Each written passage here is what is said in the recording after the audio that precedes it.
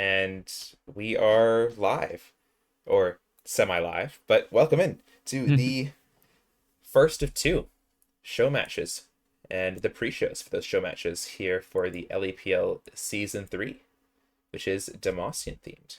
Exciting. Yeah. Hey everyone, I'm Paradox. I am the ultra mod of the LEPL server. The Ultra Mod sounds so official. This is he's the hmm guy in charge, though. He's my boss. That's fine. I am planned. I am one of the admins for the LPL, and I will also be hopping on to help do pre-show and casting. So you'll get used to listening to my beautiful Yeah. voice over multiple streams. I hope you can all get ready You for that. you have a nice soothing voice. I like it. I would listen to it. Perfect. Well, hopefully not too soothing. I don't want people to fall asleep to it, but hopefully they won't hmm when they see the action that we have in store for them. So, welcome again to the preseason showcase for the LAPL Season 3. So, first and foremost, some of you may not be familiar with the LAPL. Some of you, this might be your first season here. This might be your first time even hearing the name LAPL. You might not even be part of the Discord. So, give you a quick rundown of what the LAPL season tournaments are, and then what the LAPL goals in general are for the community. So, in the LAPL, we have semi-regular seasons, which consist of 8 teams divided into 2 divisions, which play against each other for about 2 weeks in the regular season and 3 weeks for playoffs. Usually, they're pretty entertaining, so feel free to sign up. Oh, but I haven't even told you what this season is themed around, or I have. Demacia, right? I believe I hmm mentioned that. You did So mention it.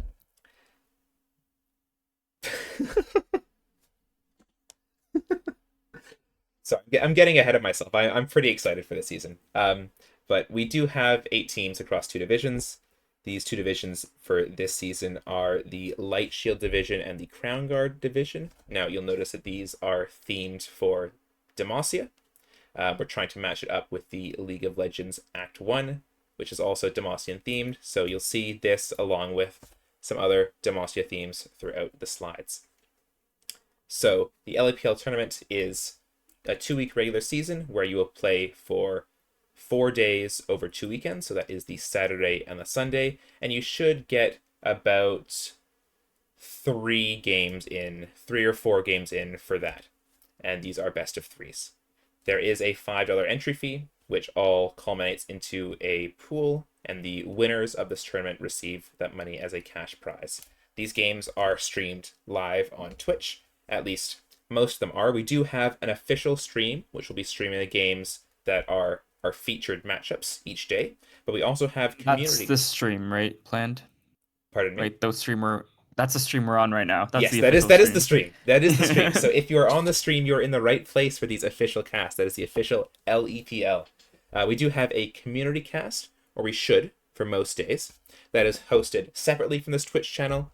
That will be some content creators from the server who host their own streams and talk about matches that are not the featured matchups, but are still pretty exciting to watch. So make sure to check in to those ones if you are feeling like following, or if you have a connection to any of the teams that aren't being featured that day. Perfect. So hopefully, again, if you aren't too familiar with the LEPL, join our Discord. There's a whole bunch of introductions, much better than I can explain it here. But the overall view is it is an amateur tournament across about 5 weeks, which is really easy to access. It's really fun. It is competitive, and it's got a great community, which actually are in line with some of our goals. So, like I just said, we are a low elo player focused community. So if you don't want to grind for 3 years all the way up to diamond, or those of you who've done it in a month, I won't compare anyone, but if you don't want to grind up, or if you're having trouble grinding up, or if you're just hanging out in the elo between, I believe it is silver all the way up to emerald, then this is the place for you. This is a place to access the tournaments where you are, checking out a competitive environment, which you can, join a team, you can participate in games, talk with your coach and get some coaching, and play it out in an environment where you are free to, hang out with friends, play in your team. Am Yeah. I missing anything there, I Paradox? I feel like I Well, am, but I just want to give kind of like a personal anecdote here go because, for it. I'm someone who's been hard stuck from silver to emerald, but I do like that competitive environment. I like prepping. I like, playing with the team consistently, and I feel like that helps me personally get better. So that's like one of the reasons why I helped start this community and why we run these tournaments. It's for people, you know, who are in these rank ranges who just want a chance to compete. I mean, I'm sure we all watch LCS, LCK, LPL, and let's be honest, some of us are never making it there, but this is Okay, as close as we can get. wait. No, I didn't want to interrupt you there. I was just, but anyways, yes, it is a good. It's a good, easy to access tournament. It's a lot of good people. A lot of people just want to have fun, play with their friends. So join up. You might not be paired with your friends because on draft day the captains get to choose their teams, but you will be paired up with people who do want to play the game, do want to improve, and captains who are there to help you succeed and help support you in whatever ways they can. So it's a good environment. You should consider joining up. Which brings me into our next slide. So people who have joined up, this could be you. Now, the LEPL has been going on for 3 seasons. This will be the third season. And those 2 seasons have been pretty successful so far. So we have Copium, who are our season 1 champions, and the Bruz, who are our season 2 champions. Now, I only came around for the season 2 of the LEPL, but Paradox has been here since the start. So, Paradox, could you tell us a little bit about the season 1 champions? Yeah, I mean, I don't know, I feel like nothing much really needs to be said. These are amazing low elo players, and a lot of them are still very, very active in the server. You'll actually see some of these players, taking on active roles in the upcoming show match. Like Wink Wink Harmesis could be playing a little bit of the bot lane or the mid lane role. One shout out I'd like to make is like the top laner from the season 1 team is actually the one who commissioned these pieces of art for us. So amazing. You'll also see that Ping Spam, who was a winner of the season 1 tournament, is actually returning as a multi-role captain of one of the Showmatch teams that's about to play. So very, very exciting things. Absolutely. And I was here for season 2. Let me tell you, an exciting season. If you haven't watched the finals, I believe they're uploaded on our YouTube, which is official LEPL. We don't have the regular season matches and some of the finals matches on there. That's on us. We forgot to record and submit them to YouTube before they expired from the Twitch VODs. So apologies if you missed out on that. We are going to do better for season 3. But the season 2 finals are on YouTube. Please check it out. It is a great series. It goes all the way to 5 games. It is very intense. I mean, you already know who the winners are because they're kind of on our screen right now. But I do recommend checking it out. It was a great cast and it was very exciting. And they made the lower bracket run. Some of these players are returning. Some of these players will, I'm not sure if they'll be coaches, but they have stuck around for the LEPL community. So you'll see them mucking about in the in-houses or the voice chats. So even more reason to come and participate in the community. Come and join it. Anything to add there, Paradox? No, I think we can get into it. Yeah. Perfect. Well, get into it. Join the Discord. Just join the community. Get in there. We can't stress this enough. It is people like you who are watching who make this possible. So click on the link, get into the Discord. There will be a Google form in the announcement or tournament news. When this is live, you should be watching this on the Saturday if you are in the North American time zone. We are not done signups. The draft for this will be happening in about a week, so there is still time to fill out the school form, submit yourself, submit your champion pool, why people might want you on their team, and then when the draft day comes around in about a week, you could be chosen. So sign up. There's nothing to lose. Literally, it's free to sign up. There's nothing to lose. It's only if you get accepted that you have to pay, and it's only $5 into the tournament with the possibility of much, much more cash prize. I feel like this is turning into a gambling advert right here, but I do encourage you to join the Discord and sign up because not only are the tournaments super fun, and it's fun just to sit down and think about, well, what is my champion pool? What roles do I want to play? What is my role in a team? But it's also a great community. The LEPL has in-houses. They have, voice chats and text chats, which are pretty active. They're pretty. They can get pretty rowdy if there is, competitive in-houses going on, or if there is a LCK LEC game going on. There's usually a lot of chatter about those, but you know, come and join in, hang out, and participate in the community. I think it's pretty good. I mean, Paradox here is probably going to chill out for it a little bit more, but take my word for it. It's a pretty good community. Yeah. I mean, like as cool as a tournament is, though, I really like what we are doing for this season specifically with a couple of the pre-tournament events we're hosting. Should we talk about those? Yes, absolutely. I mean, if you're here now, you are here for those pre-tournament events. So let's talk about those a little bit more. So, the preseason show match, the preseason shenanigans. Now, the LEPL Season 3 will be starting its draft day in about a week, and its actual games probably in about 2 weeks. But we are wanting to host these show matches, these preseason show matches, to generate a little bit of hype, get a little bit of excitement going for those upcoming seasons. So we have 2 show matches scheduled over these 2 weeks. We have one today, which is the Platinum and Emerald division of players, which will be facing off in a best-of-5 match with Fearless Drafting. If you're here, you are part of the pre-show. This is the pre-show. Congratulations, you're here. Welcome. We'll also be casting live later, all 5 of those games, so stick around to hear us support or mock any plays that are made, and overall have a good time in Twitch chat. Next week, on the Saturday again, we will have the Diamond and Masters bracket best of 5. So this one, hopefully, should also be as exciting as the Platinum and Emerald. I'm sure there'll be countless throws or incredible plays being made then as well. That will also have a pre-show and a live cast streamed right here on the official LEPL Twitch. Anything more to add there, Paradox? I think that covers it. No, that's perfect. I mean, I'm personally super stoked for these show matches, and we're You, about to get into it, but yeah. yeah, absolutely. I mean, you should be. These are, well, I'll let them introduce themselves. So these are our 2 teams for today. On one side, we have Kazook is Better Than Bad Lad, or KBL. On the other side, we have Jungle Diff, or JGD. Now, on the surface, these 2 teams may look just nice, nice, non-intimidating teams, but actually some dark secrets hidden here, or some history, if you want to get into that, Paradox.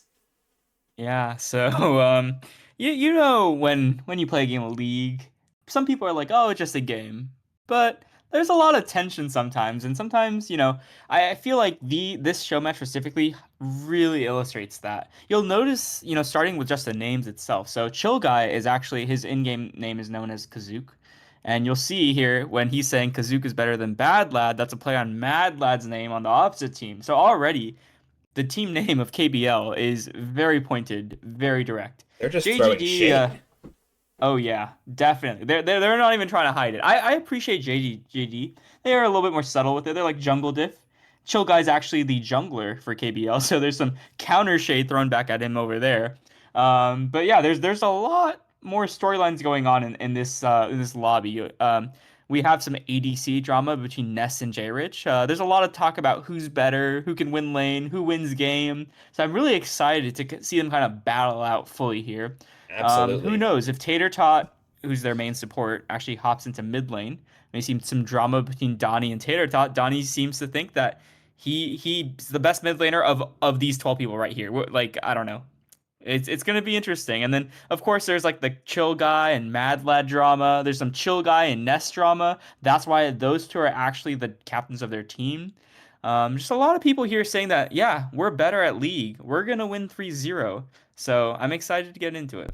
Absolutely. I mean, I think this kind of captures the overall vibe of the show match we want going on. Is it's just 2 teams who they've got beef and they're going to duke it out on the Rift for our entertainment. What could be better for a show match? But before we get Hmm. into introducing these players and their rivalries, let's get into a holistic view of these teams, starting with JGD. Yeah. So for JGD, I whipped up this really quick, really nice graphic. You'll actually see that their captain is Ness. And Ness, he's a bot laner. He's peaked D2, currently D4. Their top laner is probably going to be Seal. He's currently Emerald 1, but he's peaked D3. And, like one helpful thing I'll say on this graphic is that I have like their primary role in the first row, and then any secondary roles they might play on the second row.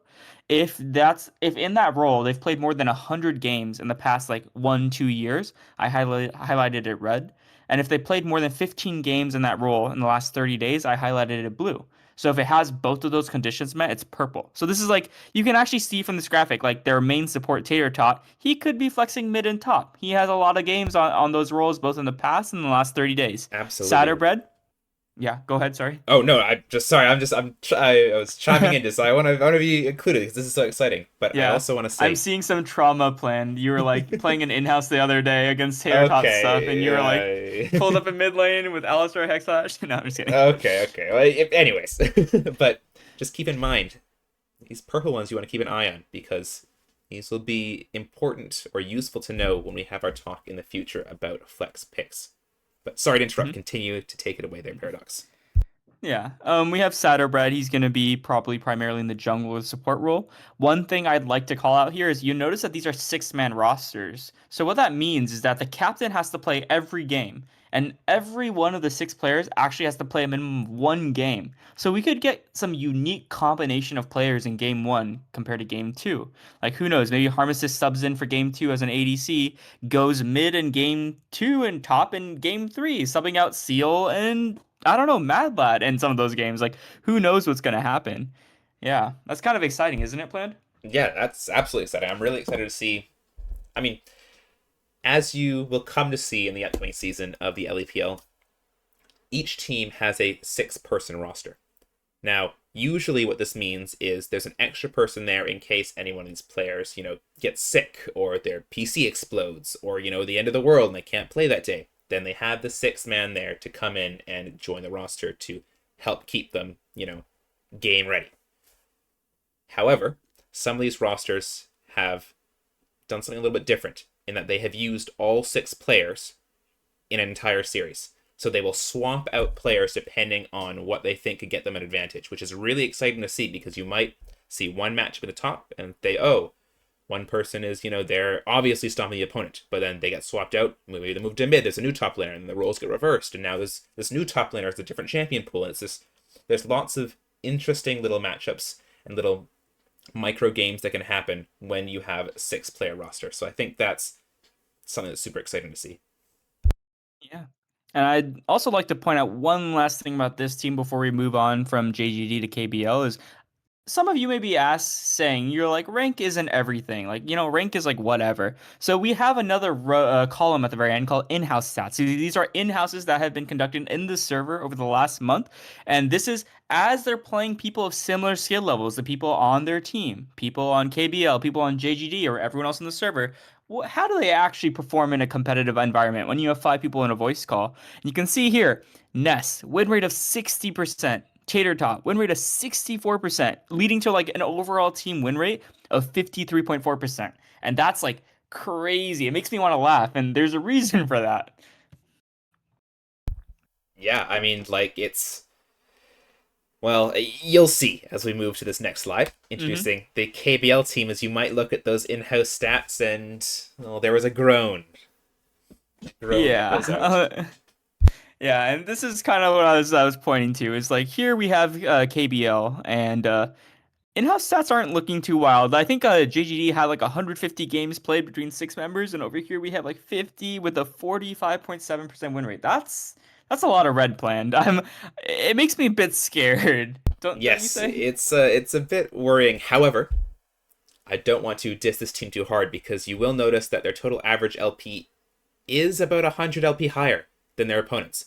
So they might not be doing too well in the in-house, but in a solo queue, they are doing pretty well. So we'll have to see what happens on the Rift. Why don't you take us through And these players? yeah, I mean, like just kind of riffing off of that. One thing I'd like to point out is this team has KBL J Rich, also known as Geppetto's puppet. And if you're in the server, you know that out of these 12 players, he has the highest peak, D1 56 LP, so close to Masters. And some people say that peak rank in itself speaks for the entire team. You'll see that across the board. Darian on sup, GP on top, Chill Guy on jungle, Donnie on bot and mid.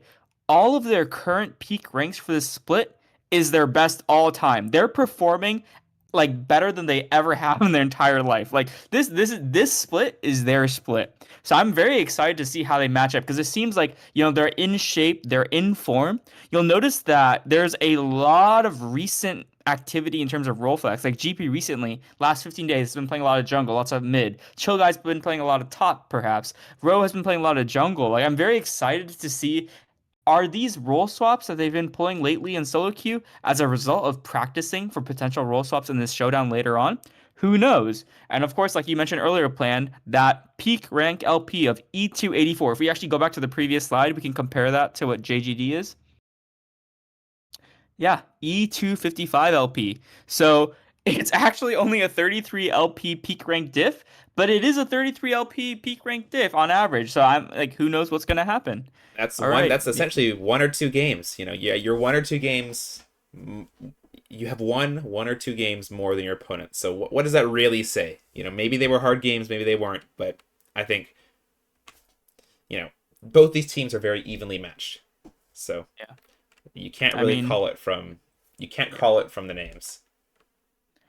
Yeah. And I feel like we've kind of exhausted talking about the teams as a whole. I really want to get into talking about the players. So, Absolutely. Well, that's the specialty here. That's why I'm here because hmm as you'll see here, I went and interviewed each of these players to get their sort of their vibes, their feelings for the upcoming matchups.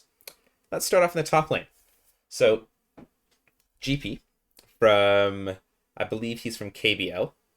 hmm He said, I have an incredibly large champion pool, so I can hit the champions we overlap on, pick them, leading to me snowballing heavily in matchups he isn't comfortable in. So he's very confident that his champion pool is so big that he can just pick away Seal's, comfort champions in those first one or two or three games, and then games 4, games 5, when it goes to those later parts of the series, Seal will have nothing left to pick.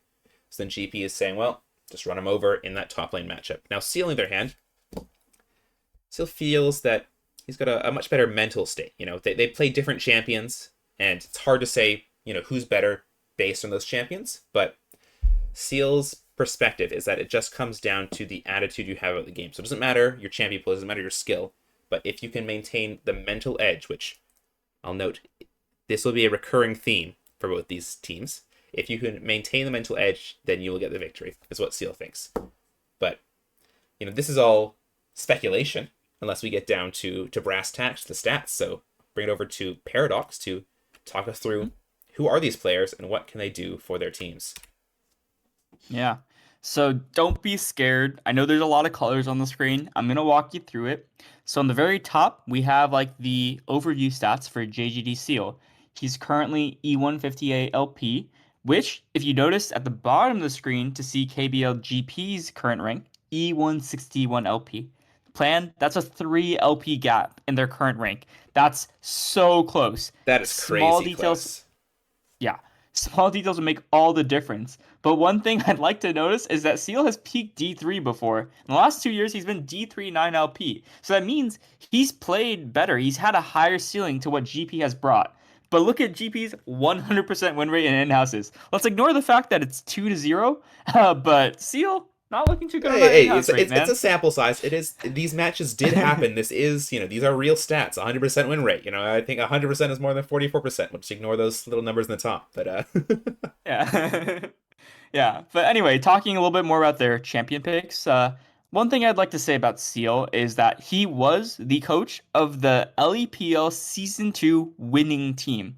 Seal has experience from being behind, bringing it back. People say that he is a macro genius. His macro as a player is next level. So when you watch him later today, expect him to be on great timers, forcing plays, using prio well, team fights for the teams. You actually see that mirrored a lot with the types of champions he plays. He plays Darius, he plays Orin, he plays Urgot. Those are some of his comfort picks. I'm also expecting to see him maybe on a Scion, a Malphite, Garen, Mundo, Aatrox. I've highlighted here, so like how I kind of do this is like I have picked up all the champs they've played in the last 1.5 years and how many games they played. So you can see on the screen that he's played 244 games of Darius in the last 1.5 years. Dare you say he's a one trick? Who knows? We'll find out. And if that champion is highlighted in purple, that means they've played a significant amount of games on that champion in the last 30 days because maybe they're preparing that champion. So those are some of the key picks I'd look up for Seal. In terms of GP, like you said earlier, GP is known for having a champ ocean in the top lane. He does have a bit more of a focus on brawler, fighter heavy top laners, and he always loves to pick to counter pick. He will solo kill in your matchups. I mean, one thing I'd like to point out is the reason why his name is GP is he actually started off as a gangplank GP one trick, and you can see that at the top of his key picks, the most games he's played in the last 2 years or so. So that's something I'm really looking forward to. Will GP bring out the GP, or will that get perma banned against him? Yeah, Mm-hmm. and I have some perspective from casting from the season 2 games in which GP was a top laner for one of the teams there, is that GP does like to play these more brawly or carry oriented champions in the top lane. So GP, to his strength, is a very good mechanical player. So he likes to try and edge out the victories by outplaying his opponent. Whether that works well or not is, up to the game state. But a lot of these champs you can feel are feast or famine champs. So the GP, the Ambessa, the Aatrox, the Darius even. A lot of these champs either they get ahead and stomp their lane and they extend through that mid game, or they get put behind. And if they are behind going into that mid game, it doesn't feel very good. So I have seen two games, or I've seen two types of games for GP. Either he is carrying the team and he's ahead, or he's going and limping into that mid game. Whereas for Sealing on Mm-hmm. the other side is very, I don't know, even keels is one way of putting it. Seal won't dominate the lane, but he won't go down. Except if he has Darius. Like Except if he I've is seen Darius. Seal Darius, it's scary. It's scary. He is pretty good, but I feel like compared to GP, Seal is more. He can. He I he's don't know. definitely less for lane, more for the game. Yeah, If that's one way of saying it. His yeah, macro is really thing. You would find him, pushing out waves on Ornn, coming bot to force that numbers advantage on a Drake fight, like things like that. Seal is a very amazing macro based player. Well, I would say GP is definitely more lane focused. yeah. So, but I mean, it wasn't shown in these interviews here, but both these players have a high respect for each other. They both think that each other is a decent player. So I would love to see a matchup in the top lane between Darius for Seal and Gangplank for GP, because I think that would be the true test of who's actually better in that top lane. That would be interesting and exciting for me, but Mm-hmm. we'll have to wait and see for the games later. Sweet. All right, moving on Yeah. to some of Yeah. these What one? flex picks in the top lane. Yeah. So like one thing we highlighted for JGG, oh my God, I can't say this. JGD, you got JGD, Jungle Diff basically, is that a lot of their team members actually flex roles. Like here, I want to point out that their main support, Teratot, plays a lot of Cassante, Ilaoi, Mbessa, Darius, Yasuo, GP, which are a lot of contested picks. And you also see that JGD Harmesis, their sixth player, plays a lot of Darius, Yorick, Kale, Mundo, Timo. One thing about Seal is that people say is that Seal doesn't have that big of a champ pool. So I wouldn't be surprised if I see some other JGD players actually taking over top lane if this game goes to 5 games, especially considering this is Fearless. Yeah, I completely agree. And I think that I'd be a little worried here if I was JGD, because yes, you are swapping out someone who has a smaller champion pool to put in someone who could sort of take over a different champion pool and provide a different type of pressure to that top lane. But then you'd also be swapping out the macro person in that top lane, right? So will these players, if they're swapped out in the top lane, be able to match that level of game knowledge to be able to help their team succeed? We'll have to see. Mm-hmm. All right.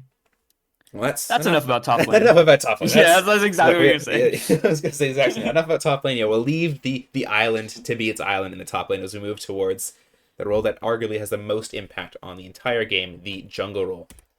So, as a little aside here, there are 6 people for each of these teams for both KBL and JGD. However, there is a actual voice interview with the captains for each of these teams, so they won't be mentioned specifically in each of these lane matchups. I have instead put others who may be playing these roles in their stead if things get swapped around or substitutes come in. So just keep that in mind.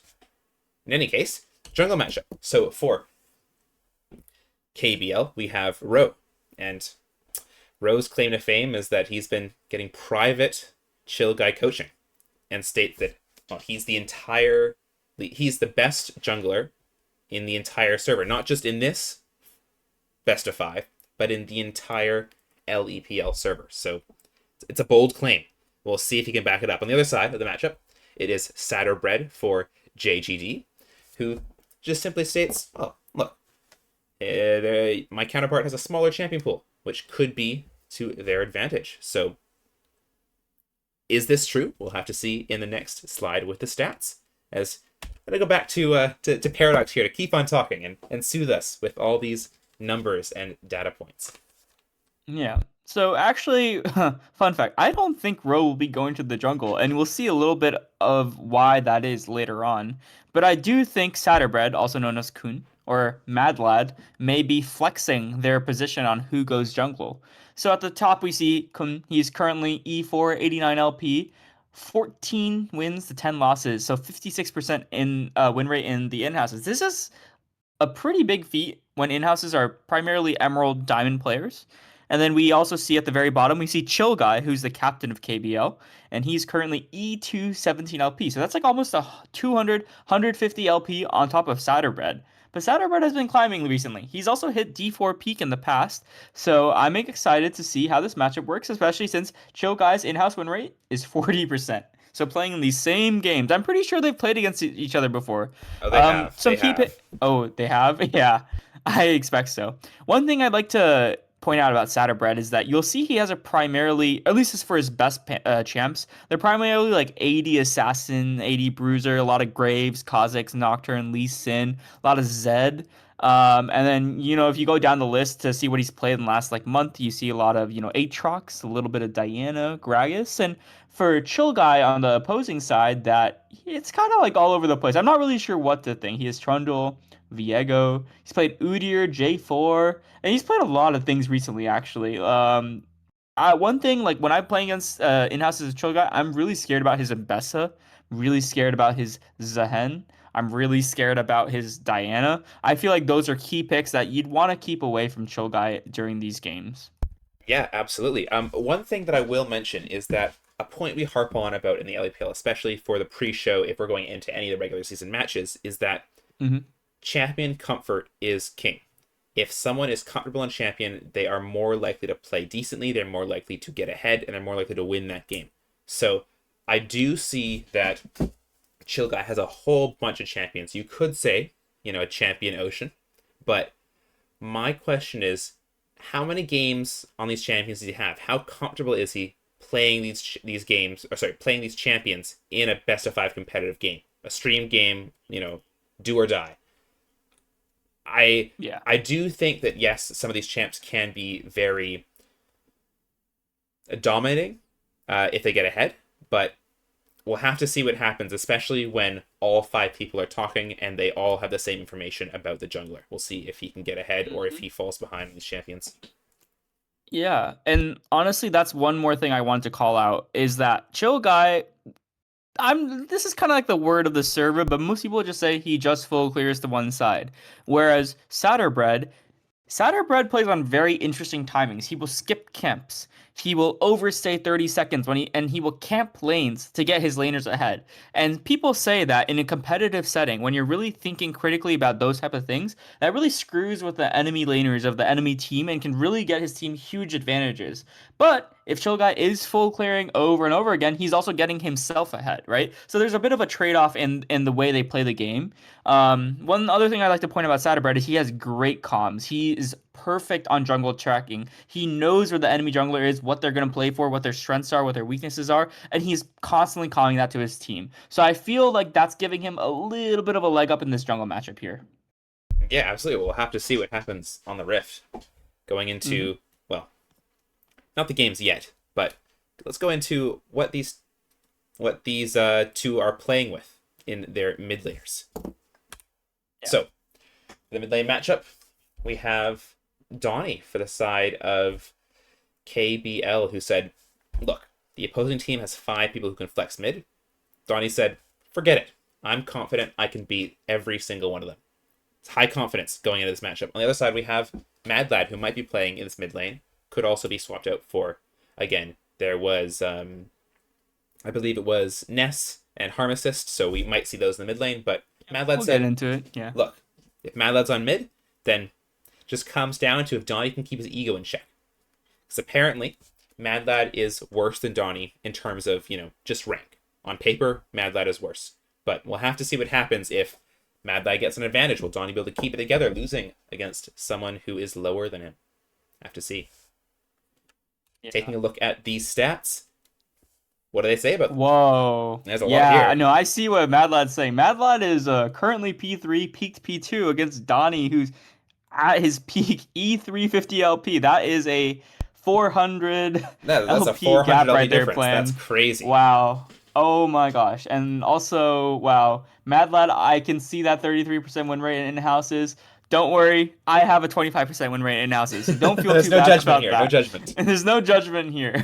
But yeah, I see what Mad Lad was saying, and I can see that he's trying to rage bait Donnie a little bit. Looking at his pool, looks like Mad Lad's been playing a lot of AP Mage picks recently. He has lots of games on Syndra, Victor. He's playing a lot of Nivea, Ari, Asolcast. I'm not going to work my way through the list. You guys can read right there.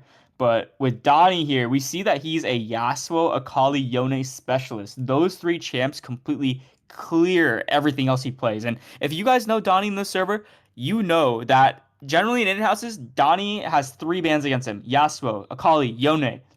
There's a saying, don't let Donnie play Yasuo. Don't play Donnie play Akali, and don't let Donnie play Yone. People, I feel like those will be highly contested picks in this best of five. Like people will be trying to ban those, take those away. Yeah, I mean for Donnie's like playstyle in general, like even though he's a specialist in those three champs, like at the end of the day, he kind of picks whatever and makes it work. I've seen him play Gwen mid. I've seen him play Briar mid. I've seen him play Darius mid. He's a bit of a troll in houses. People are like, oh, Donnie doesn't have good mental, as you see with Mad Lad's, rage bait message earlier. But I really do believe that he locks in heavily on tournaments. Like he will carry the team. And if you play for him, he will run the game down for you. So I'm looking to see if that happens later on today. He's a super mechanical player. He has amazing picks.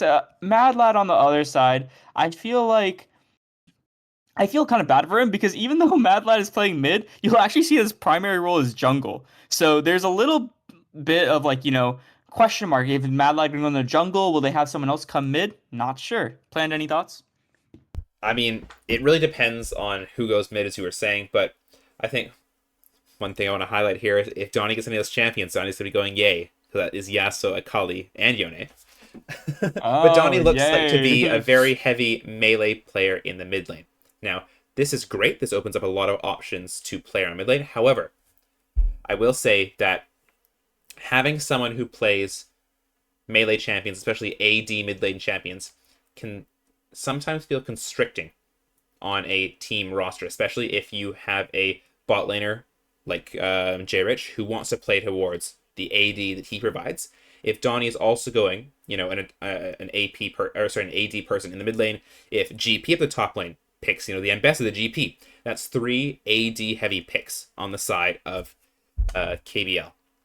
So we'll have to see how they choose to do their draft. But I'm thinking, hey, if Donnie slams the Yasuo open, then I'm just saying, hey guys, let's just pick the Malphite here because they're going to be going an AD carry in the bot lane. You know that GP is more comfortable on those AD picks in the top lane. So let's bring out the Rammus. Let's bring out that Malphite. Let's get the game going in our favor from level one. One thing also that I'll say about these players is that yes, Donnie is, like you were saying earlier, Donnie is much better mechanically. Same thing can be said for GP in the top lane. So the theme for KBL here is they have very mechanically talented players. On the other side, JGD has hopefully a lot more role players on their team, or a lot more people who can do the macro, who can think things through, might not get caught up in their own head when they're playing a game. So I'll have to see, Yeah. is mechanics everything at the end of the day? This hmm series will prove it. Yeah. One last thing I'd like to mention is that you did mention Johnny's heavy on the AD melee mid laners, but if you notice, highlighted in pink, like I said earlier, is a lot of the champs have been focusing significant time and energy through in the last 15 days. You see, Donnie's been playing a lot of Vladimir, Kassadin, Syndra, Asol, Talia, Echo, Aurora, Annie, Diana. Looks like Donnie is aware that he's very AD melee focused, and he's trying to open up his champ pool a bit just to give that flexibility for his team as well. Yeah, absolutely, and I think that's really good, especially in a competitive environment, to expand your pool to cover some of your weaknesses. But like I said before in the jungle matchup, comfort is king. Hmm. So yes, you have added some of these to your pool, but can you play them to the level that you could of the Yasuo? Could you play the level that you could of the Akali, to the Yone? Because if you go up against your enemy mid laner and they are much more confident in a champion than you, it doesn't matter if you are the mechanical god. If you don't fully understand your champion's kit, then their benefits or outplay potential turns into a detriment if you use their abilities wrong. Hmm. We will see, because looks like a lot of those standard comp mid lane picks are both under 10 played in the last 30 days for off-roll jungle Mad Lad and for Donnie expanding his pool. But yeah, we Yeah, can move on to the next slide plan. yeah, absolutely. I feel like Let's. we're talking too much about mid There's a lane. lot to highlight here. I feel like the Yeah. further we get on, the more we like dig deeper into these players and what we're gonna expect. But let's turn our eyes over to some of the flex picks we Ooh. might see in the mid lane. And like Donnie said in his interview, they have 5 people they can put mid. I'm seeing that. Harmesis, Mad Lad, Tater Tot, Ness all seem to play a significant amount of mid lane with rapidly different pools. So I'm excited to see where these players actually end up in the show match.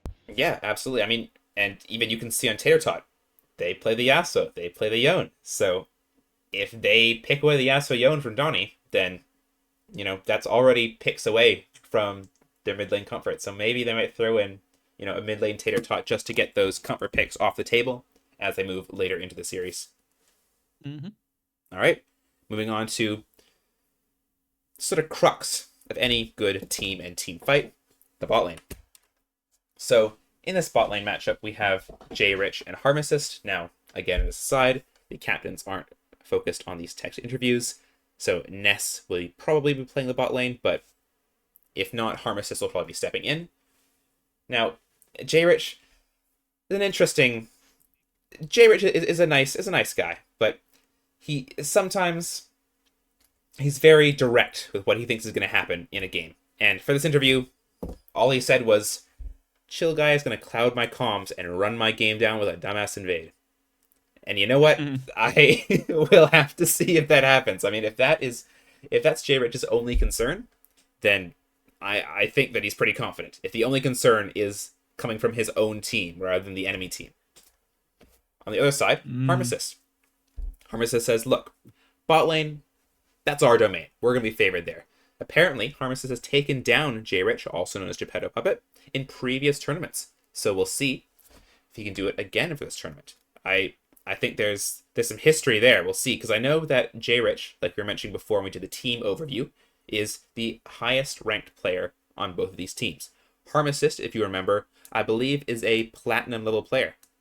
He might be But the lowest ranked player on he JGG. might be one of the lower ranked players, but claim to fame is that he actually beat J Rich. We'll see if he can do it again in the bot lane. But let's have a look at these pools, because I think they tell a story here.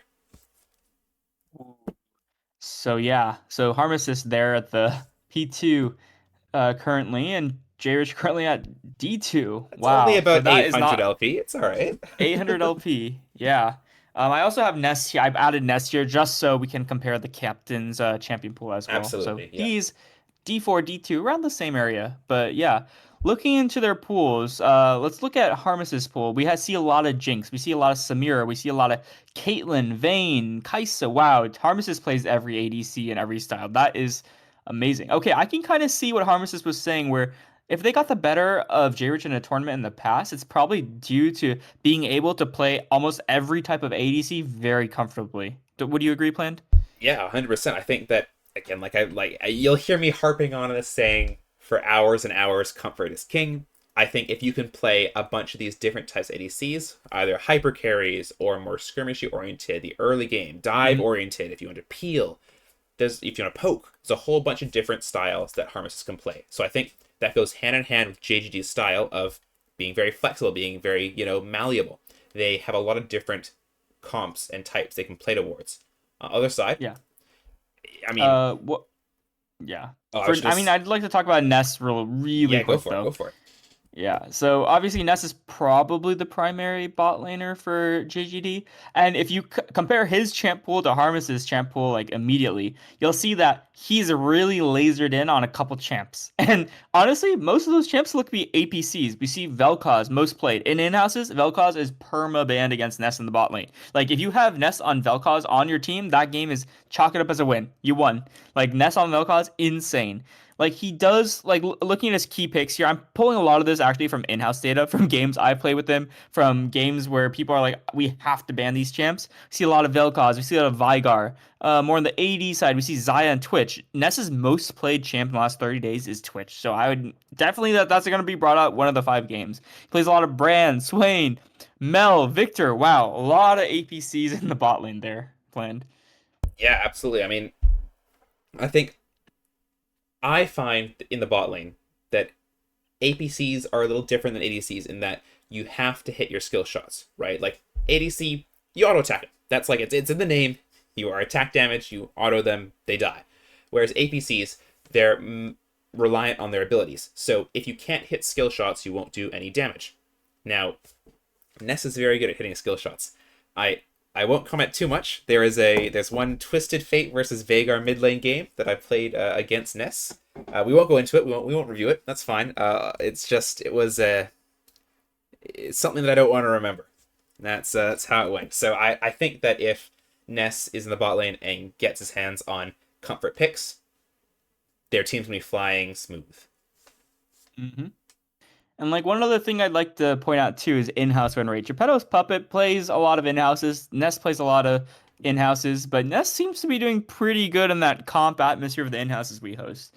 I don't know why that is, but one thing I'd like to point out about Geppetto is even though he's pretty high ranked, what Geppetto is known for is he is amazing weak side player. Like if he gets zero jungle intention, if enemy jungler ganks him 3 times, he's still going to be up 30 CS. And because of that, if we go to the next slide, we'll actually see that Geppetto, or J-Rich, leans heavily towards hyperscalers. We see a lot of Yunara, Aphelios, Smolder. Ezreal's kind of like a different type of pick there, but it's there because it's a great blind pick too. So Geppetto does really, really good at scaling matchups. He doesn't really like go too heavy on lane with like Kalista, Draven, those types of picks. He's content to just go up CS, play for late games, get Drakes, stack it, win game. 30 minutes, 40 minutes down there, he's 7 items. He's taking over that game. So one thing I might say is like Harmless's earlier claim where Harmless is known as an ADC that's also incredibly reliable at going even against higher rank ADCs. A very, very measured gameplay in previous tournaments. So I can see world where Harmless is playing to go even. Geppetto is not playing Draven Callista. He's playing Hyperscalers where they just both go even in their matchups. So because of that, I know Geppetto plays Graves, Ivern in jungle. He also plays his infamous Bard support. Maybe they would put someone else on ADC if Harmless goes ADC, just to match skill levels and give them a lead somewhere else with Geppetto's D2 macro and knowledge. Who knows what's going to happen there? Yeah, absolutely. I mean, it's one of those things where you have to realize, look, I have a talented player, but how can I get the most out of this player? If you keep him in a lane where it's just going to go even, there's not going to be much action happening, and you try and play away from that lane, and you don't involve them in the action, it actually hurts your game because you're not involving the player with the most experience, the most skill on your team in the game plan. So I think that either you're going to see a heavy play towards Geppetto on the spot side, and you're going to see jungle ganks towards him to try and get him super ahead, or on the other side, you're going to see someone else take over that ADC as a role player and put Geppetto somewhere else to try and get advantages either in the mid jungle, in the top lane, maybe on the support role. We'll have to see. But As yeah, we, I mean, like one other thing I'd like to point out is Geppetto has quite a bit of APCs as well. He plays the Hui, he plays the Mel, and I know we don't really have that on the screen here, but he plays other champs as well. So I can see champs like Jinx, champs like Sivir, like champs that are generally good at scaling, matching APCs, start to gain prio in this best of five as well. And like one other thing I mentioned is like, oh, having Geppetto go to another role, Donnie could come to the ADC. Donnie has a lot of ADC games in the last couple of months, actually. He plays a lot of Tristana, Ashe, Kai'Sa, Ezreal. These are great comp picks as well. So who knows what's going to happen? yeah, exactly. Who knows what's going to happen? But I mean, as a lot of bot laners will say, everything that happens in the bot lane comes down to these next players, which will be our supports. So looking at the support matchup, we have Darian for KBL. And we have Tater Tot for JGD. Now, Darian thinks he's the better support, no matter who on their team decides to play against me. And as a little jab towards the enemy, apparently Tater Tot thinks Rek'Sai support is the answer to Twitch ADC. I don't know where that's come from. Maybe some in-house stories there, but either way, Darian is very confident on his superiority in the bot lane. Match that up with Geppetto, and you have what looks to be on paper a hard stomping bot lane. On the other side, we have Tater Tot. So Tater Tot can also go mid lane, also a top lane, as we did see before in those player overviews. Apparently, Tater Tot thinks, look, my lane opponent's pretty even. They are higher ranked than me. So, they haven't seen Darian too much. So they can't speak on his skill, but he's confident in himself. He says that, look, my opponent may be higher than me. I may not be the highest ranked player, but I can hold my own and I can get ahead when it matters. We'll see if the stats match up, though. As you can see, they are actually decently evenly matched compared to our previous comparison of Harmacist and J-Rich. Yeah, for Darian, we actually see him. He's E179 LP peak. Once again, so close to Diamond, with Tater Tot currently at Emerald 3. So a bit of like, I think like a 200 LP gap there, but I mean, what's 200 LP when you're both Emerald? Like small decisions will make the game. Your ADC diff will make the game. I think like one I want to comment a little bit about Darian. Like he is a great support. He is really good at matching roam. So if you gank mid, he'll be there to counter hover as support. He will be at grubs. He will be wherever you need him to be. If you're exposed on mid lane, Darian's there watching you with his Lulu. Like Darian's just an amazing player in general. And then like talking a little bit about Tater Tot, I don't know how to say this, but if anyone knows Tater Tot, uh, Tater Tot is Tater Tot. He has insane mechanics, insane roams, and honestly, kind of an insane playstyle if you ask me. Um, yeah, I will say in houses, you can see his win rate, 64%. I think that's the highest out of any individual player right now. He's pretty much gapped every support on the server. Though I do know Tater has not played much against Darian, so I'm interested to see how that pans out. So we'll let his gameplay speak for himself. He is known for insane roams. Tater Top will roam through top level 3, kill the top laner, and then come back bot and like top lane's over and he's there for his ADC. So like things like that. Teradot has insane roams. He's known for his champ Ocean, which we'll see later on, and he plays very, very hard for bot lane synergy. So, kind of looking at the stats here a lot, we see Tot with a kind of heavy focus on Alistar, Maokai, Poppy, Thresh, Pike, Nautilus, Nico Bard. These are very playmaking heavy supports, right? Planned. Like, Tot wants to gank lanes, he wants to roam, he wants to make things happy. I mean, not happy, sorry, happen. And Yeah, while as Darian, he has a lot of picks like Braum, Alistar, Karma, Thresh, Not, Rakan, Macau. So these are also a little bit more playmaking supports, but I'd say they lean towards more team fights, supporting the team in like a 5v5 setting type champ picks. What's your take on that plan? yeah. So looking at these champ pools here, I think that Tater Tot with the Alistar, with the Poppy, the Pike, and the Bard especially, these are all champs that make such a huge impact when they can roam successfully. That Bard ult, especially against immobile mid lanes, immobile top lanes, is game changing. The Poppy and the Pike can get around the map very fast with their abilities. And the Alistar, I mean, as Alistar, anywhere you can hex flash out of a bush and interrupt the opposing laner, you're winning. On the other side, like you mentioned, yes, Darian. I'm looking at the Braum, looking at Karma, that Rakan as well. So a lot of these champs are a lot more, especially for the Braum and Karma, you are not engaging with these champs. Yes, you can flash Braum ult. Please don't do that. But a lot of these champs are more protecting the carry. You want to play towards your Fed members and peel them. You want to make sure they can deal damage safely without the opposing players jumping onto them. So I think it's going to be an interesting matchup to see whose influence wins out in the game state. Is the game going to turn into both sides just finding roams and engaging the other person, or is it going to turn into, look, this is my carry, you're not going to you're not going to get near him? Like that's sort of what I'm looking at here. It's the unstoppable force versus immovable object.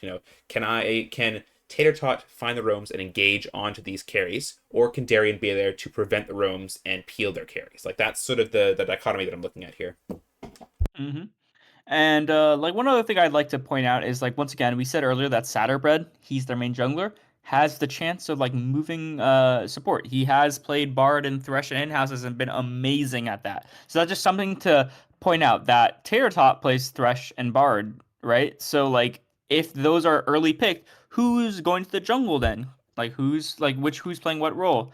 And one thing I like to point out on the team for KBL is that their sixth man row is a support and jungle specialist. And specifically, if we go to the next slide, Absolutely. Oh my Rose, goodness, all this yeah, data.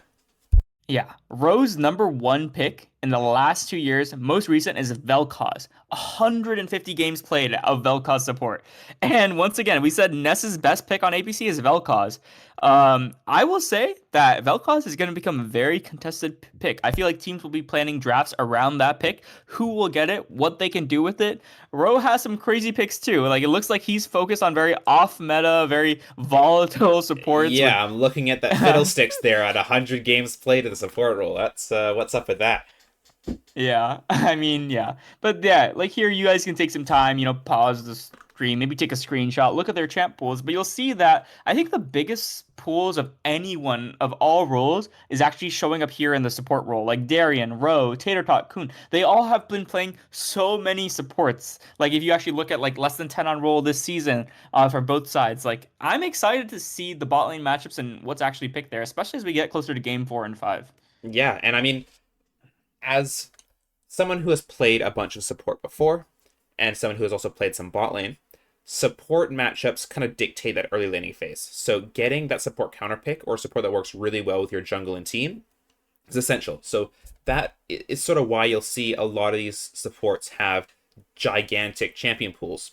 It's just because you're trying to guarantee that optimal matchup in the bot lane. You're trying to guarantee a matchup where you say, look, you've picked your champion, but I'm going to pick something that works better against you and with my team. So there's a lot of different champs that can do that. That's why you're going to see, for example, Tater Tot here. A huge list. Rowe, a huge list. Darian and Satterbread, also big list. Like, these players have the capacity to dig deep and counterpick something, or counterpick a support or a comp that you have or are trying to build around. So we'll have to see, what they can do with these deep champion pools. All right, is that any other information about the supports, or is that sort of coming to conclusion about the stats for our different laners? Yeah, I think I could talk for like another 2 hours on these laners, but I'd rather let the gameplay speak for itself. So let's go ahead and move on. Yeah, absolutely. And we've talked a lot about laners here for the past who knows how long. You're still here, right? You're still listening? Perfect. All right, so we talked about laners for a whole bunch of time. We want to now get an outside perspective. Because yes, all these laners, when they give their quotes and they give their perspective, they're thinking, okay, what is my lane and matchup? What can I play? What can I do? But let's take a step back and evaluate both these teams from a more objective standpoint, an outside point of view. Bring it first to the community perspective. So who was or is the volunteer coach of JGD? So they are a multi-role master player who has come in to help coach JGD and try and elevate the squad for their competitive series.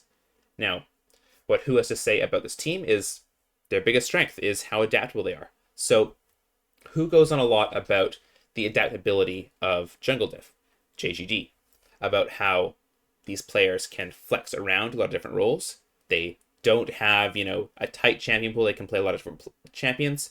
They don't always have to be the carry. They can let other people take the reins.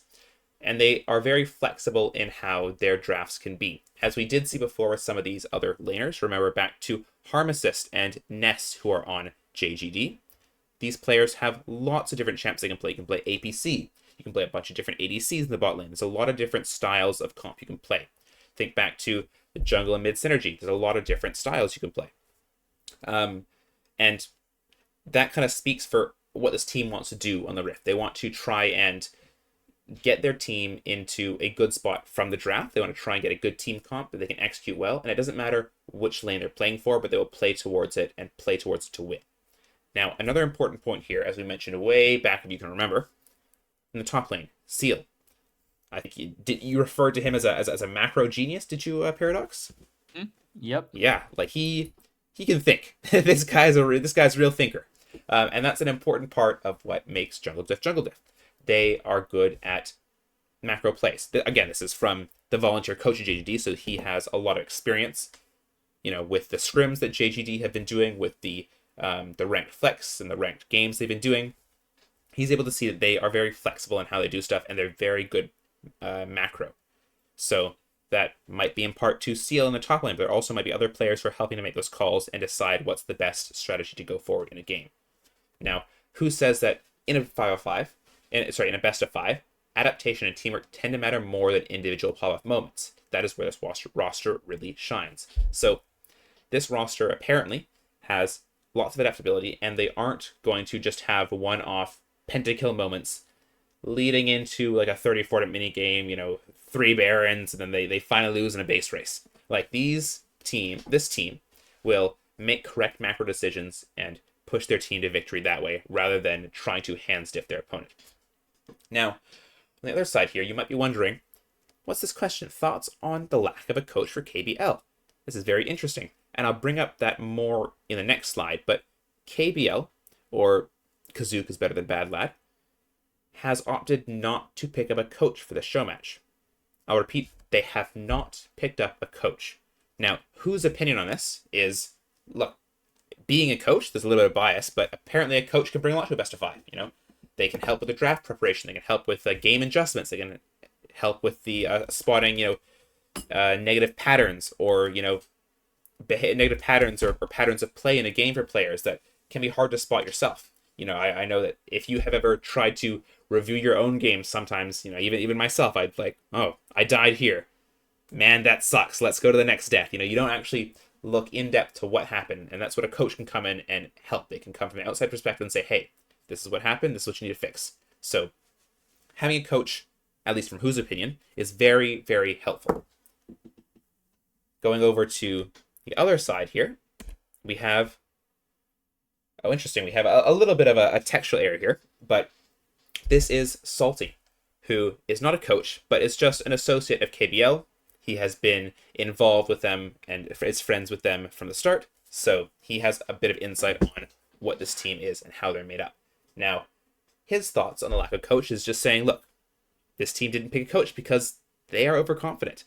They believe that their hands are, more golden than their opponents. They can outplay their opponents. They have nothing to worry about. And, as we looked from the stats at the very beginning, through those team breakdowns, they are, on average, higher in LP than their opponent. Yes, so you could argue, yes, they have higher mechanical or macro skill, but I want to also jut in that GP, Donnie, JRH, these people are known for their prowess with the champions they use, their champion pool too. So yeah. yeah, absolutely. Like again, I think we mentioned this before a bunch in the player overviews, but hands diving, these are players that have very good mechanical skill. So, you can't take that out. Like if they have mechanical skill, what do I have to worry about? But I feel like we were saying before, having a coach can bring in that outside perspective and let you think about things you might not have considered before. Like, what if, we engage a fight this way? What if we think about how we're moving around the map together instead of individually? So I think that we'll have to see if not having a coach is to their benefit or detriment in this match. Now, Yeah. remember, I mean, one more thing I'd like to point out yeah, too go for is it, go for it. J-Rich was a season 2 coach for a very successful team in the LEPL as well. So like, yeah, we're saying that, yeah, they don't have an official coach, but I think J-Rich has also kind of stepped up and taken the role of a coach on that team itself, like reviewing plays. Where can we go? What can we do better? How can we improve, our objective setup, things like that. So just one Mm. thing I wanted to point out. No, I see, and that's a good thing to point out because, yeah, well, they might not have a coach. They do have, more senior players in the team who can bring that knowledge from their experience in Diamond and High Diamond and explain it to their team and try and get them to see their different perspectives like a coach would. So I think that's a good point to bring up here. Now, we remember that JGD, their whole theme was adaptability, at least from the perspective of who, their volunteer coach. On this side, from the perspective of Salty, this team is all about synergy, all about familiarity. So these players have played League together for upwards of 2 years. I wanted to say 2.5, but I don't actually know if it's 2.5, but upwards of 2 years. So they are very familiar with how each other play. They're very familiar with each other's people. So I think they have a lot of synergy that has built up over that time. Now, the next point here is that they're a good scaling team. This kind of speaks more towards, remember, like we were saying, for J-Rich is the highest ranked player and plays ADC, they scale towards J-Rich and those, hyper carry picks. So I think that Salty says that they are great at sacking the early game, maybe going even, but in order to ensure they have a stronger mid and late game. So I think that's what this team sort of expects when they play with each other. They say, look, I know how these people are going to play. I know that we're playing for the late game. I know how to adjust my lane or my play style around that. We're back to Chill Guy. I remember that Paradox was saying that he was known for full clearing. Is that right? Uh, well, he may not be known for it, but I think compared to Satterbred, like in the style of jungling, like Chill Guy's like he's more willing to full clear and kind of look for plays after that, whereas Satterbred's more willing to skip camps and kind of camp lanes. Yeah. Right, makes sense. So I mean, continuing on with the theme of look, we know what our goal is. We know we're going to win the late game, so we're just going to build up those farm. We don't need to make something happen super early. We can let them take the first or second dragon. Let's make sure that we are all strong and we can go in together for a team fight and win the game. So I think that they have that synergy going for them. They are very familiar with how everyone plays in the team, so I think that's going to be to their advantage. Whereas on the opposing side, for Jungle Diff, these players, some of them have not played with each other before. There are some newer players that are playing together, and they haven't had as much time to get acquainted. Yes, they've been playing together for a week, and they've had lots of scrim games or ranked games, but it's not the same as playing together for years and years. So we'll have to see if that synergy there is what makes or breaks the game for both of these teams.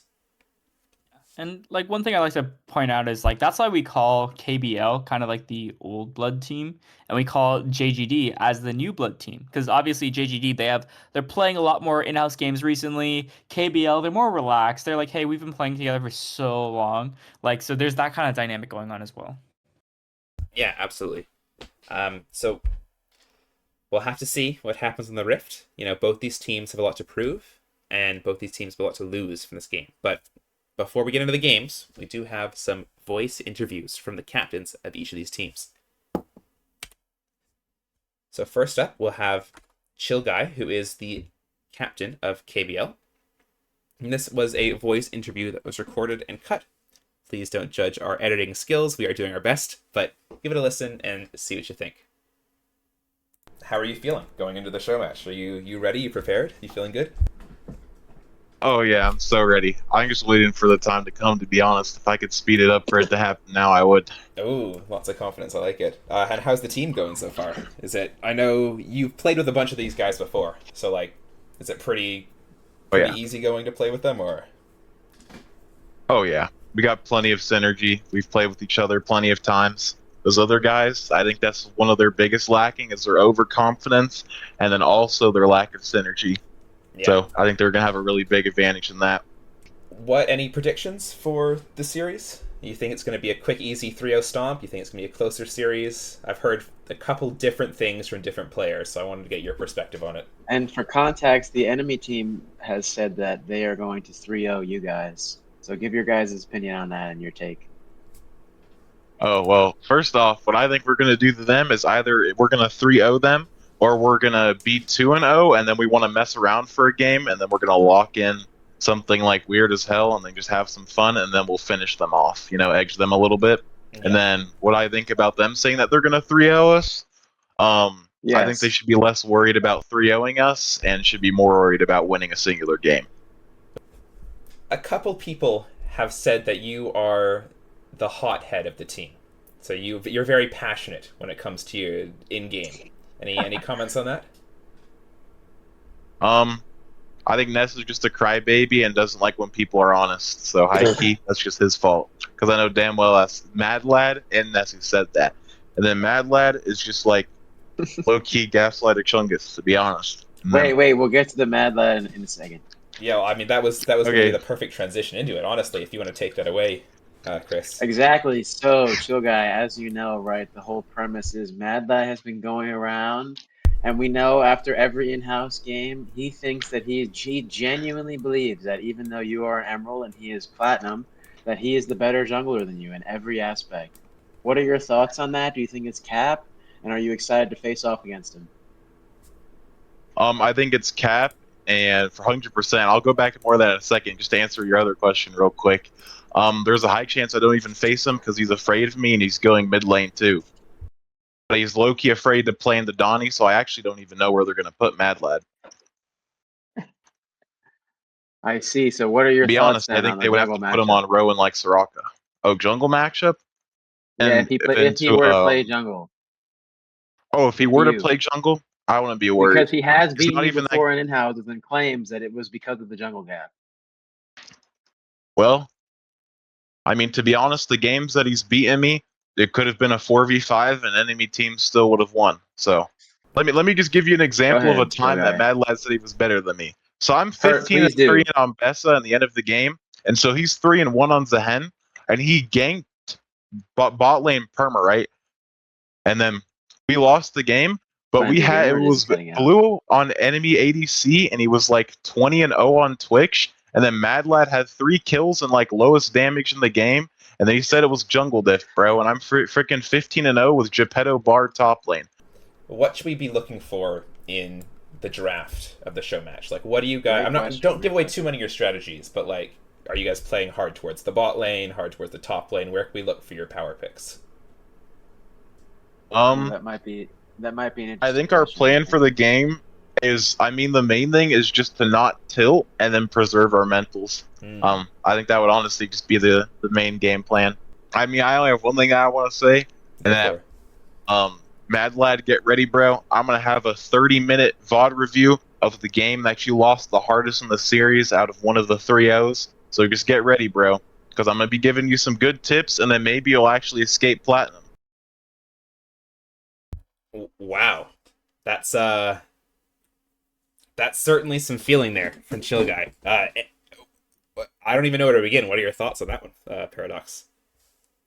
I don't know. I think that's a perfect kind of illustration of this tension that exists between members on each of these teams. I don't think I could have explained it better in words myself, but that's why I'm so excited about this show match plan. Like, what happens if Mad Lad goes to the jungle, beats Chill Guy 3-0? Like, what's gonna happen after that? All of this talk for nothing. Exactly. I Who mean, but knows? I'm excited to find out what happens on the other end, where this exact scenario happens. Like, imagine Mad Lad just like coast along through the game, not saying he's playing bad, but just playing a game, and then one of the other members of his team, maybe in the top lane Seal, maybe in the bot lane Ness, carries the game hard. And then Mad Lad still says jungle diff. Like, how is Chill Guy gonna react to that? After 2 games in a row, like after a while, it's not just about, yes, we're getting stomped by a player. It's about they're a 5-man unit, right? So, Hmm. how long can you say, look, it's just a 4v5, he's not even involved if the team did win? It's you got to put your money where your mouth is. So we'll have to see what happens in the upcoming match. Yeah, I'm excited. I am excited as well. So that's Chill Guy, who is a little bit more the hothead, but we'll get to that later today when you see the matches going on. Let's move over to the other captain, the captain for JGD, which is Ness, and we also have a voice recording for Ness here. So let's get a play on that. How are you feeling for the upcoming match? Honestly, a lot better than I was 3 days ago. Oh, why is that? Please give Uh, us as much detail as possible. of course. So, after being paired with these fellows in my team, we had not played many games together at all, but we've kind of been grinding hard and talking like kind of all day, every day. And I think we actually have like a crazy synergy going on right now.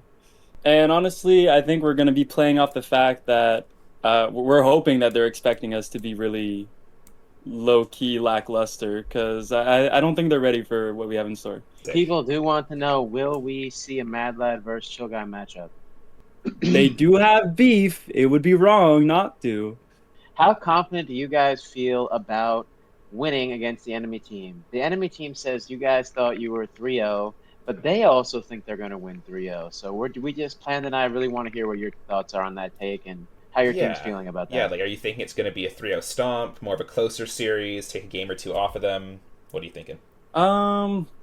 Honestly, I doubt it'll be a 3-0 on our side, but I definitely think it's going to be like a 3-1 or barely. I doubt we're going into 5 games.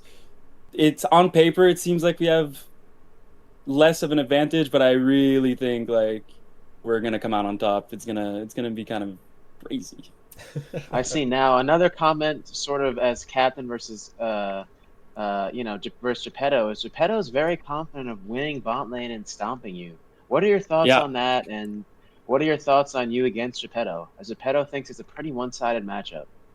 I think I'm actually really excited for that because it's been a long time coming for Geppetto to be exposed as the fraud he is in the bot lane. So it's good. I know that you might not be as involved in this, but there is some beef between the two teams, as I'm sure you've heard, with Kazook and Mad Lad. The overall thing is there's lots of drama and little infights between some of the players in these teams. I don't know how much of that you're involved in, but what are your thoughts on that? Honestly, I think the beef just makes it more compelling to try our hardest to win, because now we all have something on the line, so everyone's really trying their best. Do you have He anything did. that you'd like to say to the enemy team or anyone in particular about the games? For sure. I think the only person who's going to carry any of their games is going to be Donnie. Ooh. Really? So Kazook's not going to be on there, GP's not going to be on there, no Geppetto. It's No just Nope. going to be Geppetto. Donnie. Because I Geppetto think thinks he Donnie is is their best clearly better. chance. I know, and they're going to play around him, but low key, I think they need to play around their mid lane. All right, and that was the interview from Ness. So you can see still a lot of beef there, not only in the jungle between Kazook and Mad Lad, or Chill Guy and Mad Lad, I should say, but also in the bot lane between Ness and J-Rich. Mm, yeah, very delicious drama. Yeah, I am excited to see this play out on the Rift. I mean, I'm sure that people will be excited for us to show in-game or post-game comms and chats between the teams. I don't think we can show those for terms of service reasons because I'm sure they will get heated after each of those games. But man, they're gonna show it on the Rift. They're gonna come out swinging. That's for sure.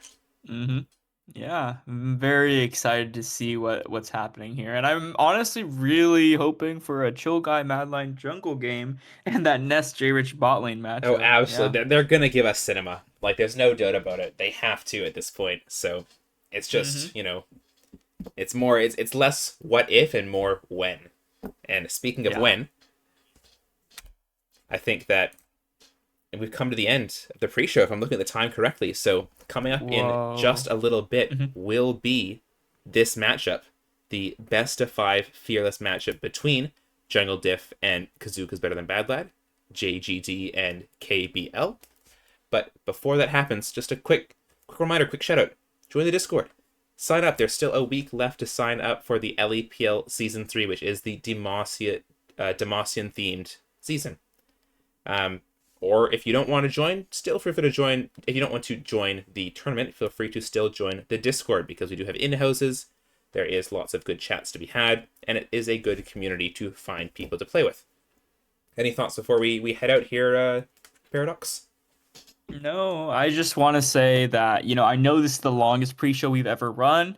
Just felt that, all these players have been putting in a lot of time. So we should put in some time to just show off who they are and what their thoughts are and everything. So I think from my perspective, I just want to thank all of you guys for watching, and I'm really hyped for this best of five that's about to come on. So me and Plan put in a lot of work to make this happen. Also, shout out KTN for helping out the interviews there as well. But yeah, that's all from me. Yeah, and you'll hear our voices, or some of our voices, depending on who is casting today, very soon. But in the meantime, sit back, hang out, and we will get to the cast very, very shortly. So thanks for listening to the pre-show, and we will see you guys very, very soon. Take care.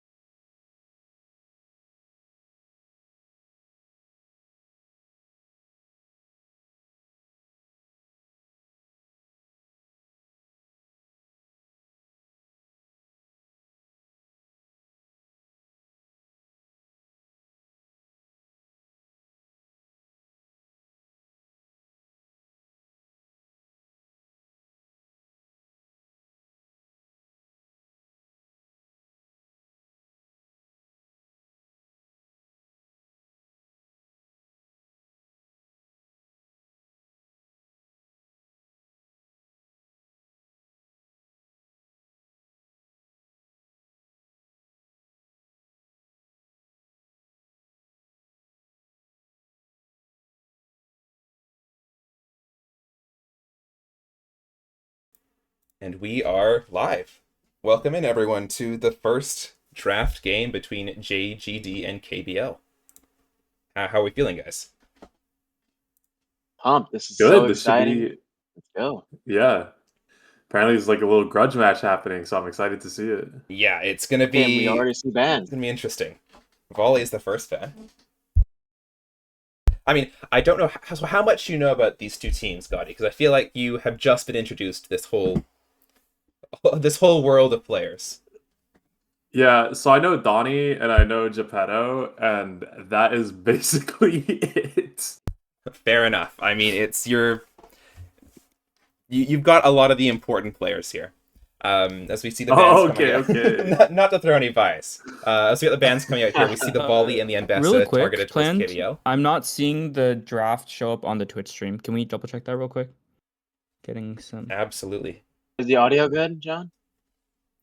Yes, I see it. Okay, perfect. Perfect. Now we have it. No worries. Is the audio Mhm. up? Yep, audio's up, but it's on Okay. delay. Perfect. And it looks like a Diana first pick from JGD here. Wow. Taking it away from Chill Guy. Yep. I think Is that's a this, flex pick, actually. And Yasuo. Yeah, I was about to say. Sometimes it's like a flex. Okay, so they're gonna take away the Yasuo Diana combo. Probably. Taking it away from Tater Sure. Tot, as we know Tater Tot is a very adamant Yasuo player here. And taking away the Zehen Mhm. from Mad Lad, as Mad Lad's been playing it a lot recently. Yeah, so looks like a lot of very targeted picks here. Diana is a flex between jungle mid for JGD. Yasuo is a flex between mid on KBL, as well as taking away one of their enemy team's best mid laners. Zehen is also a double flex between jungle and top. So this draft is already interesting, this game one draft here. I agree. It looks like both teams are trying to take advantage of the fearless BO5, because as we get deeper and deeper into these series, who will run out of champs? I think it's a great idea to look at that as we keep going. Yeah. One Is thing the I want to draft like point out. frozen right now? I'm confused. No, they're just picking. Oh, yeah, they're just wait, is picking. it? No, yeah. Ah, Okay, there we it go. is Yep, frozen. there it is. Okay, Yep. so Akali Sivir is the next two picks. What do you guys think about that? Wow. They're Taking also away the Akali, Donnie. Yeah. So Donnie, the mid laner of KBL, his three most played champs by far is Yasuo, Akali, and Yone. So already those have been picked or banned in this first game. I like the approach.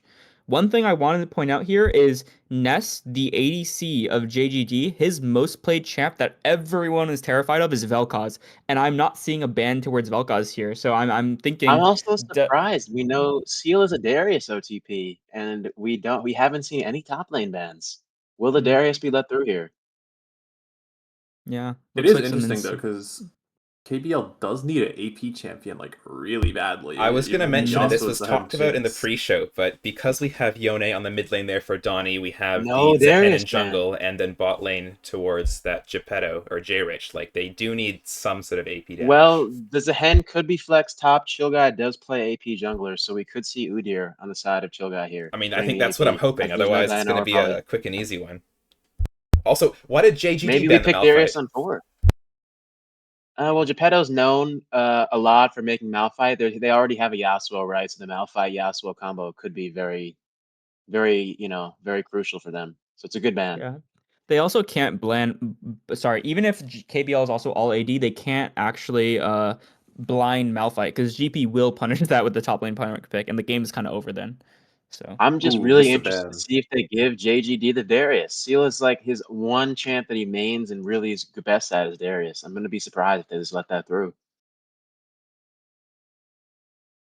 And Darius is pretty good into the comp. Okay, Gragas, if that is going top, is really good into Darius. So let's see if he picks the Darius anyway, which I believe so. We might see a Darius here. Also, smart pick too, because like we were saying earlier, they did need some AP, so Gragas Exactly. definitely fills that role. And he's very good disengaged, right? Akali wants to kind of jump on the back line, but Gragas can put his big belly in the way and really disrupt that. Yeah, Okay, same and thing there it with Diana is. too. There's the Darius. That's a classic for Seal, I think, if I remember the pre-show. It is, yeah. It's his main champ. Which is I'm surprised they just let it through. And Karma support last pick here. like I do Love think that this could be a Gragas jungle. Chill Guy's #1 most played champ is also Gragas, so this is a double flex from I jungle top. agree. I think maybe we see Gangplank here into the Darius. I wouldn't be surprised. I think that missed ban was. I'm looking at the lobby chat. Looks like the missed ban was GP. They wrote it down. So Are they Okay. allowed to do probably that? won't. No, yeah. As long as both teams Okay. handshake on it. And the And Sona. Sona! Okay. Wow, Darian put the fries in the bag.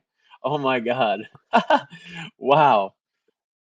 Okay, so if KBL can make it out of lane safe, I really like their comp mid to late. I mean, Yasuo, Sona, Jinx, it's like giga scaling, but man, Sivir Karma's the lane that will punish you in lane.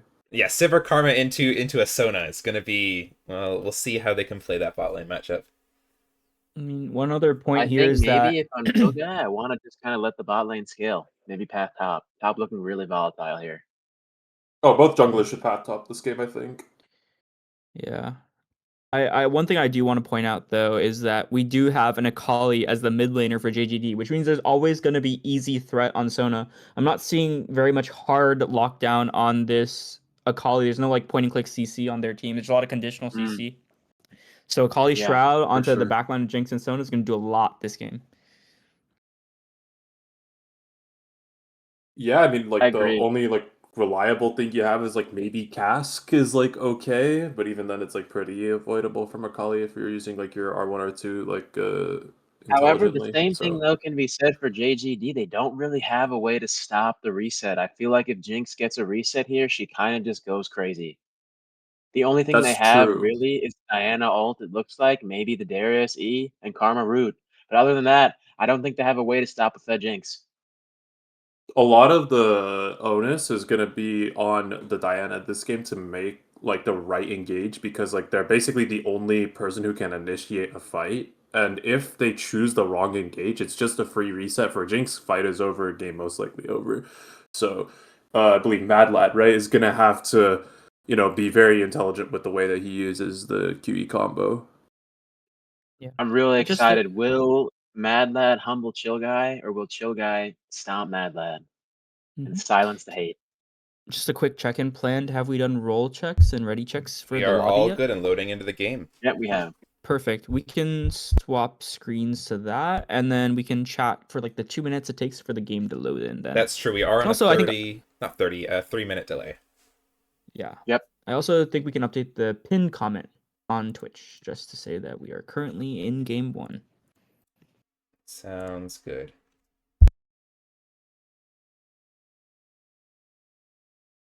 Yeah. So, Gotti, what's your thought on this draft? Like, I know you're like a jungler, right? So which game looks better? So Yeah. it looks like Gragas jungle here and Diana jungle. Like, who has an easier game? What do you think of like the way that each of them want to play? Well, Diana kind of got gutted in the jungle recently, so she's like, it's maybe a little hard to play her in the jungle these days. I honestly, I mean, Gragas to be fair as well, like not a super common jungler, doesn't have like the fastest clear speed. Uh, Mm-hmm. I will say I actually like Red Team's draft a little bit more. I think that Blue Team not having a big go in button to like hit the Jinx is gonna be really tough. Darius, I think, will have a pretty hard time in this game getting in. So in theory, at Wait, John, least. I'm in the game somehow. Oh yeah, I'm also in the game. Oh, spec delay might be John, off. No, Don Silas, there's no spectator delay. I'm in the game right now. that's fine. We'll fix it for game 2. Don't worry. Okay, so is that okay then that we're in the game right now? Yeah, because I streams Oh, on a 15-second delay anyways. It's fine for Okay, now. so to confirm, is everybody at 13, 14, 15, yep, 16, yep, yep, yep, 17 yep, planned? yep. I'm good Yeah. to go. Yes.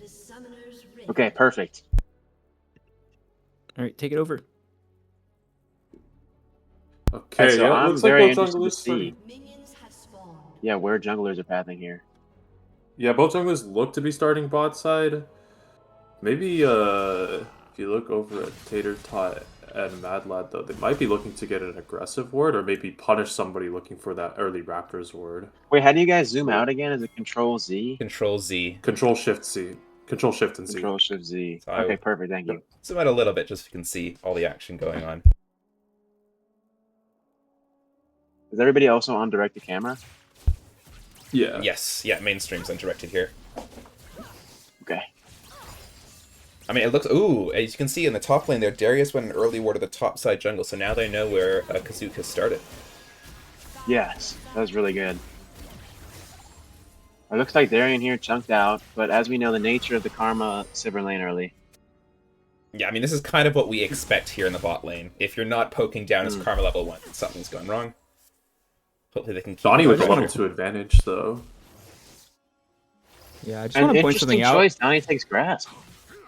Yeah. Look at the roles, guys. Mad Lad was predicted to play mid against Donnie, but right now Oh, we have we We have an Tater early top bot lane lane. skirmish here, top lane. Ghost going down for Darius, Ignite going down for the Zehen in the top lane. There's a flash in the bot lane to get the root off from the Karma. Extended trade there. Really well. Sivir Looks Q like not really quite good connected job by there. Ness and Kuhn here to abuse the level 2 advantage. Because Pedo and Darien were still level 1. Really good timing to go in there. Yeah, I mean, I think this is kind of what we expect if you've been in the LEPL before. It's fighting from level 1. So it can be hard to follow all the action, so shout out if you guys see something that isn't immediately on the screen. It looks like now, here we see Chill Guy, the question mark ping does come down, so both junglers now pathing top. But I don't think Chill Guy is aware that Diana is also on the top side. Yeah, I I mean, just want to they- point something out. Wait, Go for it. one quick thing. So Tater Tot was originally supposed to be their support. Looks like he's role swap mid. Mad Lad was supposed to be their mid laner. He's role swap jungle, and Kun, their jungler, has actually role swap back to support. So Yeah. they've already triple role swap, which is one of the strengths of JGD, and I just wanted to point that out. But yeah, Yeah, that's insane to get the triple roll swap. Okay, so let's see what Mad Lad does here. It looks like Mad Lad, they're setting up vision in the bot side, just going to ignore the top crab and go to the bot lane crab. Interesting to interesting give up play. the top crab when your mid lane has push. I feel like you could just send it there, no? Yeah, I Like, you honestly should also just win the disagree with that 2v2. play, because Diana's full clear 2 is naturally faster than Gragas, so... And we knew Gragas was on the top side, so we could have played top crab and then went bot crab as well. Oh, But Kazuka's just nevertheless, giving not up a the bad crab, play. though. They're just gonna fight the 2v2 anyways. Let's see how this goes. But you should just always go Yeah. for crab here, I think. Yeah, no, you always want to go for the crab first. This is, Look at because now this his up tempo there is a as little bit Karma delayed. goes forward, roots down that Jinx as we get lots of damage on there. Spell Shield blocks the Jinx W. And that's just a huge trade up for the side of JGD. Honestly, it could have been so much worse, too, if Darien hadn't exhausted there. That Wait, would why is actually have very Kazuku just much face exhausted. checking the Darius right now? Pass the flash! Oh my god, just... There's no chill at all from this chill guy. Like, he's going from lane to lane trying to gank something. Yeah, I think that, you know, Chill Guy's playstyle is usually just kind of full clear. It's Yeah, he's changed up something, because this is 2 attempted ganks in 2 minutes, so...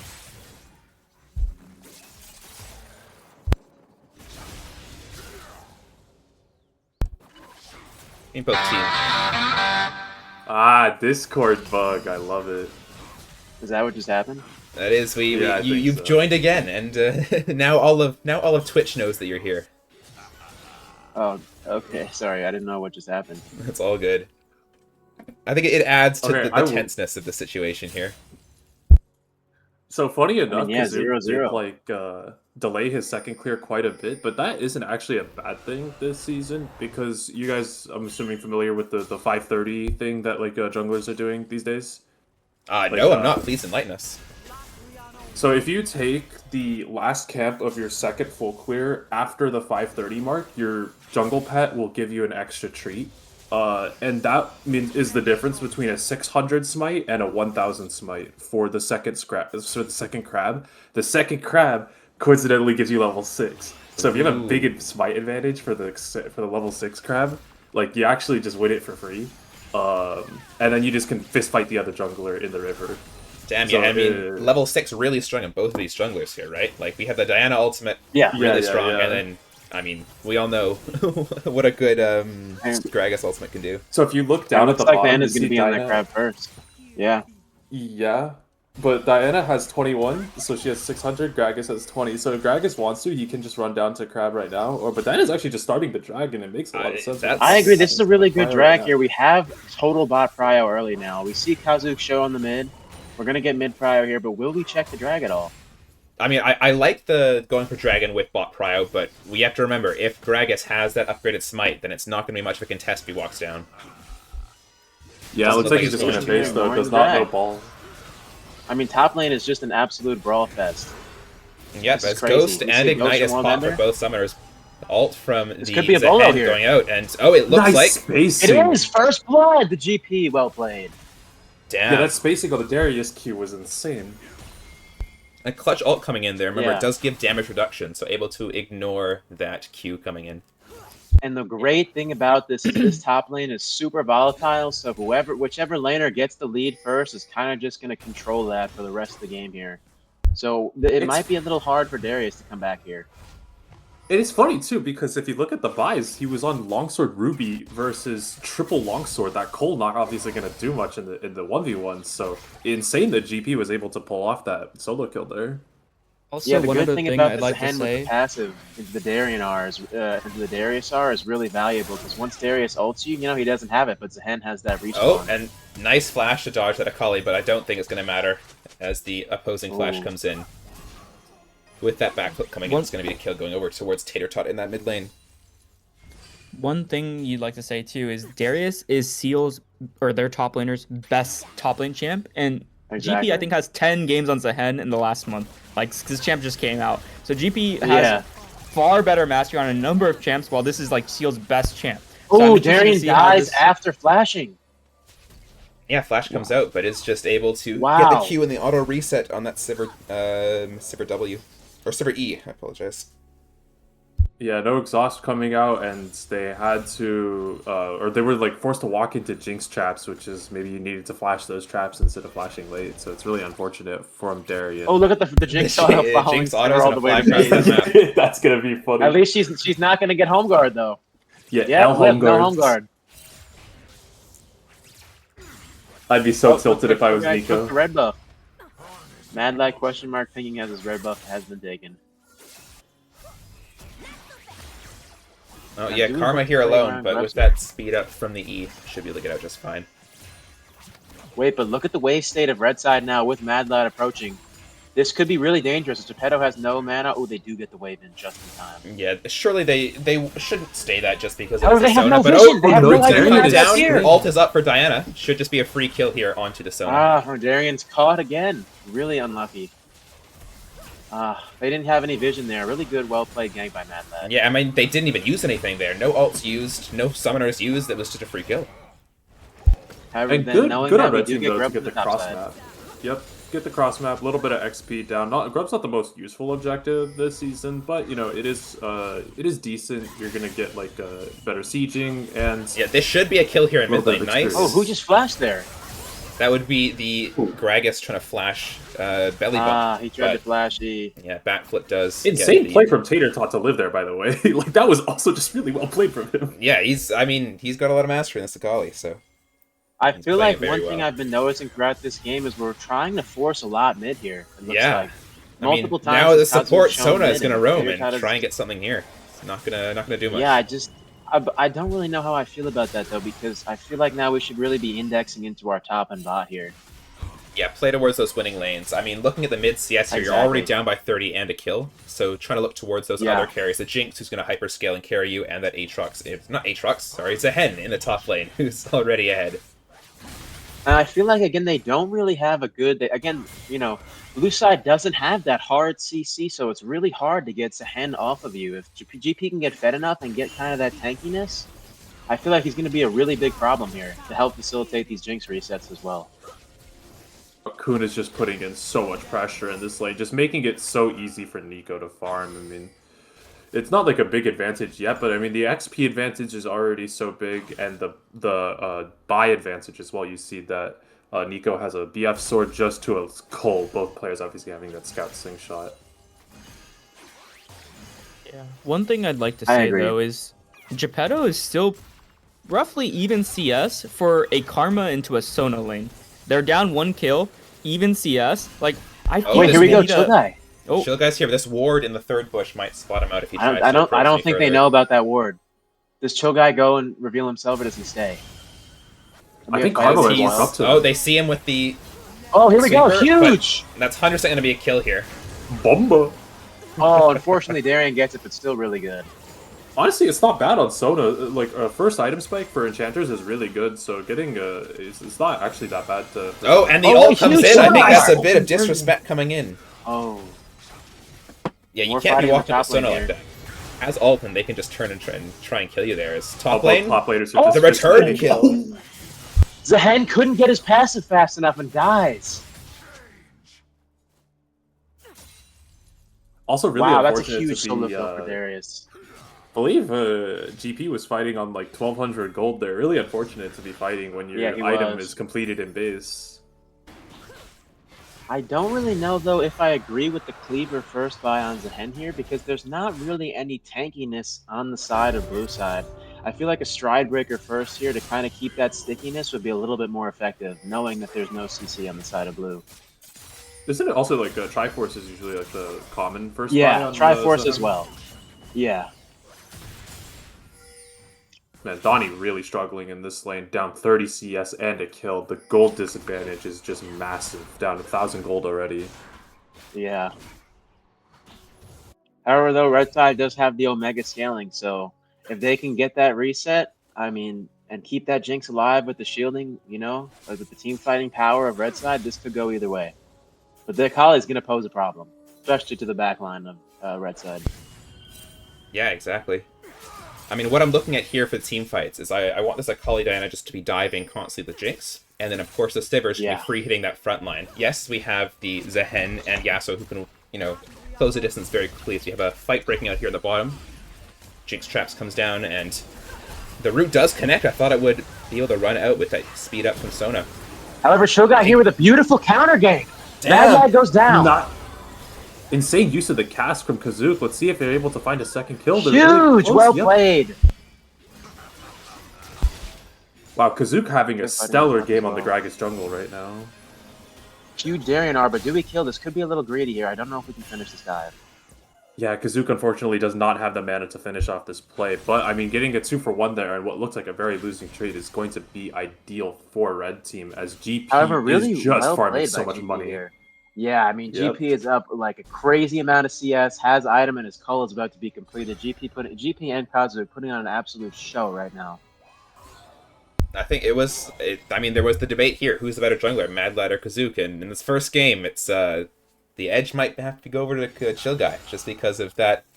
The attention being shown to bot lane here, especially when, you know, they weren't ahead to start with. Now they're still not ahead per se, but they're doing quite well, especially to counteract any of the games I coming agree. against by Mad Lad. However, right, Mad Lad has controlled and taken both Drakes, and now you see a huge win con coming for blue side here, being the Drakes.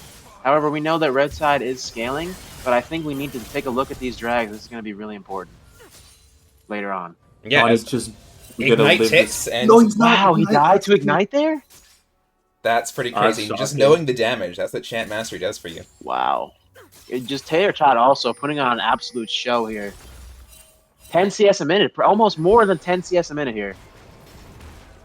However, Darius Yeah, looks to be honestly- caught out. Wait, what is Darius doing in Huge this Darius part kill. of the jungle? Yeah, he I think wasn't he was even. proxying. Well, he wasn't even proxying. The wave is still there. I don't know what he's. Yeah, that's just gonna be Bomba and Zul picks up a freebie. Darius. Okay. But I don't know. Really I didn't know he was good chill like buy that. That's too, pretty money. Karma.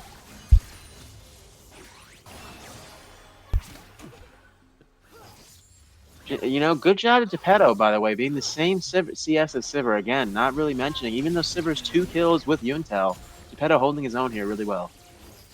No, Geppetto's been putting on a clinic on how to lose gracefully in lane. Not down much CS, only down to 2 kills. Once that Utah is completed, I feel like Jinx is maybe back in this game.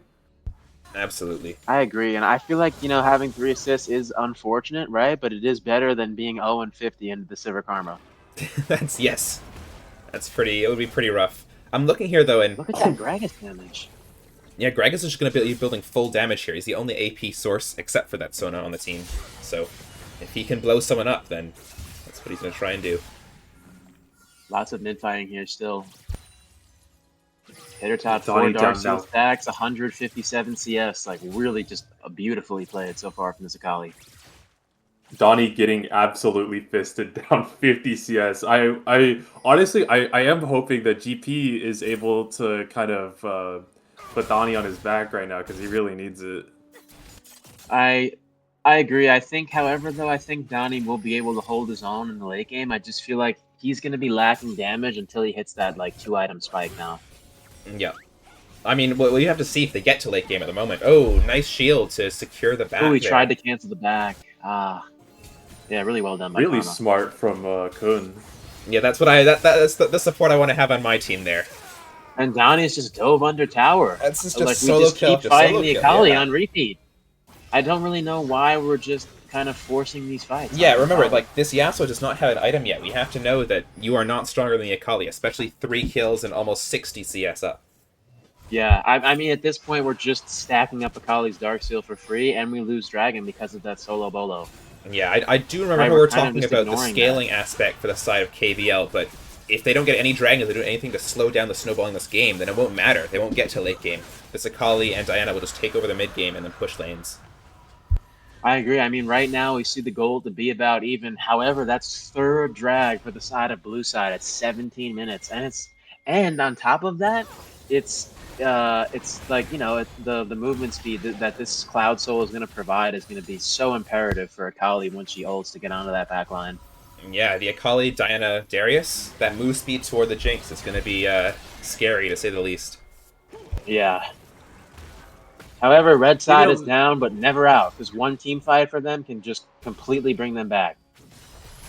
yeah, and they're also doing a really good job of cross mapping, right? I mean, both times that they were getting a dragon, the topside objective was taken for it. This Rift Herald usage will be very important though, because usually Rift Herald is used to like secure dragons, but because you're not on like you won't have it for dragon if I remember correctly. So um, I want to see if they're able to get multiple towers out of this Herald because you're gonna need to get all the value you can get. As the top Yeah. laners are fighting here. Yeah, I mean, these two have been just fighting the entire game. Just I mean, fisting- fist the fighting. flash needs to be used. You can't be fighting that there, especially with the Zehen stacking up passive. You just don't win as the Darius. Yeah, I think Darius now probably won't beat Zahen unless he gets really fed for the rest of the game. Because that's just the nature of this matchup. Whoever is ahead first kind of dominates, right? Because if Yes. Darius can kill Zahen before he stacks up that passive with that R, right, that's really crucial. But if he doesn't have the damage to do it, then Zahen can stack it up and just kind of beat him down. Yeah, well, that's the benefit of the longer lane, is you can just run them down as Zehen, especially with that knock-up and that W pullback to keep them fighting. Exactly. Now for the next fight, we do see Chill Guy here on 2 items, spiking Ness very close. GP probably also in the vicinity of 2 items. Now the 2-item spike versus the 1-item spike is going to prove very valuable for this next fight. And Absolutely. that Stride Breaker that you were talking about earlier is the item that's going to be built. So looking to maybe stick onto the Sivir and Karma a little bit better instead of playing that Peel game, which I think is Yeah. maybe the right decision. It is, and I really am so glad to see this Strybreaker coming out as a hand here. Really, just GP like really playing well and knowing what to do, when to do it right now. Hopefully, he can put on a show and carry his team.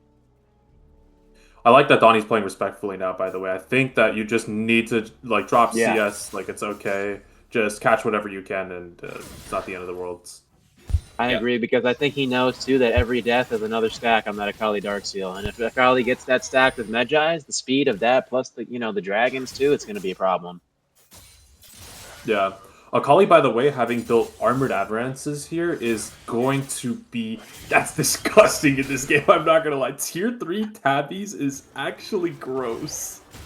Oh, Wamba really good, comes out huge here, cast flash by out from Shogai. the Sivir as we get the Sona ult on the back, and it should just be You see 2 Nico TPs going coming in down, here, but huge Diana ult.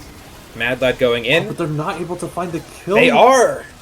Oh, here my we go. We get goodness. the kill. Look at GP now. Into the Yasuo. Another reset for Jinx here as Warlander goes down here. Akali really strong into the backline. This is exactly what we were talking about. Goes in on the Jinx here. However, 3 people but the killing. kiting Akali from still Geppetto? manages to kill. Yeah, Oh that my god, that was crazy. Akali R2 to execute and escape at the same time. Shield coming out from Satterbred there on the Karma allows them to get out for a 3-2. It was Yeah, really I mean, unfortunate that just he... beautiful. they had to use so many resources to kill Nico One, and it means that they weren't able to have the damage to peel off this Akali. I mean, they will get mid tower actually, so actually this may even be a gold winning play for Red Team, but it is unfortunate they could have gotten a little bit more out of that play.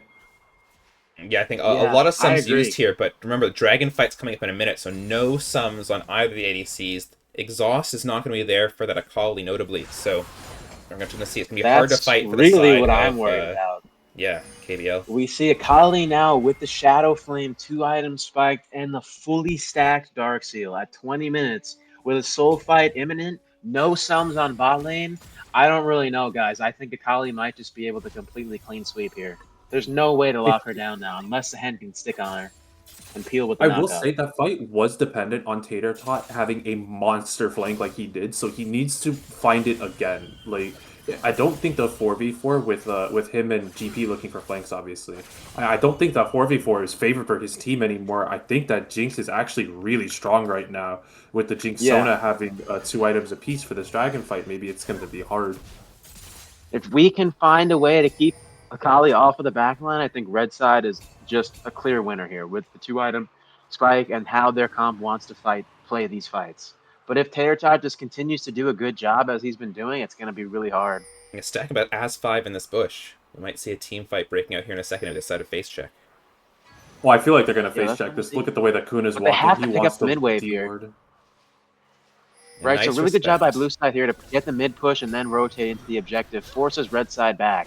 However, places the Herald. We could see the Herald here used as an engage as well. I think that's what we're going to be trying to see here, but runs it into the Shogun! wall. What are we doing? Oh, And ult misses.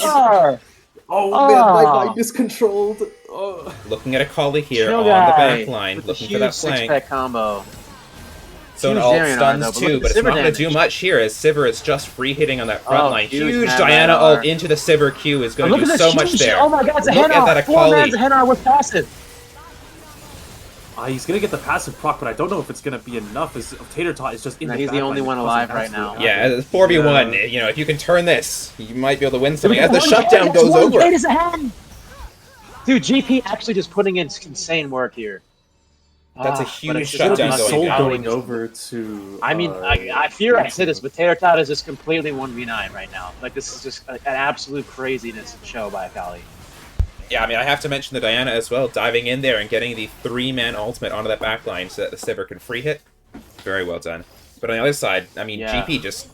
I don't know why Akali was sticking around, especially with the shutdown. You're very low into that respawning Zehen, so able to pick up that almost 1k gold shutdown. Very worth it. I agree. I feel like, though, you know, Chill Guy, like, let's be honest here, really trolled that fight. I mean, we blew Gragasar on nothing and just kind of wasted the Rift Herald charge. Had, like, you know, we had reserved and saved those, I think it could have been a little bit of an easier time for Red Side. But Zehen is Yeah, problem. and- Zehen is 3.5 items, or 2.5 items at this point. So the gold lead was like pretty much even this whole game, but now finally an opening for Blue Team. They are up 2,000 gold here as World Ender is finding Darius a gets big 100 to chunk 0 onto here. Donnie. It's going to That's good do Oh it. my god! Ult comes out This and is just a down rough goes game the for Donnie Yasuo. here. I really like, though, putting the Zehen into the Akali here. I just think Donnie has to play a little bit safer top lane, because GP can successfully deal with Akali here. With that You see kill Blue onto the side, mid I laner, like they are start the Baron starting here. up the Baron. Akali is still in the side lane. No TP to join this fight if something breaks out here. Super Mega I Death do Rocket agree. was used for vision though, so they are aware that this is going on. Yep, Sona Man, ult coming out I to don't stun, fully nothing comes of use it. Oh, hook over the huge wall onto pull, the though. Sona, no flash. Just Yeah, going to be a kill Baron going just down, kinda and that caught there. should be... Can Chill Guy steal it, though? And Chill Guy steals the Baron! It's a steal. Huge! Dies for it, but that is... In order to start the snowball in the game, that's very worth for his team. Give it an extra 5 minutes now there. enables Red Side exactly to just kind of sit and scale now with the Baron. It's going to be super hard for Blue Side to siege, and look at GP on the bot side now. Yeah, he's actually getting so much gold for himself right now. I think that that was like maybe even a game-saving play from Kazook. You know, definitely. It was. making He up for that definitely dragon made fight. up for that earlier play with that steal. Huge. Baron's worth 750 gold in this season, so 2 kills for Baron, like trading when those kills are not even as much gold with GP getting bot plates and trading for mid tower. I think that's an equal gold play, plus they have Baron to play off We of see a for the TP next here 2 from minutes. Zehen looking to catch out the team. However, with the cloud, Oh, Zehen goes in, dashes, looking towards that Mad Lad. Fullback comes in, Stopwatch comes out, but he's going to go down as both members run away. Jinx? We do. We give the kill to Jinx. Really well done. Not really too sure. Graffiti here TPing in a little late. Maybe looking just to push them in here with the TP. 800 gold swing now onto Geppetto, and they're going to be looking to get mid tier 2 here. Oh, this is huge. Jinx will get the reset. They'll be able to siege. Yeah, with the Baron here on the Jinx, they do have half a wave, so able to push up and threaten this inhib turret. AFK bot lane. I think that he could have looked for maybe a flank here, but he's looking for tier 2 bot instead. Gonna be letting Red Team just kind of do whatever they want on this jungle.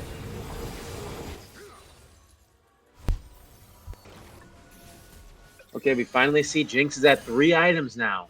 Jinx, and guess what? Sivir has a shutdown, and Sivir isn't even 3. Oh, Sivir is 3 items here. Here we go. Oh no, Sivir had a lot of golden base here. Okay. However, look at Akali. Akali now on the decap spike. Akali is going to be a problem.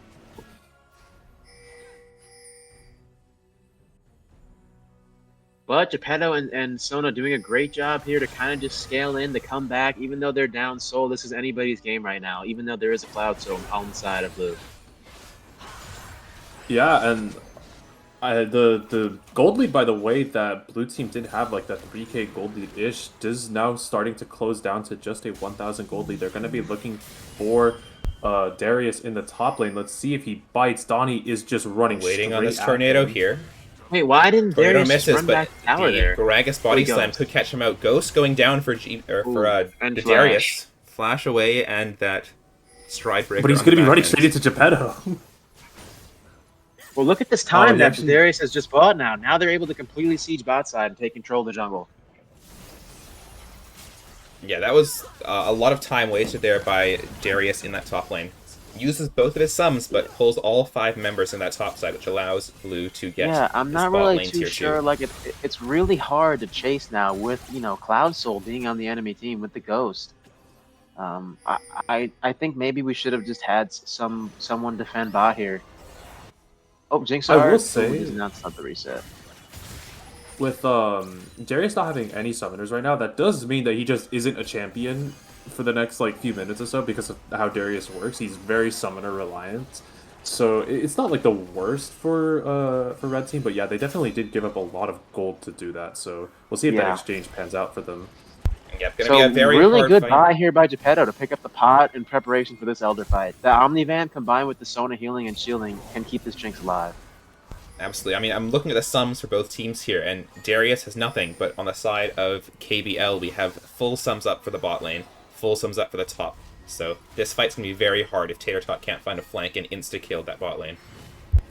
Yeah, I think hopefully now Red Side, knowing this, can kind of blow everything on this Darius to initiate the Jinx reset now, knowing he has no sums to escape it. So let's see if they can successfully do that if Darius joins the fight. They did just give up all of the vision control, though. They're going to have a very hard time entering this river. Gragas body slam over the because wall. it just sends it! Not going to find anything as TaterTot does backflip away. While this is happening, keep note, Darius has got a full tower top and is still going.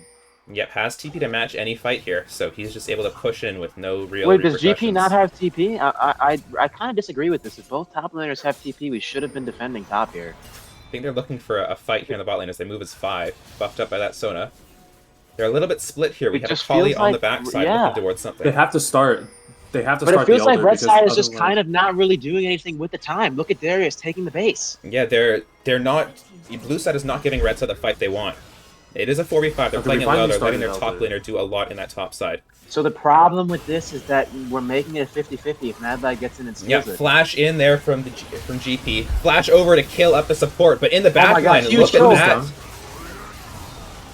Yeah, Kali in the back line just going rampant. Wait, Darius gets the reset though. This might be game.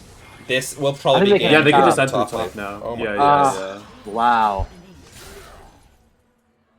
And the honestly, XD a very comes close out from game for about like 25-ish minutes or so. This was a very close game, but I think it was just a macro from blue team. I mean, Darius, like you guys said, living that fight and then putting on so much pressure on the top lane was just so huge and important for blue team to win this game.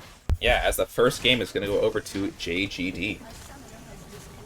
Yeah, I mean, I think that red side there, what they wanted to do was keep GP with them to try to get that vision control as 5 and then look to force the fight. But blue side did a really great job of kind of stalling. Right, if you saw what they did, they would kind of send somebody in to like get poked out that way to keep red side's attention on that fight, so Darius could just take the base. I think that it really just was a macro diff at the end there. Really well played by blue side there to kind of capitalize that and then to take control and end the game. Yeah, I can understand the macro diff. I do want to point out here that I didn't love the execution of the team fight because, yes, you are trying to engage. The flash comes out from both the Gragas and the Zahen to try and get onto the backline of JDG. But remember, your own backline is your win condition. If you get that Jinx reset, that's how you're going to win the team fight. And leaving your Jinx without any sort of peel from that Gragas ultimate, without any peel from that Yeah, Zahen being a body towards that Akali, yes, you have exhaust, but against an 8-1 Akali with death cap completed, it's not going to do much. I agree. Honestly, you couldn't have really said that any better. I mean, Kazuk there kind of just blew his whole combo on the Karma, like completely, like kind of ignored the Jinx there and went in as the engage. I think if you're Gragas in that, you want to use your R to kind of get a pick, right? Your R is the engage. If you get a good R, you can push them into the team. But I think you kind of need to sit on Jinx so you can value slam Akali when she looks to go in on the Jinx, and that wasn't done. Kazuk was too far up, and then Akali, doing a great job of recognizing that, was able to punish it and go straight to the back line. Yeah, so we'll take a quick little pause here to recreate the lobby, take a few minutes for players to discuss, and then we'll get back in with match number 2. I'll see you guys in a Do bit. we want to So bring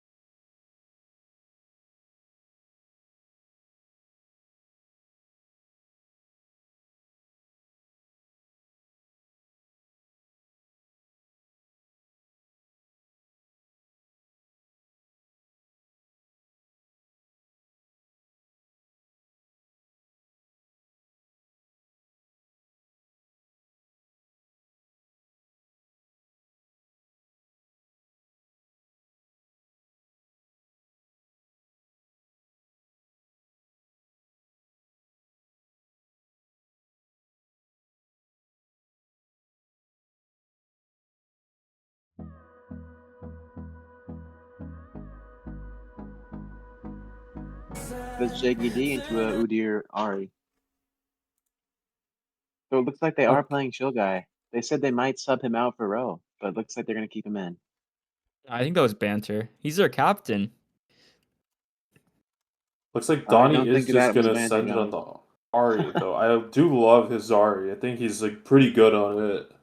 I think his Ari's fucking cracked. Low key. I Interesting to see also Zaya blind also. Usually you only see Zaya when it's like a dive like Vi or something like that. A Jarvan or something. Yeah, so some context on Ness, their ADC. He plays like 6 APCs bot lane, and besides that, he plays a lot of Twitch, Jhin, Xayah, and a little bit of Sivir. So I think that we're seeing a little bit of influence from his champ pool affecting like what he's picking right here as well. Yeah. Mispick from JGD. Also a little bit of a freeze on the champion select, but Udyr also interesting response to Wukong. Don't love it, but you did mention that their jungler was a big Udyr player, right? Yeah, he's been playing it a lot recently. Okay. And it looks like Aurora was the response to the Ari, so a lot less of a volatile lane, so maybe that'll be a better thing for Donnie this game. Yeah, is the Discord stream going well? Can we see the... Yep. Perfect. Braum ban coming out. So maybe they're going to be looking to pick Engage on 4 for Red Team, for KBL. Yeah, I mean, maybe looking towards, some Rakan or something. I know Rakan Wukong is a great combo, along with that Xayah in the bot lane.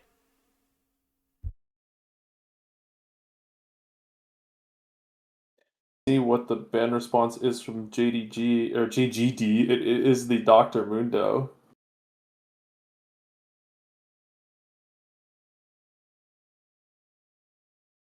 Don't know, is GP like a big Mundo player?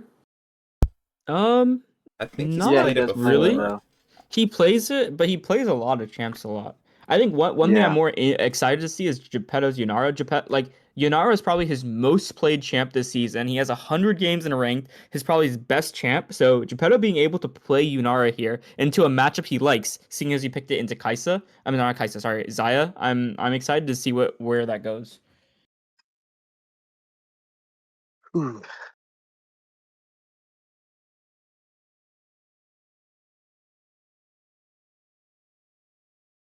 Yeah, how do we feel about this? I mean, we see the Aurora versus the Ari in game 2.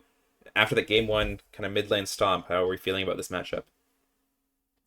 I like that it's more stable. Thresh is the pick coming out. Ooh, Okay, I I like like it. Maybe that. it's hard into Wukong, but into everything else, I love Thresh.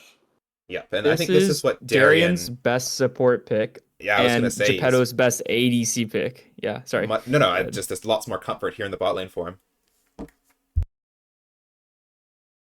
Ooh, Renekton is the hover right now for JGD. always a great blind for red side. I mean, if you're first picking top. I just like that we get half of Renekton's Yeah, he's too powerful to show the face. entire image. And that looks to be an issue with the actual website, so not on our side. You don't want to know what happens when you get both sides of Renekton. Well, it's just indicating which lane he's going to be, because it's top Renekton. Oh, true. Top half Renekton.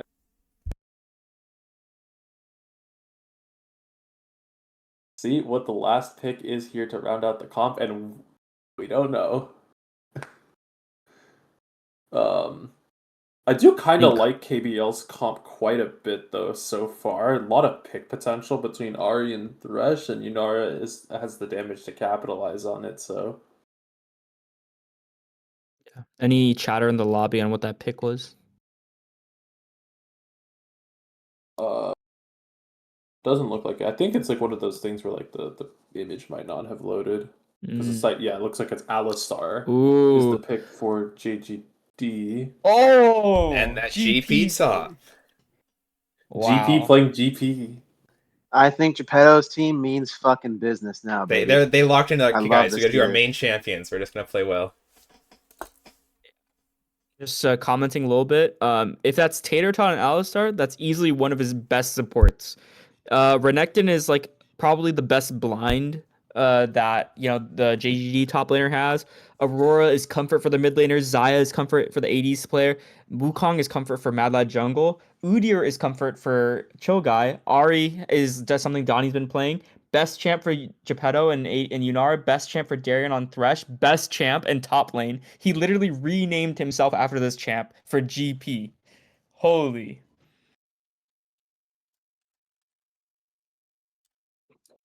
All right, as we are going to go Oh. get into the game pick here in a second.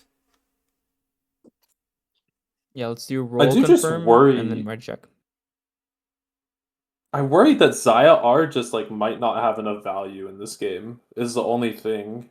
Like like I said, you're usually just picking it when you're going Do to we be have using it spectator against delay this dive, game? but I would assume so, but We will have to see once we get into it. Okay. Okay. Excuse me. Okay. As I will mention, we have 21,000 channel points bet on JGD for this game. Really? I didn't even know I had channel points. So there we have 21,000 for JGD and 800 for KBL. So there's a bit of a bit of a gap between the predictions here and who's going to win. Well, it could just be one person with all those points. Oh, absolutely. Like But with they're a betting their majority of them. entire savings on this one game, especially when, bot lane and top both have their, signature champions. Yeah, I think when Geppetto locks in this game, we're going to see the true power of old man J Rich. Yeah, I mean, I'm look, the first excited game to was a see. warm-up, like that was their prep game, and now getting into the actual meat of it. Wait, so Oh, is is the prediction Geppetto open like right unk now? like that? Hmm. Okay, no So speculate. no I'm down spectator with delay that. again. I like no speculate. I think it's fun. Me too. I screw the spectator delay. Yeah, wait, who is it? Geppetto's lobby? Yes, it is. Yeah, Can it we is. make sure to tell him to enable that before Yeah. No, gameplay? no. Don't say This anything. is, yeah, this is better, John. It's fine. I think this is fine. We have stream delay. Okay, GP selling items. Oh. Oh, here we go. Let's go. I didn't know Ari's walk is like it's a fox. That's cool. I didn't know that. Oh, is That's this funny. the what is it? Is I it think Spirit Wildfire or the Blossom. Spirit Blossom? Yeah. Yeah. Wow, it looks really cool. I didn't know that. Okay, so now let's see if junglers go to get some vision here. Mad Lad on the old tried and true Oh. as we see top lane brawling Base here. checking into the GP. Notably, like Kun did not walk into bot lane, so they did just give up the middle brush to Geppetto and Darien. Let's see if I kind they of didn't like know that they're though, there, though. considering it is the Alistar level 1 into something True, like true. the Mbessa and the Thresh. They got a Let's see ward if they down play. though, right? Oh, They did, yes. yeah, they did. So both wards down for ADCs, as both junglers look to be pathing bot lane here. Get the bone plating. Both junglers pathing bot lane, by the way, does benefit Kazook because post GP level 6, you'll have the ultimate and you'll be able to affect the ganks from the top lane, making it feel like more like a 4v3 instead of a 3v3. Yeah. Also, Udyr's clear should be about like 10 seconds faster than Wukong. So if Cho'Gath can utilize that, right, he can get there before the Wukong, Oh, set as up Hook vision, and comes then in, look to Play goes threaten him. back as they hit level 2 first. Lots of damage coming down there onto the side of Yeah, Ness. really well played by Darien. Exactly what you want to see. Kind here. of a flip from what happened last game. That was what started off the bot lane for JGD last game, and now this time, they're on the receiving end of the level 2 Ooh, punishment. good barrel by GP. Yeah, I have it on good authority that was Darien's second ever game of Sona. So this is Darien's best Thresh support now. So Yeah, you can see a lot of difference in the comfortability of them. I mean, just trading happening towards that mid and top lane. Mid lane, though, getting the benefit. Ooh, Oh, look nice at Donnie. charm Whoa, from Donnie playing really Gets well. a tower shot too. Yeah. Let's go, Donnie. Nice trade. This is what I like to see. Yeah, coming Donnie's back in locked game in 2 with a now. vengeance right now. However, yeah, he didn't finish the job, though. The job's not finished. Yeah, mid lane and bot lane kind of having these early advantages too does mean that Kazook should just have a free crab and maybe even a free double crab if GP is able to, push in the top lane for him. As Donnie looking for another aggressive trade, proxy electrocute. And this is what Oh, we were flash talking about, charm! right? This Kazook might be a here. kill going Is this down. a bolo? Oh, Oh. doesn't have W up, Kazook but that was here. up. I think it was Right, solo this is kill. what we were talking about, though, the presence of the Udyr clear versus the Wukong. Udyr is already on crab here and going to finish it. Let's see if he can run to that top crab in time. Actually, really smart from Mad Lad to be basing here. If he runs out with home guards, he's gonna have a double longsword by, which means he can just fist fight the Udyr for the second crab. Oh, if he I think wants to. Udyr there didn't know that, expected Mad Lad to have a slow clear and follow, but didn't know he was on vision. Really well done by Mad Lad. Yeah, I was a honestly, good ward. I would have preferred to see Udyr run through mid to get that top crab, just because you already have so much prio in that mid lane that yes, Wukong will get there with double longsword, but it won't matter if you have a mid laner there. Yeah, I think he was just kind of looking for that early scrap. But GP holding it down here, top side. Yeah, lots of trading here. Yeah, On the top World side. Ender kind of dashed into That's why. tower there, so took an extra shot. Maybe turned a winning trade into a losing trade. Which are looking top Who's side. top lane here? Yeah, GP Getting has no baited auto, in but here. this should be Flash dead for in World Ender. from Does GP the die, though? return flash from GP, but it's gonna go down still to the ignite. Yeah, Return kill there from the jungle, but yeah, really Freeze nice that top play. wave. Honestly, it's worth it for GP. I mean, the wave state is horrendous for the World Ender, so actually, like a W play. Yeah, but I think it is worth it considering the jungler was coming in there. So jungler wastes time. Yes, picks up a return kill, but if you're able to trade that back as the Renekton in a losing position, it's really good. But the thing is, right, if you look at the clear and tempo on the map, Udyr is going to be at the same spot Wukong will be. So it really doesn't matter. In fact, if anything, it's really beneficial for Red Side here with that play. I see. Right, because look, Wukong is heading to his third camp, and Udyr is going to basically be there at the same time, and he made that play and the kill, right? So look at this, see, and Udyr that's because the power right of Udyr, right? He clears so fast, but you know Wukong is the better like engager or whatever have you. It's if Chill Guy can use his tempo as he just did, if he continues to do plays like that, he can create a really big advantage for his team. Yeah, since we're in a lull, let's chat a little bit about the scaling of the team. Like, what do you guys feel about the scaling on the top, mid, entire team of red versus blue side here? I mean, with the, as the hook goes wide down the mid lane, with the GP and the Yunara, I have to kind of give the edge, especially in the late game fights, to the side of KBL. But, you know, I'm looking at the mid game here. If Wukong and Aurora can make something happen, that's kind of going to be where the power comes from this comp, I think. Yeah, I agree. I think red side Omega outscales blue side here. And if blue side can't really get an advantage right on this Renekton or get the Aurora snowballing, I think they're going to have a really tough time late game. And So we're if talking red side about can red side continue to do this, it'll be outscaling, fine. but they're finding like kills and dragons early. I mean, this is like kind of a disaster. If you're Yeah, I mean, as here we it go, goes the on the big fight Alistar, right no now. ult to get out of it. Mad Lad goes in to get that Wukong kill on towards that Udyr, securing the dragon, but on the backside we have Yunara free hitting there. Flash out there from the Thresh. Exhaust and flash from Yunara. Okay, Could I don't know maybe why walking we're a little bit burying too the far. Yeah, Alistar, I don't love this just because the Yunara is still free hitting onto that backside, but ooh, barrier comes in clutch as the pullback gets the kill. Does Wukong have R here? Oh my god, Wukong just hit 6 and got R. Oh, this looks think like it's a a double cleanup kill. He's gonna here. be able to find both. He's gonna be able Yeah. to find both Ari and Thresh here. Darian and Donnie That falling team down fight to the was just Cyclone. played Okay. really sloppily on the side of red side. Like, and Yunara was left all alone and like barriered the Alistar combo. I don't know. I just feel like we're seeing a lack of peel on this Yunara, and it's kind of hurting them. Yeah, I think it was hard because there was no ult on the other side, so Yunara doesn't have that movement speed to be able to catch up to the extended fight, especially with the Wukong dashing around, the Ari using ult. It's quite hard. Yeah, Missing but that like smite this is the fight. power of the blue side, right? Sorry. Go ahead, Alder. No. I was just gonna say real quick that the smite fight was also what caused Wukong to get level 6. So it's like really tilting there if you're Kazoo, because that was a really important smite to hit, and yeah, missing that was brutal.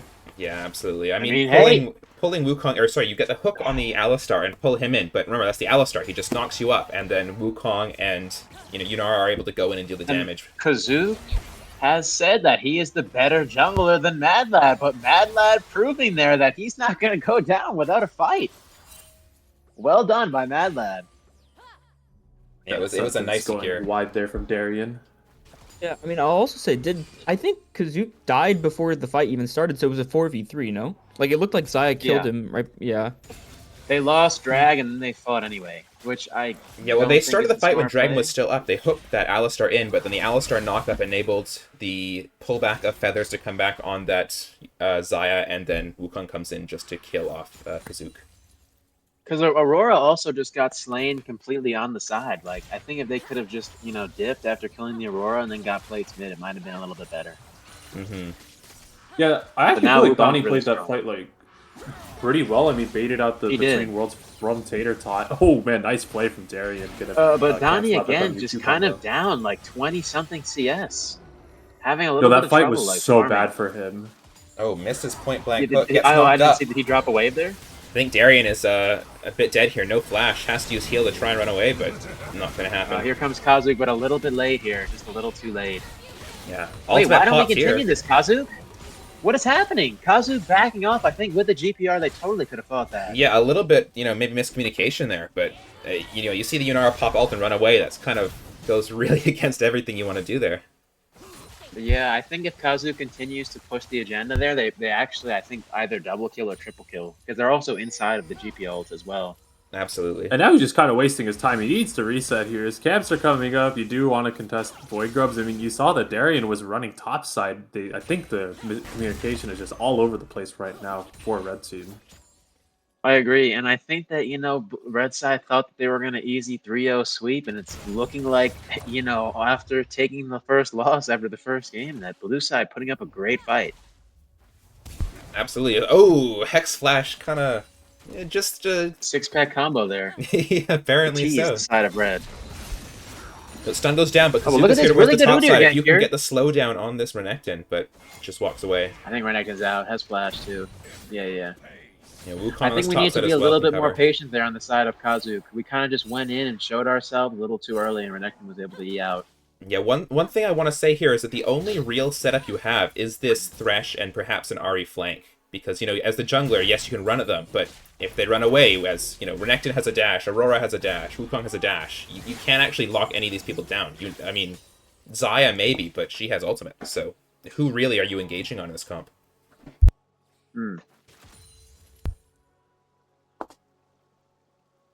I mean, I'll as this point up game the plays bot out... CS again. Yeah, Geppetto bot doing CS, what he does there we go. best.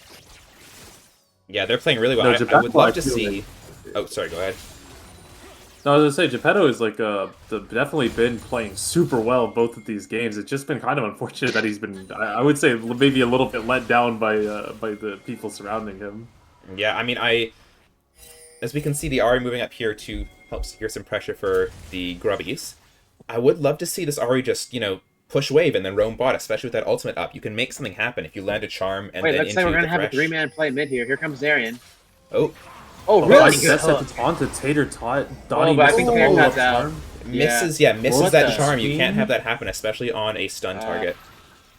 Yeah, I think we just need a little bit more communication there. That was a great play, but if we timed the CC and chained it a bit better, it would have been great. Yeah, I think that, in theory, the execution is great. It's just the mechanical little misstep there that caused it to go awry.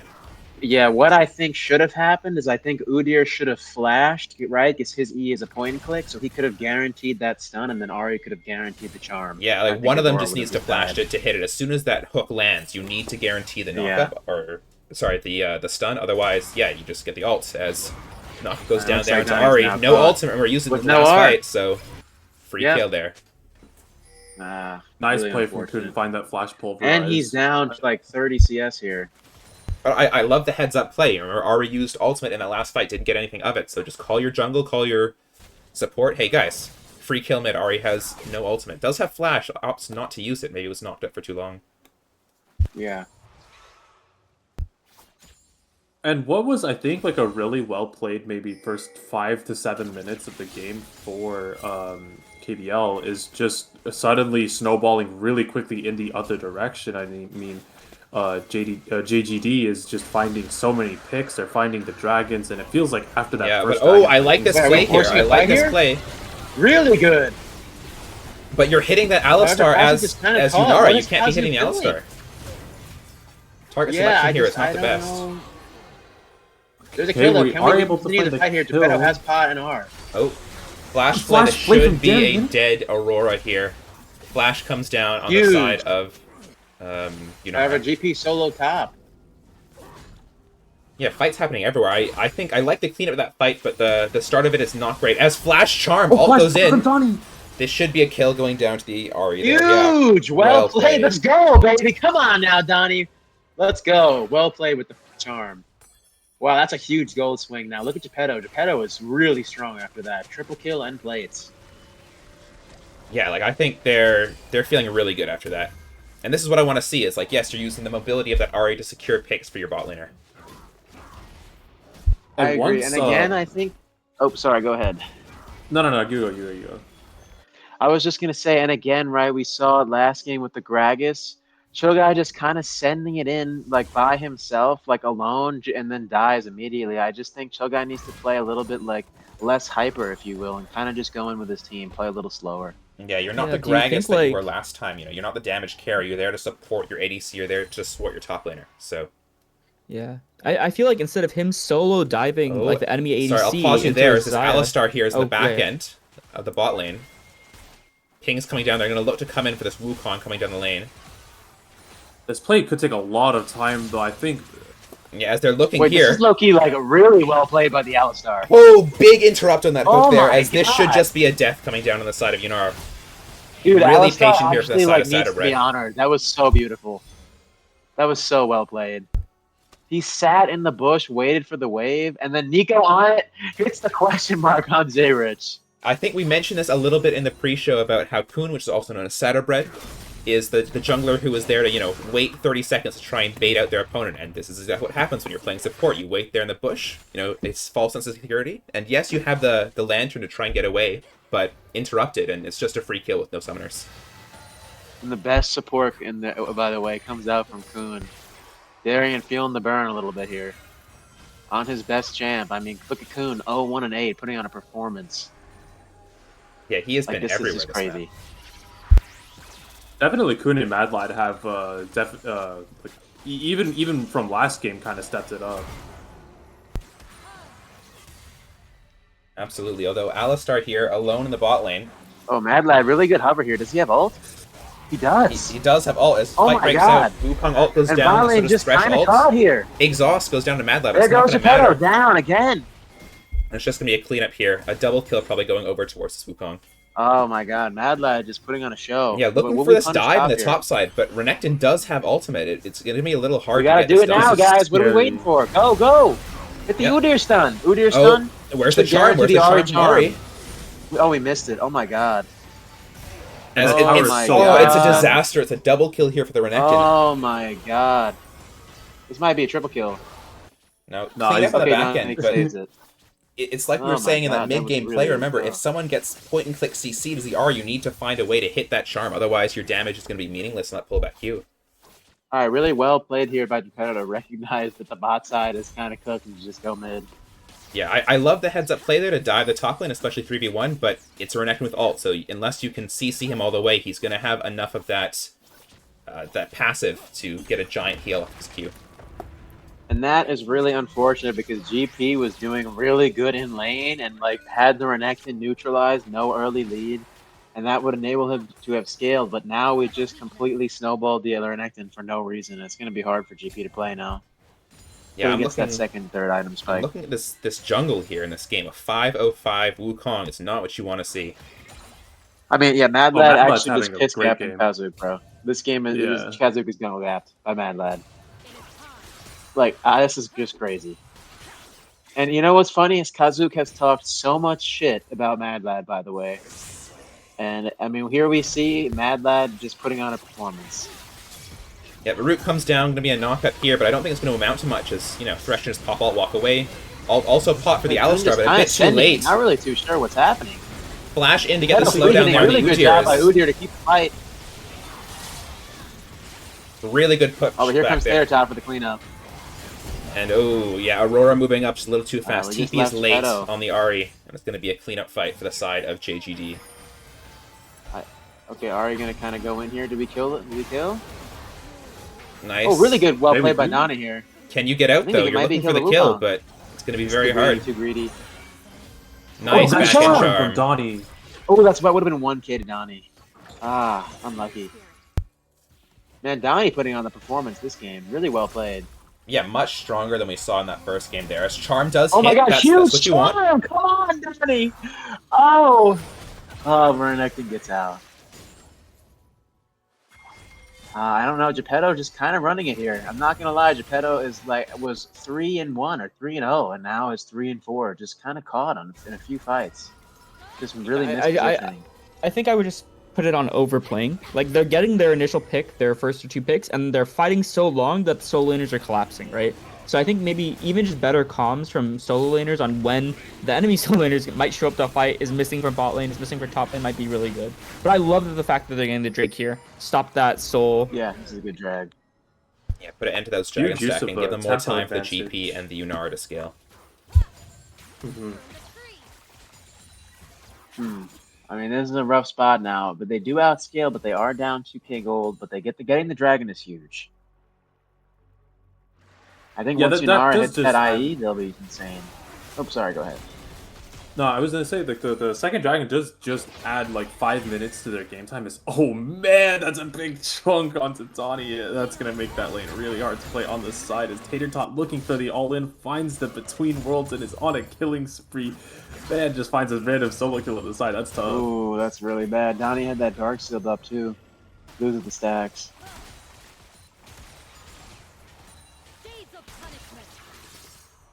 Sorry, I want to see a Rift Herald fight here on the side of blue side. We need to start pushing this lead. Because the problem here is if Mad Lad dies and gives up that 1k to a scaler like Yunara or GP, we could see this game explode. Absolutely. I'm Which looking is here. honestly So why I I'd feel like. like they need to just push this agenda here. It's honestly really smart though to buy Sterax when you're like this far ahead because like you don't want to give up that shutdown. Buying more defensive items is really good here. Either like Sterax, GA, Sundered Sky, one of these 3 items I think was like a really good purchase from Mad Lad instead of just sending it on like a Black Cleaver or something and like trying to max out on damage. I agree, and I think he knows that too, right? Because there's only one tank, or I guess Thresh. I personally would have liked the Sundered Sky a bit more to kind of keep you sustained in these fights, but I think the Sterax second is a really good buy. Yeah, especially in the burst coming through from that Ari and those GP barrels. Yeah. If you get caught and you don't have that defensive item, then the shutdown going over and then no ult. Let's see here, blue side maybe looking to get in. If I'm blue side here, I feel like we need to get these waves pushed, get some vision, and look to force Baron here. Absolutely. With your strengths, I think that's exactly how you want to play. You know, you have that Xayah to do a lot of damage. You have that Wukong great setup for fights. So trying to force something here while you're ahead is exactly the way you want to play. Exactly, and the way that red side comps works is that they can easily, like within seconds, go from the Baron to fully engaging on blue side onto red side, and red side doesn't really have that. Oh, like, as Ignite's disengage ticking or down, this engage. might be the Ari solo kill there on the top lane. Tries to ult away, but Does she die to Ignite? Ignite kills her. Ah, unlucky. Donnie soloed for the second time. Just unlucky here on the side. I guess not really knowing the damage that Aurora puts out. It feels like he's caught off guard by this Aurora damage. Oh, this is, yeah, not where you want to be as Renekton pops the ult, but I think this should just be a kill here. 3v1. Yeah. Flash is out? Oh, gets Maybe a not. beautiful flash. Ooh, Yeah, World Ender playing as that well. really well actually, and gets the tower too. It's like kind of a what feels like an illegal play, and this is like one of those really big tilting ones. It feels so illegal that he was able to do that, but it was just like he mechanically just played it really well. Yeah, I mean, you just Yeah, you walk I to think- wall, you flash over wall. Like, it's... You got away. But I think Kazuc there needs to kind of wait on the sun and kind of time it better with Resh Hook. I just feel like we're not on the same page red side as we should be with really in terms of the chain CC. Yeah, and that is what you pick this comp to do, right? Because you do have that point and click from, remember, the Thresh with Flay, or not point and click, but Thresh with Flay, Thresh Udyr with point Hook, and and click. then Udyr point and click, and then Ari Charm. If you can line them all up, it's a great kill, especially with the Oh, GP ouch. burst. But, oh, GP might be cooked here. So you can get the 1v1 going down. Come on, baby, run, baby, run! This Mad Lad 7-0 is godlike in this game. Oh, really? A Mad Lad putting on a performance. He's been the MVP I'm of this so game, and I don't sorry, even think it's Shogun, been but, close. Mad Lad has you pissed out this game, bro. It is what it is. I mean, Chill Guy, you know, talking so much shit to Mad Lad over the past 2 weeks or so, and Mad Lad just kind of shoving it down his throat here. Mad Lad just putting on a performance. 7-0-6 in the Wukong. And we could potentially see a 3-0 sweep from Blue Side if they manage to get this win. Yeah, that would be, I mean, crazy compared to the comparisons, right? Because KBL is like, well, it'll be a 3-1 because we're going to troll one game. But, well, they pick their main Yeah. champions. If you're trolling on your main champions, I don't know what you're doing. Don't count them out Oh, of this I think game. that this will. Good. I was gonna say I No, actually I think definitely that, wouldn't. like, They're only down 3k and they scale, right? One fight again explodes this game. So hopefully, right, red side can get a lockdown pick and then take over the game with a shutdown. Geppetto is I 3 will items say, here, though.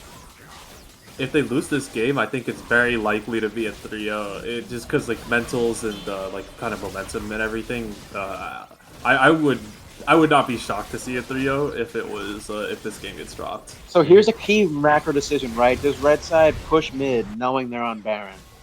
I think if you want And to it kill the looks wave like here, I think hitting tower is a bit of a bait. You want to try and get that wave down so they don't have that Baron pushing.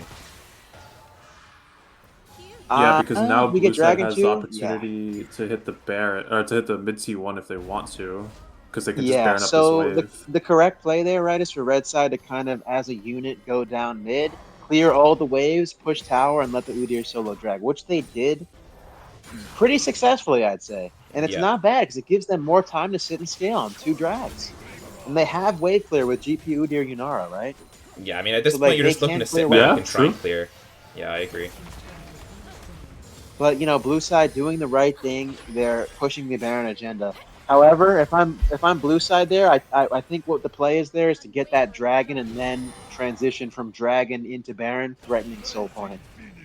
Because now, right, red side gets that extra time to scale, and it's a problem. Yunara is really online here with 3 items.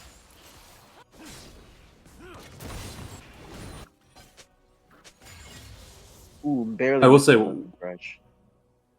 got a pause coming out Pause real comes through quick. here as we get Once some high pings. Oh, once looks like Baron GP, I Kuzo think leaves. hits this Infinity Edge, he should be a monster in team fights. Yeah. Like, Yeah, I mean, I I think would once expect you, to see some nasty combos. yeah, once you get those barrels lined up, all stacked up onto these carries, then you can blow them up. And then with Yunar hitting in the back, especially with that empowered W, that little laser that comes through, you can just really, you can bring him down. You can kill him. You know, also sneakily on 3 items as well. I mean, like it's not like the item disadvantage is like that big. It's like maybe half an item per champion, if that. So I think that in the 5v5s, red team definitely has a shot still if they're able to find the CC chains that they've been lacking this whole series. Yeah, absolutely. I mean, it's only a 3k gold deficit, and that's mostly on this top side of the map on your jungle and top laner. So ADCs are even, and mid lanes are quite even as well. Yeah, I mean, I think blue side here, just this game, right, in terms of controlling dragons with the lead, not really doing a good job of that, right? If we're ahead with all of these lanes, we should really just not let blue side get any dragons, get the soul, and then use the soul to end. But by giving red side these 2 dragons here, kind of enables them that extra cushioning of scaling and power from the dragon. I think that like red side will be able to turn this game around if they get that shutdown. I mean, we have 400 on Aurora, we have a 1K on Wukong and Renekton. If that goes to any of the carries, I think it's going to be a problem for blue side. Yeah, absolutely. I think like they have the Baron, they're able to push it out here. But if you can weather this push, weather this siege as red side, as KBL, then find a pick on that side lane on towards that maybe that top side, that mid lane, and get those shutdowns going. Then remember, you bought yourself an extra 4 or 5 minutes with this dragon take. So just keep on playing. Keep on playing to scale. Keep on playing to win these 5v5s. Look to skirmish a little bit in those side lanes, get shutdowns, and you're looking good.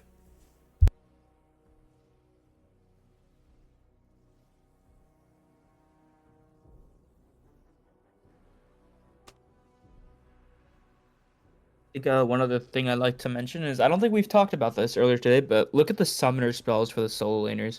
We actually see that Aurora has Ignite, whereas Donnie has Teleport.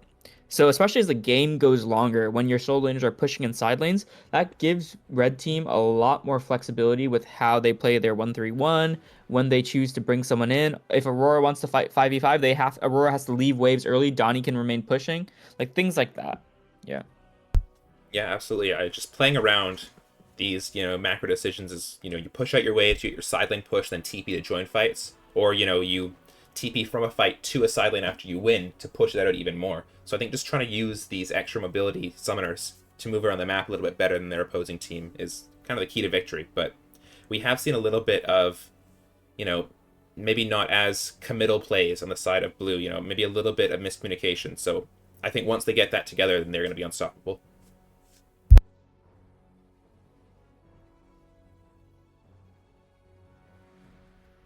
Still paused up here for, looks like some internet issues being had by the supports of both teams. Hopefully they're able to get back in and play. Hopefully nothing too permanent, but we'll see how it goes.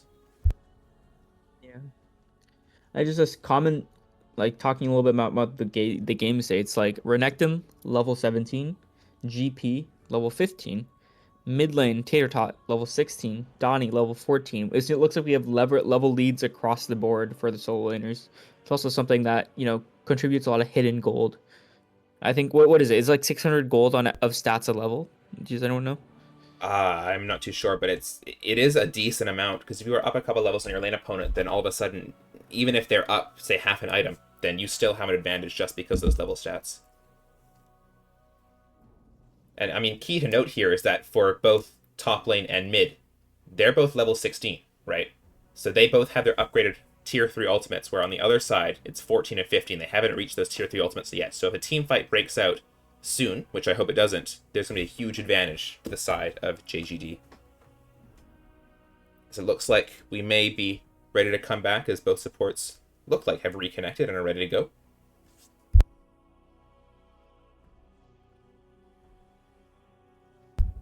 Alright, we are resuming the game, as both supports look to have recovered from any internet issues they might have had, as in this top lane, looking to make a play on this Aurora.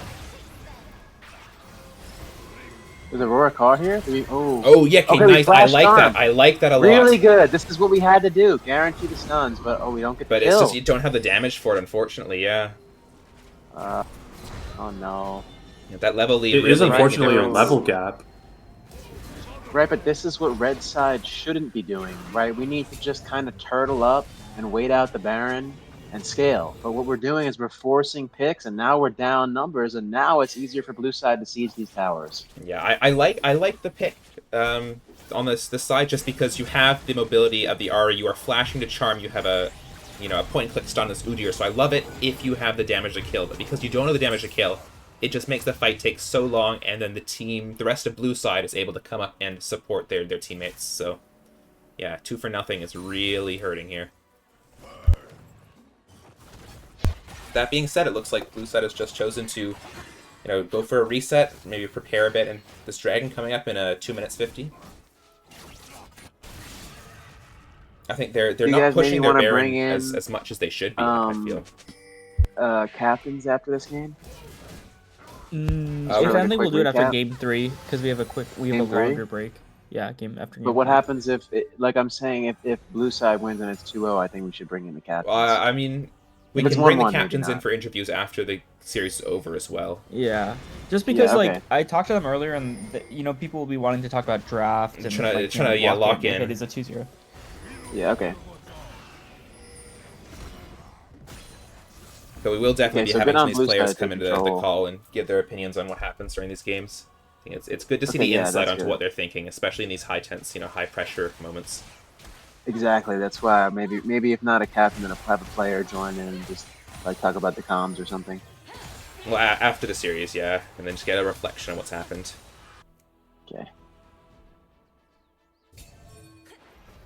I think it's going to be impossible for red team to re-enter jungles from now on. I don't know, there's just not enough damage, I feel like, to even contest vision. Yeah, they have to walk as a 3-unit, 4-unit with this Yunara, because that's really their only source of damage at the moment. GP is down in the top lane, with the mid lane, Donnie is down as well. When you're playing these champions that require a lot of gold or a lot of tempo to be, effective in fights, and you're not getting that, then you have to rely on that consistent carry in the bot lane. Otherwise, you're not going to do much in fights. But yeah, just clearing waves, a bit of a lull state right now as the dragon is spawning in about a minute, so maybe looking to get some vision and setup for this. It is going to be the third, what is that, Hextech Soul? 2 dragons apiece, so this will be soul point for either team.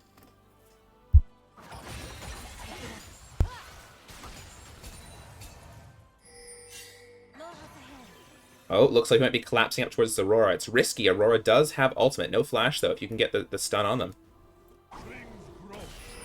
just so hard for Udyr to like point and click auto attack the Aurora. I feel like because this Between Worlds is gonna get used, and that's Yeah, but it is a 4v1. Remember, no flash. No, Aurora, no flash. If we All can get has this been 1K used. on Geppetto, it's huge. Yeah, And that's that's it, baby. huge. Let's go. It's That's exactly all what you it need right now. takes. They're That's gonna all give it mid tier takes to 2 for explode this. the game. Yeah, I think But getting mid I tier think 2 it's is worth it. fine in this. Yeah, to get the 1k on your carry. Oh no, this is incredible. Geppetto's 4 items now. Like this game has exploded. Like the Yunara's damage here is going to be crazy. And now, right, we have the ability to kill this Wukong for 1K. Yeah, I think that GP also notably has Infinity Edge in base. I don't know why he hasn't purchased it yet. There you go. yeah, with that play going over the top side, the Dragon will go over to JGD, making them sole point here. But, I mean, look at this top side. You're getting so much golden plates. You have the mobility as the Arya and Udyr to walk away from this incoming Renekton. So hopefully can reset, spend that money, and then get back on the map. Looking towards this Baron spawning up in 20 seconds. I actually think that they can fight this. I'm gonna be honest. I mean, you have like a GP on 3 items. You have Yunara on 4 items. It's I think very possible. I think if you can get there and set up first, if you can set up with GP barrels, if you can set up with, you know, Ari in a side bush, Thresh, you know, controlling the space, then it's really good. But if you're trying to walk into an Aurora poke, you're trying to walk into Alistar, it's not going to feel very good. So I think it's just going to be timing if you can get here in time.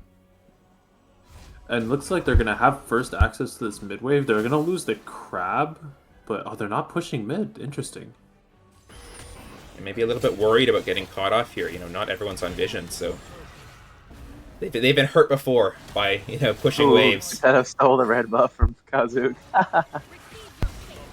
Oh, it looks like he's just funneling the gold into Geppetto. That's not a bad idea. How close is No, honestly, Geppetto I think to it's his next correct. item? Geppetto just bought the BF sword on this pass back, so still a couple, maybe 1,500 gold off next item. Is it GA maybe? That's what I'd be thinking. You have full crit. And you want to No, survive I think these he's gonna fights. pivot into Bloodthirster probably. Or Bloodthirster would be good. Yeah, one of the two for sure. I do I'm like the also option of looking at- going more damage here. Yeah, I think he's definitely gonna go Bloodthirster because it applies with Yunara's passive as well, and it's really good to sustain. Right, because Yunara needs sustain here. She has appeal from the Udyr Thresh. If she can just keep hitting and heal and damage, I think it's really good. Oh, Geppetto DCs. Geppetto DC. They're gonna pause? Oh, instant reconnect, but just going to check that out. Yeah, I'm also paying really close attention to RE16, Geppetto 16, Xayah 16, and Wukong just hit level 16 too. I feel like these are very pivotal levels for their tier 3 ultimate that's gonna pop up in this next fight as well. Yep, absolutely. Yeah, man, the internet is on JGD's side today, because it's not going well for Red side. They're getting some disconnects, unfortunately. Hopefully, not too long.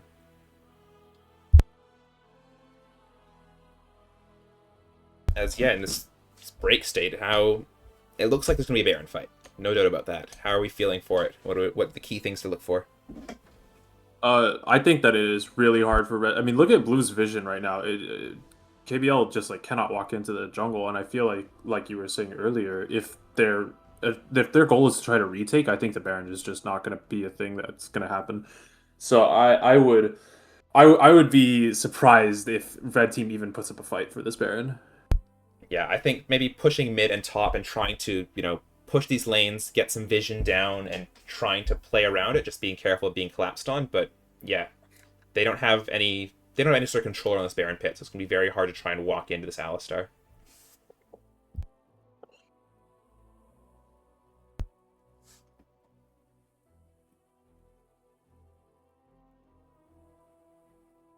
Yeah, I'm trying to imagine how this team fight's going to play it. I think trying to, as Yunara, I think trying to get the Aurora killed and the Yunara killed, or sorry, the Xayah killed is going to be your main objective. Because yes, you can hit the front line forever, but I mean, look at the items. You have Wardens on both.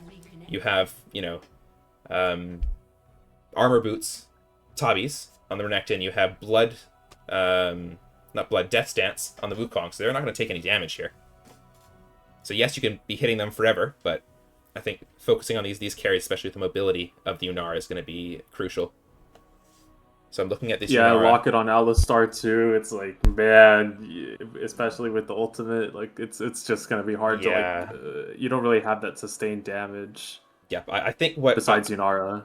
what I'd like to look for in this fight is for Ari to try and use her ultimate to gain a charm position on either this Yunara or this. That's not the Yunara. I keep on saying Yunara. Either this Zaya or this Aurora, so that Yunara can come in and just burst them. Because if Yunara can get, pops ult and then gets the hit and reset with her passive and Q, then you can burst them a lot, but it's just going to be hard to try and enter here. As Baron started up here Alright, for blue side JGD. starts the Baron. Yeah, really well Side played by starts the them. Baron. Kind of pushed this lead. And yeah, not even Red any doesn't contest, put up you a can fight. see. Yep. The vision's just too much, unfortunately. Yeah, hard to walk out there. I think just going to try and continue to farm up, get some gold. As this is the, I believe, second Baron push of the game. Geppetto like 11, 12 CS a minute here. And get tons of gold. Yeah, Geppetto. J-Rich. I mean, this is just kind of what he's been doing both games, right? He's just been keeping himself in the game by CSing. Maybe not playing the skirmishes the best that he possibly can, but I mean, the CSing has been good. Absolutely.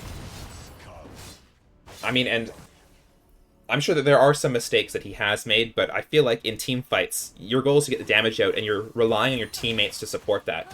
So I feel like it's not really... The blame is not all on his, if the team fights haven't been working out. I think making sure that your carry can be set up, especially as you're playing these supportive junglers like the Udyr. Yes, you are tanky, but you're not the damage carry. So you want to try and make sure that you set up opportunities for your ADC to deal damage.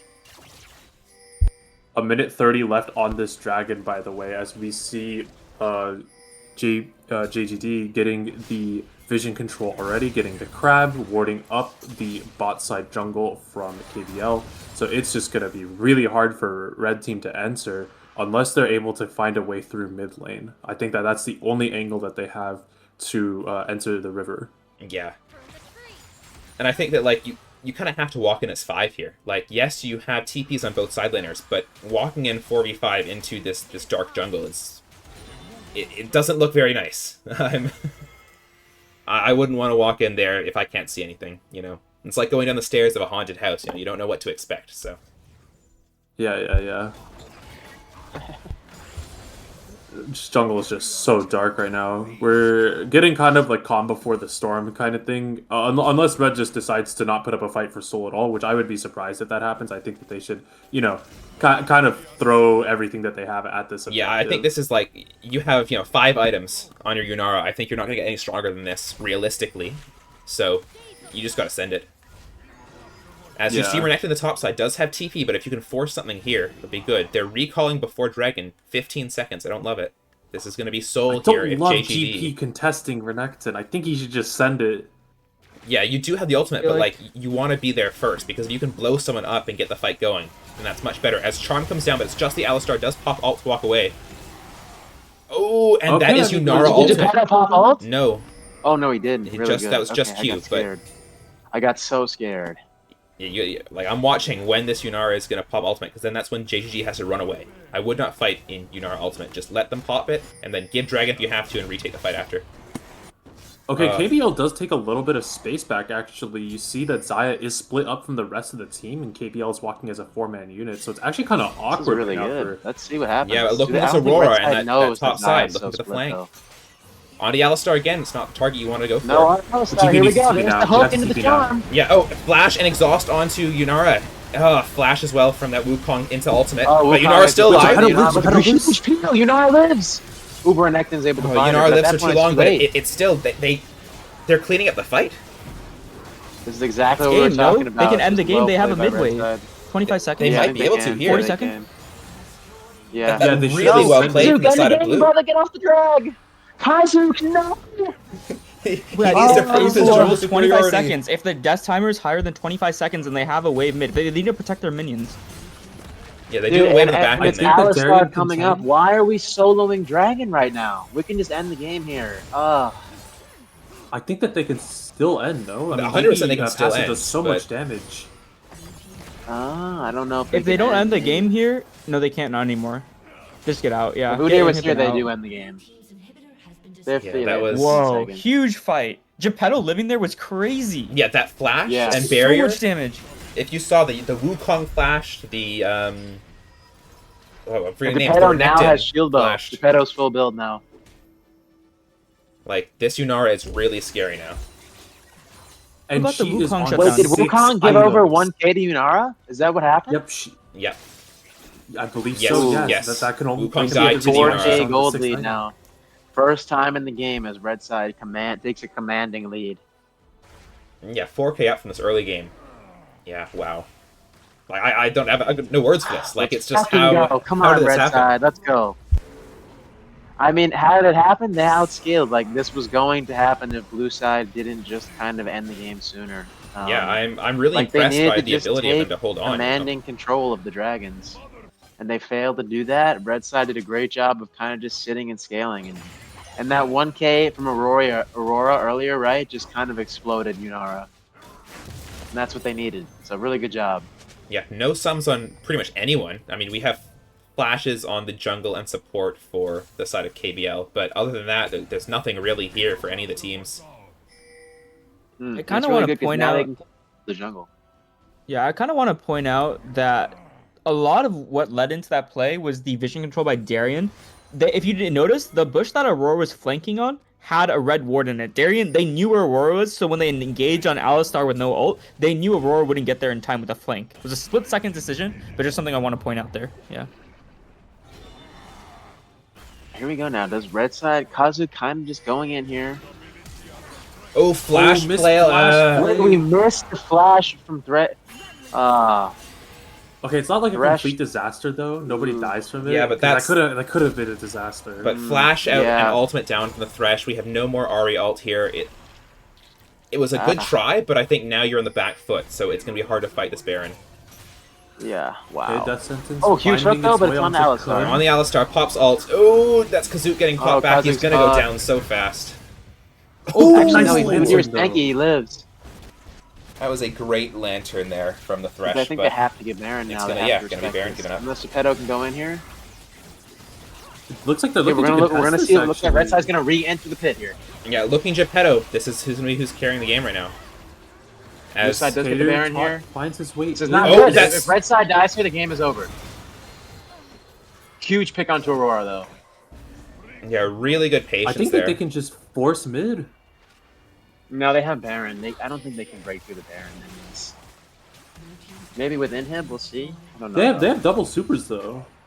Okay, looks like Kazu- I don't just think healing off the they're not camp. confident in taking it, so I think they're just going to wait. Yeah, so now it looks like they're just gonna need to fix their waves. They need to push out bot lane. They need to get vision in this bot side jungle. Dragon is up in a minute 45, so I would really want to see Red Team find the vision control because that's what they've been lacking this whole series. Yeah, I mean, yeah, Dragon in a minute 30. I think this is going to be the decider here. Whoever gets Soul is probably going to win it.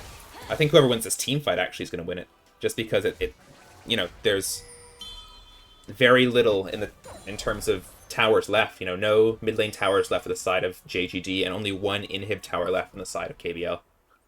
I do like to make note that we finally see some anti-heal being purchased. I mean, a little, like 40 minutes too late, I think, but better late than never here for the Udyr Yunara.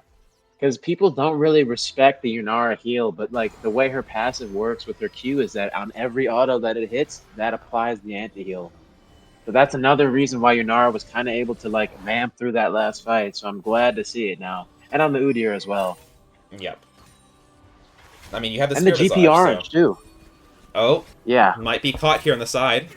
Charm misses. well, we You have missed to ult Charm. away. Oh my god. Okay, we I think Oh, if they can actually, turn this they're going actually too far. done. Yeah, way too far. Oh, Aurora hits a big R. Oh, Like, but yeah, doesn't the really slowdown. hit This is a winning fight here. Like, just keep on playing with this Yunara. Like, this is winning. Geppetto is just sitting and spitting, putting out so much damage.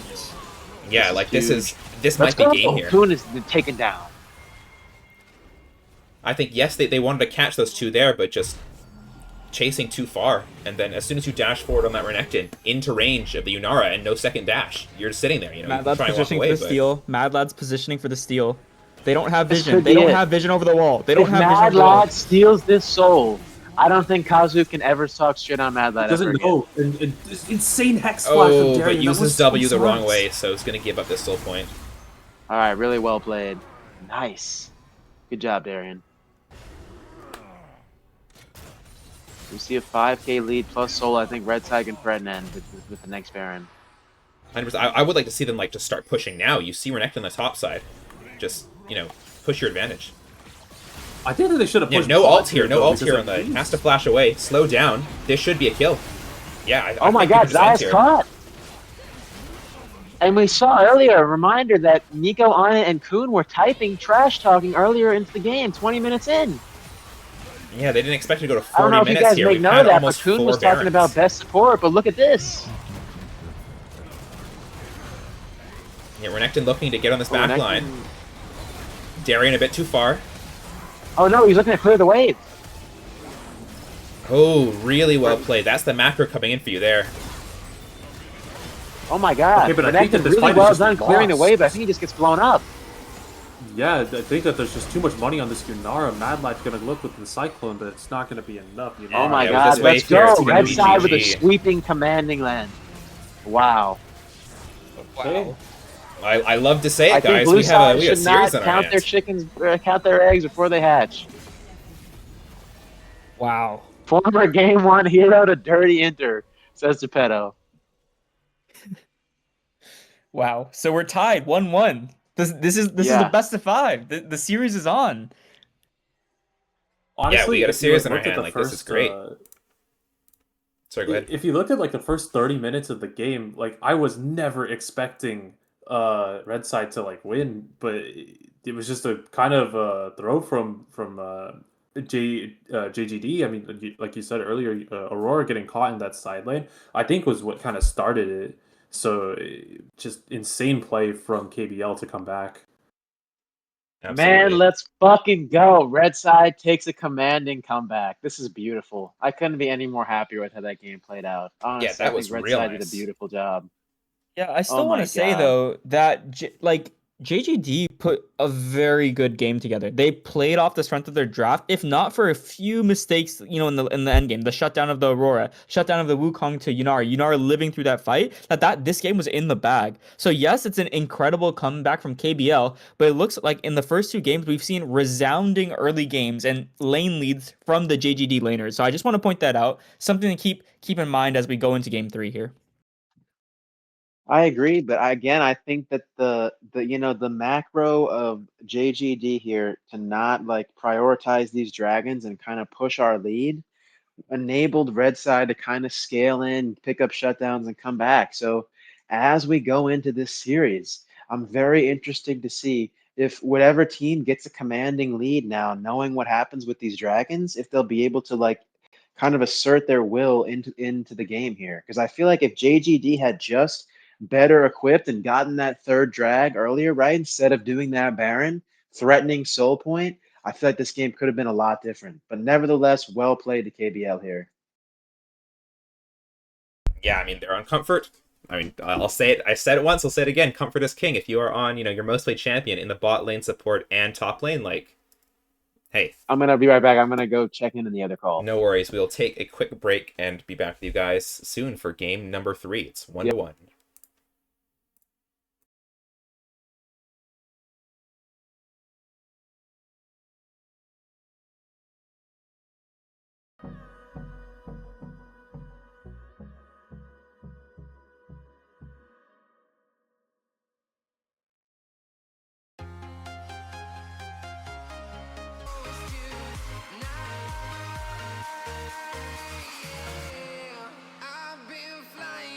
Town to town, from London to Taiwan, I've been all around the globe trying to protect your soul.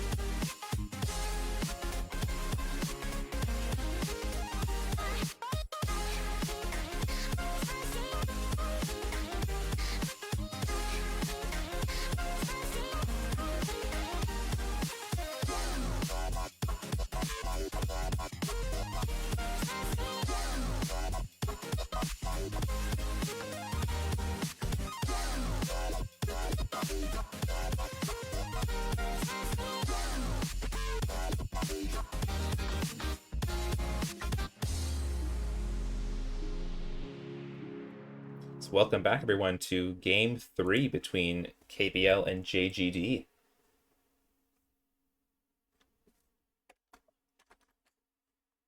Yeah. Starting it's off very, with very a hype. Veigar ban. Interesting. Yes, Veigar is Ness's like second most played champ, or like APC-ish that people are that he's known for playing. So I can see why they're going for that ban. And Brand, another APC ban that Ness plays. Yeah, I feel like it looks like the approach of KBL now is they're trying to really iron in and like kind of ban Ness out now that his AD picks are kind of out of the way. He's played his Sivir, he's played his Zaya. The only thing he has left here is Twitch. So maybe they're trying to force him onto a Twitch pick. Who knows? I think Ness still has like Swain. Ooh, Tater Tot Zed banned. Interesting. Zed's a cool ban here because uh Satterbread plays it in the jungle. Oh, and we're just locking in Volibear first pick. Wow. That's, I mean, a vote of confidence there. Yeah. I mean, it's one of Chill Guy's best jungler champs. Like he is running a bit thin with his pool, but let's see. Because how do you feel about a Volibear first pick in the jungle? Feel like I it's think it's the easily worst thing. punishable? I Yeah. don't think so. I don't think he has that many bad matchups in jungle. I mean, he's decently strong at the moment, but it just opens up a lot more opportunity for your enemy to do something like that. Pick up the Graves. So now you have a strong AD carry probably in that jungle, which means that mid laner or top lane is going to have to look to play AP here. Remember, the past two games have been AP junglers, so switching it up now. So we still see Volibear is comfort for Chill Guy and Graves is comfort for Satterbread. So interesting to see how the jungle matchup goes.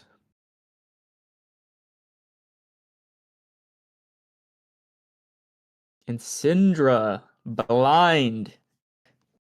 That's Wow. bold. I mean, I can appreciate the Syndra pick, but picking it blind here, I think that's just confidence. Like, you're not going for any counter picks, you're just saying, I'm better than you.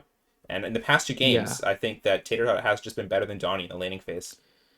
No, so actually here is I think they're triple role swapping again. So I Oh my think this is goodness. actually Satterbread moving from support back to jungle. This is Mad Lad Syndra on mid lane. And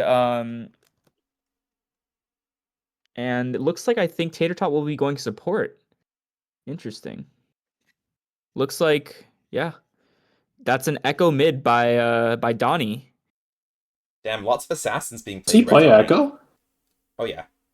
Yeah, it's one of the picks he's been practicing. Okay. I mean, he just plays a bunch of, like, melee assassins, I think, so Echo fits right in there. It's the Ezreal. I'm not seeing, like, I thought initially it was Dive here with, the Volibear and the Echo, but Ezreal, to me, goes in the opposite direction of you're trying to, like, peel around in team fights, so I'll have to see the direction they go. Maybe worried about getting blown up here by the Syndra. I mean, It if they makes a pick bit the of sense. Ezreal, they might. Oh, I'm sorry. Go ahead. I was gonna say it makes sense because if your whole team is just like diving forward and like both teams are kind of like running like past each other, then Azrael is a really good pick in that case because like you're a little bit more self sufficient than like a more like immobile carry. Maybe like Kaisa would have been better though. Kai'Sa's kind of hard to play into Syndra Graves. Yeah. It's not as I think easy to kite around. as far as Geppetto's blind picks go, I am aware that this is probably his most comfortable blind pick too. So seeing as he's blind picking AD, like I like that he has this available to him. I'd also imagine they're going to look to play more towards top side if he's locking in Ezreal. Yeah. I mean, What that do you think has about been his Jin here? strength, so... Because Jin's good into Ez. I like the Jin, but it has to especially be with, like, paired. Graves jungle.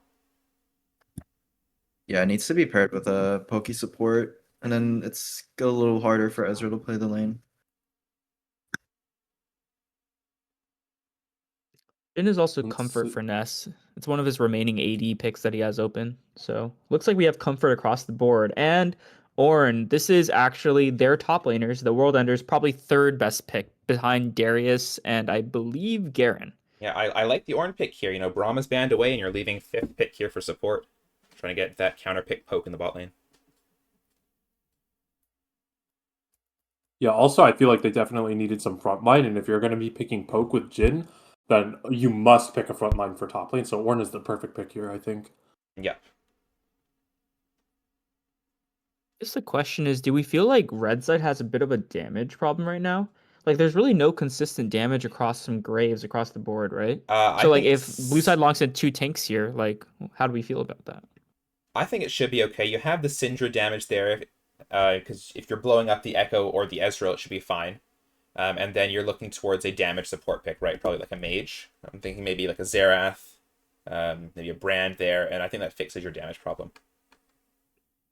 Yeah, I also want to point out one thing in that I believe Chill Guy or their captain is actually subbed out this game. They're actually bringing in Ro, their sixth man, into the jungle, I believe. So that may not be Chill Guy Volibear, that may be Ro jungle there on the Volibear. I see, and this is a Jax pickup here for the side of KBL. So Jax Maokai semi-tanks, like you were saying. We'll have to see what they decide to go for the support pick here. Yeah. Planned, can we get double invites to the lobby while we're waiting Yes. for Oh. Because and Muldrifter? Nautilus. I don't like this pick, No, actually. I I actually just I actually straight kind up of hate don't this. like this pick. I think like if you're picking like Zyra, I think would have gone crazy, or something Yes, I yes. remember you mentioned like somebody played like Vel'Koz. Vel'Koz I think would have been great here. Something along those lines would have been amazing. Absolutely. Sorry, who are we waiting on for invites to the lobby? I think I've invited We want Muldrifter. Because, and And Muldrifter, do you have do I Because on your have lobby list? your Yeah, I can invite him. perfect? Oh, do I have your because? Do I have his IGN? I got I'm him. on because I know got it. Perfect. And we actually don't see this pick shown in the draft, but I believe that's a Jax top lane into the Ornn. Yeah, I can imagine it. Um, I mean, it also could be jungle, right? Like, or the volley and the Jax can swap there. I Yeah. highly doubt that we're getting Voli top into Ornn. I feel like Ornn Ornn doesn't lose like many matchups anymore in top lane. I feel like he would just be very happy playing into Volibear. Mm-hmm.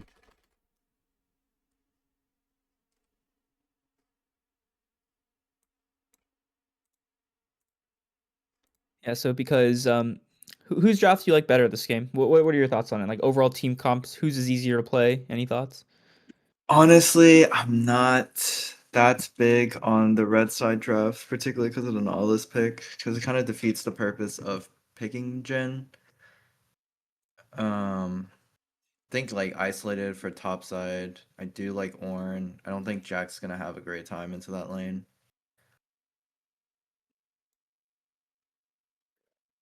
Yeah, Yeah. blue side I think has more opportunities because like from like a split pushing perspective too, like Mm. later out in the Hmm. game. I mean, eventually like Ornn. I mean, it's like Jack split push, right? So Yeah. just gonna eat towers. So if they try to commit for like a full 4v5 fight, blue side still has enough mobility where they can kind of like stall out for time. Mm-hmm. So Jack should Yeah. be able to get towers, so they should win through split. Isn't Yeah. Echo like also hella good into Syndra too? That's what I was thinking as well. Yeah, Ekka is good into Syndra. I mean, Donnie needs to play super aggressive. Like, I honestly, he should start E, and if he's going Halo Blades, and he can Yeah, just the win E hella right from blades. level Yeah, one. Yeah.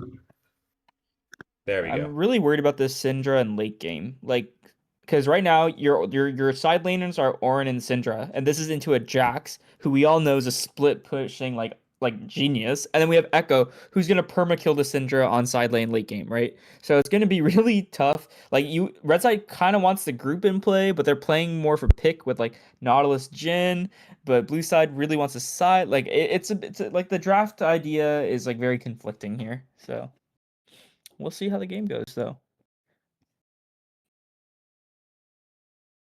I will say though, the I will Maokai say, pick is quite good into Nautilus. yeah, I Like, agree. Yeah, yeah. I don't love this Nautilus. You had fifth pick, and you pick Nautilus here. Like I don't love it.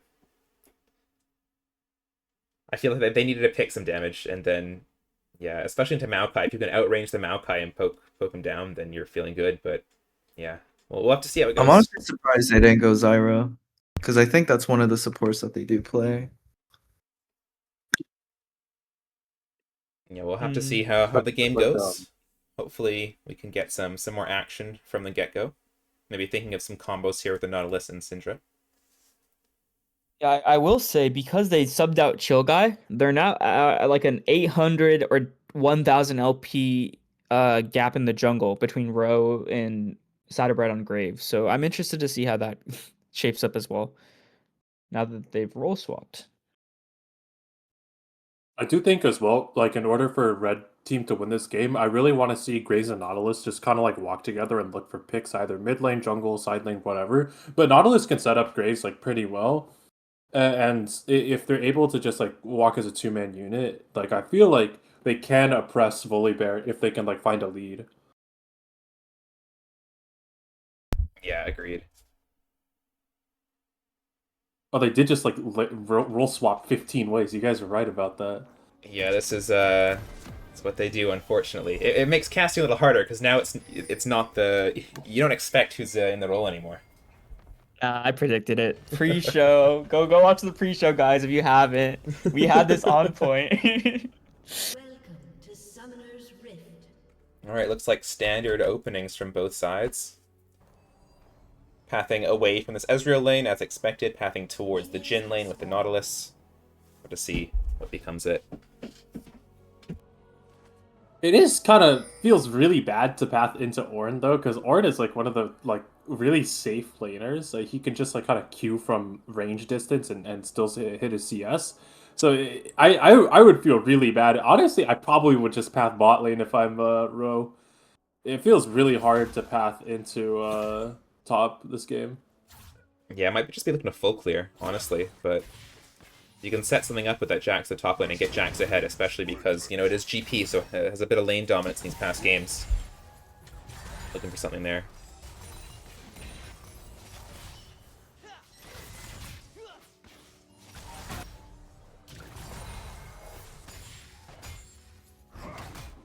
Get some trading going on in the top lane.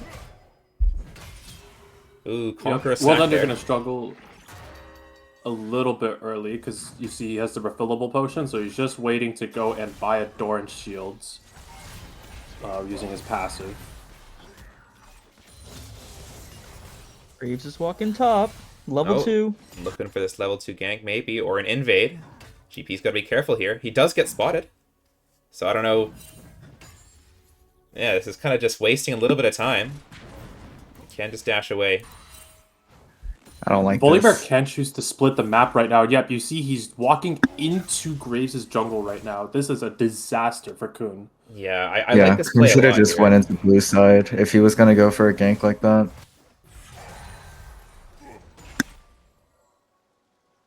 Yeah, because now again you have a winning mid lane, you have a winning bot lane here. You can just split map, and then after you take this, you can actually go protect your own quadrant. So then you're kind of just winning on all sides. Early game is not You can going even well take for Glop JGD. here as well, because Graves is going to walk down and he's going to see his wolf camp is still up, so he's going to be like, oh shit, my bot side is still up. Okay, like, we're lucky. And then, disaster will come, and so you'll see Yeah, that its hook comes in here for the bot lane. quadrant. Darien getting chucked quite a lot, but it is a Maokai, so just going to walk it out, trying to heal up with that passive.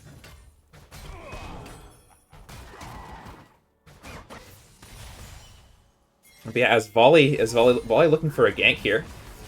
Oh, misses! insane W W's from through the Darien. hook, but Darien still looking to get poked down and die first. Exhaust Bro goes needs to down, turn but up onto the Vader's on Nautilus. Just a 1-for-1.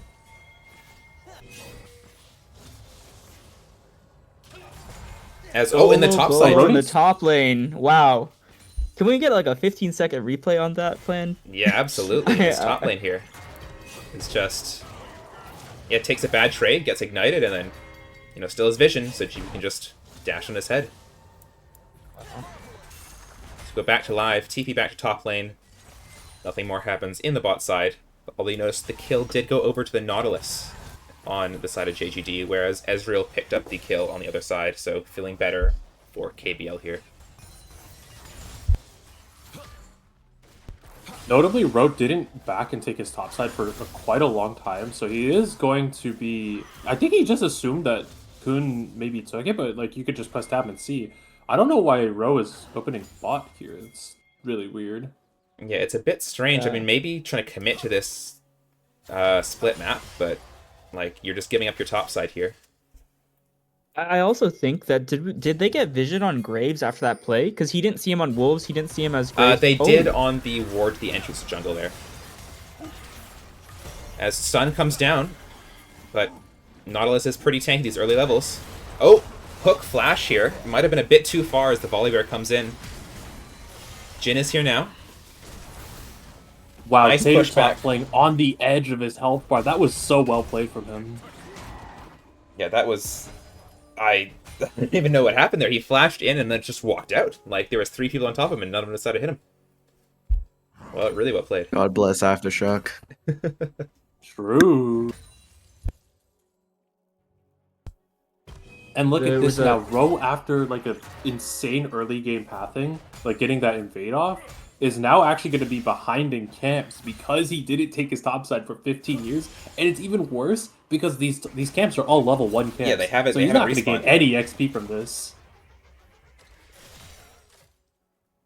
Yeah, and then the counter here in the Echo in the mid lane is also half health and a level down.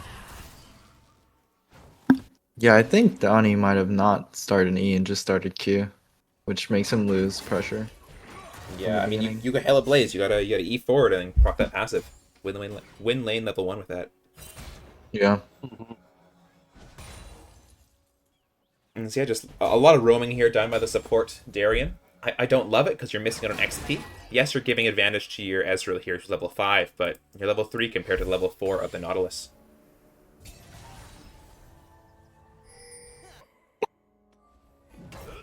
As Dragon does spawn, both junglers are basing.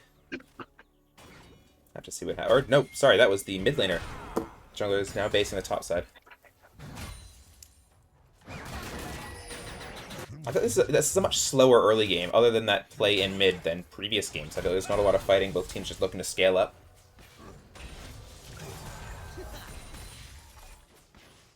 Yeah, I do feel like that does benefit the side with the Ornn on it, though. So you gotta be very careful if you're blue team. Yeah, I mean, it's the risk of taking, you know... Oh, as... Jax He's leaps just dead to in that, and right? just ignites. That's a solo kill there. Really unfortunate because Graves is going to show top. They're going to just go Drake or look for bot play. Yeah, I think looking for a bot play is great here. As we see the I don't Maokai like the way roaming that up. walked. He has flash. Oh, Flash is nice after the W, hook. the Good twisted job. advance. No flash here in the Nautilus, so it should just be a free kill towards the Ezreal. Give it to Echo. Or Ezreal, that's fine too. Yeah, 2-0 Ezreal, and now they're going to start Dragon. This early game looks like night and day compared to their first 2 games, not gonna lie. Yeah, maybe they're just getting more comfortable with the series. But they're playing it really well.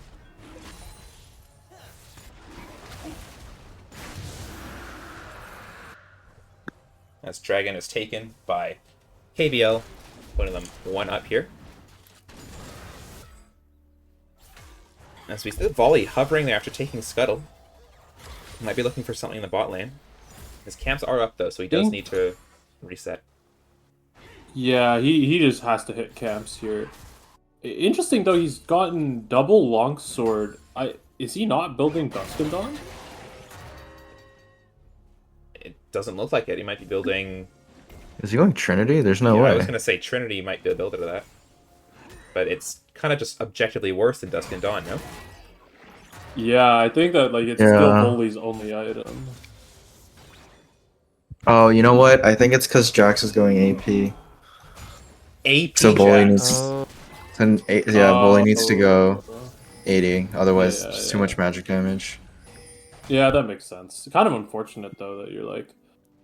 Yeah, I mean, nerfing I your own honestly would have champion. preferred you just go, you know, Dusk and Dawn and then build into AP. Or, sorry, AD. As, oh! Flash here, but flashes after the W's locked on. Exhaust goes down. Alt hits! As Geppetto can just run forward. There's no force shot yet. Kun is here though, and he's putting out great so much counter gank. damage. Flash has to be extended by both supports, as it's just going to be the ultimate by Graves to finish off this Maokai. Yeah, really good just hovering there from Shadowbread on the Graves. I just think they need to be cognizant. Their Volibear is hitting Grub's top side. They're making a play. They're shoving in top. They can't be making a play on bot side because where's the Graves if he's not in Grubs, right? Exactly. Like your opponent also has 5 members, right? So you have to be aware of they have 5 members somewhere. If they're not on one side, they're probably on the other. We're also making that play as a level 4 Maokai. Yeah. Yeah. I mean, we did mention this It's a before. little The homeless XP right difference now. here. You've been roaming away from lane a lot, and you're already a level down. So Unfortunate to see that Kun isn't. Kun does not know ball. He's not doing the hubris. It's a Hex Optics build that's been like maybe over the last like 2 or 3 days or so has just kind of like exploded in popularity.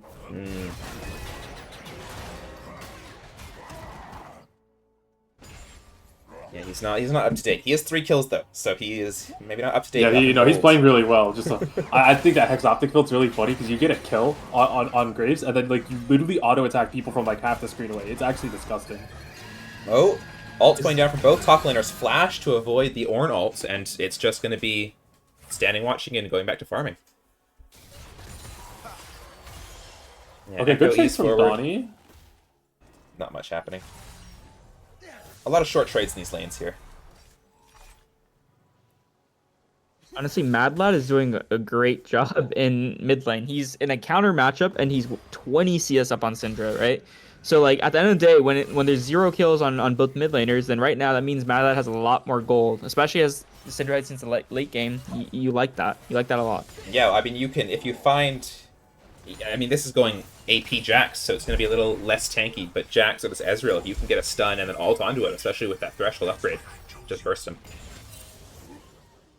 Yeah, I feel like maybe Donnie's movement hasn't been great. I feel like he's been getting hit by a lot of Syndra Qs, and maybe that's why it's been hard for him this lane. I see. As stun goes down, nice ult in response to Okay. save himself. Pops the Chrono Break is able to live, but you're just so low on resources now. I feel like Mad Lad can walk up QE and you're just dead. Yes, some This is trading gonna going down be here in the bot lane. disastrous. Oh, as Graves is Good here. is Ezreal here. ult goes He out. is huge. Flashing forward. And this Jhin ult should be able to pick up the kill. 2 kills over to the side of JGD. That is the second counter gank that Kuhn has done amazing with this game. Yeah, Satterbread's Yeah, just Kun like has had a great game. masterclass. Yeah, the rate that this is going, I think Graves is just gonna one-shot whenever he fights. Yomu's already completed too, so Kun is just gonna be all over the map. Yomu's just gives you such a big tempo advantage over the other jungler if you're using it aggressively. And, oh, Jax caught out. No flash on this Jax. Echo coming up to try and save, but... Oh, pulls himself lands into like the a stun. Donnie. That is not what you want to be seeing. His GP Oh, yeah. is likely gonna go down. Ignite is onto the Ornn. So 1 for 1 so far. 1 for 1. This Echo should just be able to kill the Nautilus, but it might be too tanky. Goes back to It's like farming. he saw Syndra walking up. Starting up this dragon here is blue side. And notably, they have... Yeah, I mean, Oh, I was going to say, they're getting both dragons here. This will be the second pickup for blue side here, as Graves is just coming out of base now. yeah, it makes sense too with so much of red team committed to that top side play with the Nautilus. All right. Nautilus being topside, I mean like that means that it is an easy play coming from blue side, so good opportunity from them.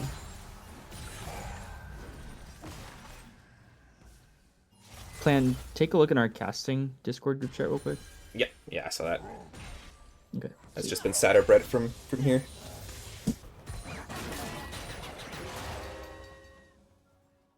I mean, Or's been building up a slow CS lead on Jax. He's actually not that behind, I think. Yeah.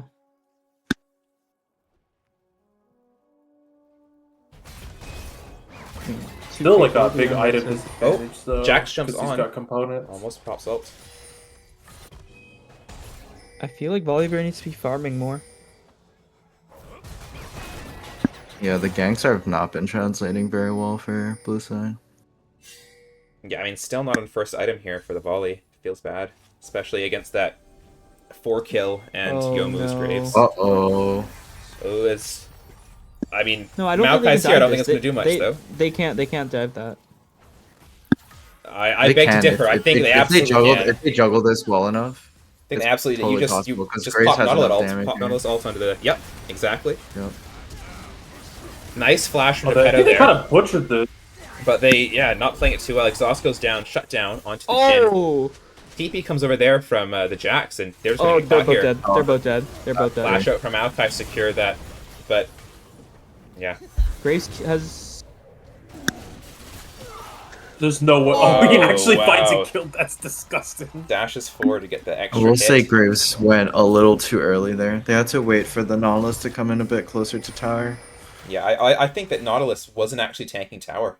It ended up being, I can't remember who it was, the Jhin or the Graves that was tanking it, but you gotta wait for him to pull aggro first.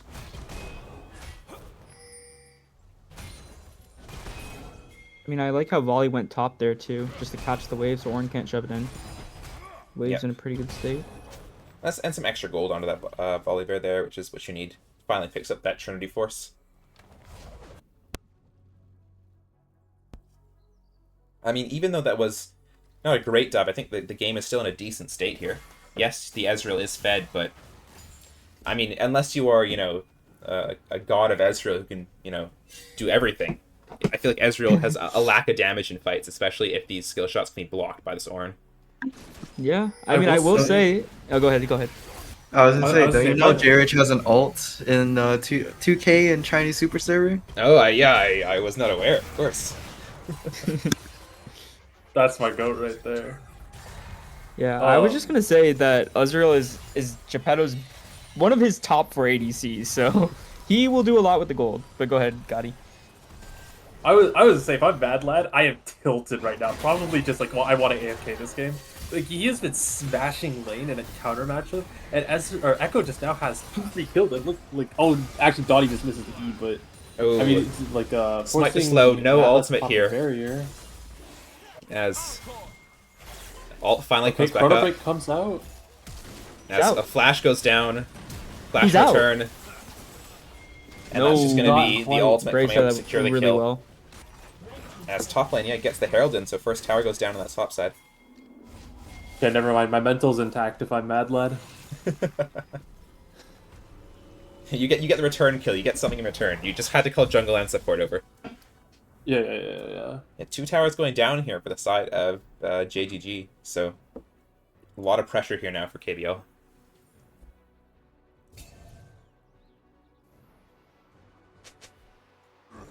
Drake coming up in 40 seconds. KBL does have the first 2 Drakes, so maybe they're going to look to play for the third one and try and stack up this soul. And they Yeah. have a pretty strong Ezreal on 2 items. I think that they can do it. 100% they can fight this. I mean, no flash on Ezreal, but it's an Ezreal, right? So it can just E away. Looking towards this Nautilus ultimate, though, because if you are able to catch this Ezreal ult and then have Graves get on top of him, then it's going to feel quite bad. Chrono Break back up for Donnie as well, so see if he's able to find good value out of it. I feel like he's going to be really important for KBL to win this fight. Absolutely. Trading on the top side as we're fighting a revision around Dragon. JGD doesn't really have a front line here in this fight because their No. Ornn's stuck fighting the Ornn and the Jackson They've top got a lane, Nautilus, but whoa, into, are they just they're going to trade? giving. Really? Trading I tower think that for you it. definitely could fight that. Yeah, I mean, you don't even get tower. Yeah. You pushed one wave and, like, maybe getting camps on top side, but, like, you were so strong there. Especially because Jax had push, I feel like he could get a TP because he has a tempo advantage. Yeah, maybe Yeah. looking for... Oh. Yeah, looking here to try and get a play on the Nautilus. Try and hooks out, but it doesn't end up doing anything. That Halo Blaze from Echo doing a lot there. Free pick. It's probably looks like Ornn's hovering from mid tower. I mean, I don't think you can really, protect this. Unless, of course, the but jungler's Luna's here on the side the lane. wave is gone. Exhaust comes Ezreal's down getting onto that CC'd. Graves. Ezreal is just getting run down by the Ornn. Whoa! Flash away to get out of that fight. And Wow. okay, so it's just we're killing the Ezreal and saving tower. I guess that was a great play. Yeah, my mistake. I didn't know they had game. How does Ezreal die there? Wait, I'm so confused. Yeah, he I believe he eat away from the Ornn ultimate, and then Ornn just walked at him. It was also great you that could do Jin that J- holding his ult as well, Mm, because it kind of forced the Echo to play in a different way to try to block the forward shot. So the entire time Ezreal was just getting hit. right, makes sense. Yeah, I mean, they were able to zone off the Graves on the side there, but had to use Exhaust and the full attention of the volley and Maokai. So while Graves wasn't able to get in that fight, it still didn't matter. Ornn was just able to run down that ADC. I think Jin's getting closer to the IE buy. He just bought 3 sub-components. So it's what, like 650 left, right? Until he has the IE? Yeah. 675? And Ezreal's also close to his Manamune spike. Manamune. Yeah, Muramana. I wonder if he's gonna go Endless Hunter next. That's been pretty popular, hasn't it? Yeah, it's kind of taken over Shojin. But in all honesty, I feel like I'd probably want to go Shojin into Redside's comp just to get a little bit of HP. Yeah, I can see that. I mean, Graves has picked up the Collector now alongside the Yomus, so going to be doing a lot of damage here. Also, I'm Yeah, shocked that I- Maokai doesn't rush Bandle Pipes in this game. I feel like Bandle Pipes is better than Rocket Rush. Yeah, I mean, with your saplings, they do slow, so you can get a lot of procs on it. Sapling slow, Q slows.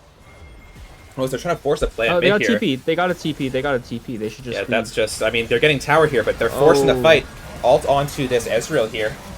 Knocked up I twice don't as this know Graves is about just that. free hitting We here. are I think this is inting for really the tower. winning for the red side, but ooh, giant stun by Donnie's on GP. a big flank. And Kuhn has to run, but I think is just going to get burned down here. Donnie looking for Nico. Let's see if he's able to find it. Finds the E onto him. Let's see how much damage he can put out. Nico at half health. Cinder Donnie's ult? going to be forced to walk away there. Has the chrono break to Yep. maybe find an escape, but holds it for next game. Doesn't want to Wow. play it. Yeah, Satterbred going down alongside with the Nautilus in return for the Maokai and all of their top side. So a winning fight here for JGD, but it was really messy. I feel like Donnie had the potential to like win the game with this fight. Yeah. He did. I think he psyched himself out too much because he was looking too hard at Syndra using R. Yeah, No, but also like, I think it's just so into hit the tower there. Like to the point of getting like hooked by Nautilus. I don't know.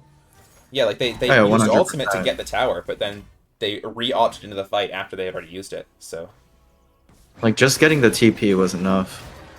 small wins, but they wanted to play for the big guns. So, Shutdowns across the board on red team here. It's a lot of gold to pick up. yep, definitely comebackable, but it's going to be hard, especially if they continue to group around mid as they're doing now. Yeah, I think we need more goal on Donnie because like I'm seeing a little bit of a damage problem. Like who's gonna kill this Ornn in fights? It's only 22 It ain't minutes gonna in. be Donnie, that's for sure. Look at Orn's items. Yeah, Yeah, it's a lot of Donnie magnets. has 6 items. He doesn't kill Orn. I really don't like Donnie's buy for his boots. Like, he it's a just bit has too to defensive make it here. one Yeah. shot. Yeah. That's gonna really It's like hurt him always later on. Sorks this game, right? Yeah. Well, I mean, you're not 'Cause, playing like, for like the it's not even, extended, like- right? So. They're full AD anyways, so the Tabbies doesn't really have as much value. It's only really Graves and Jin.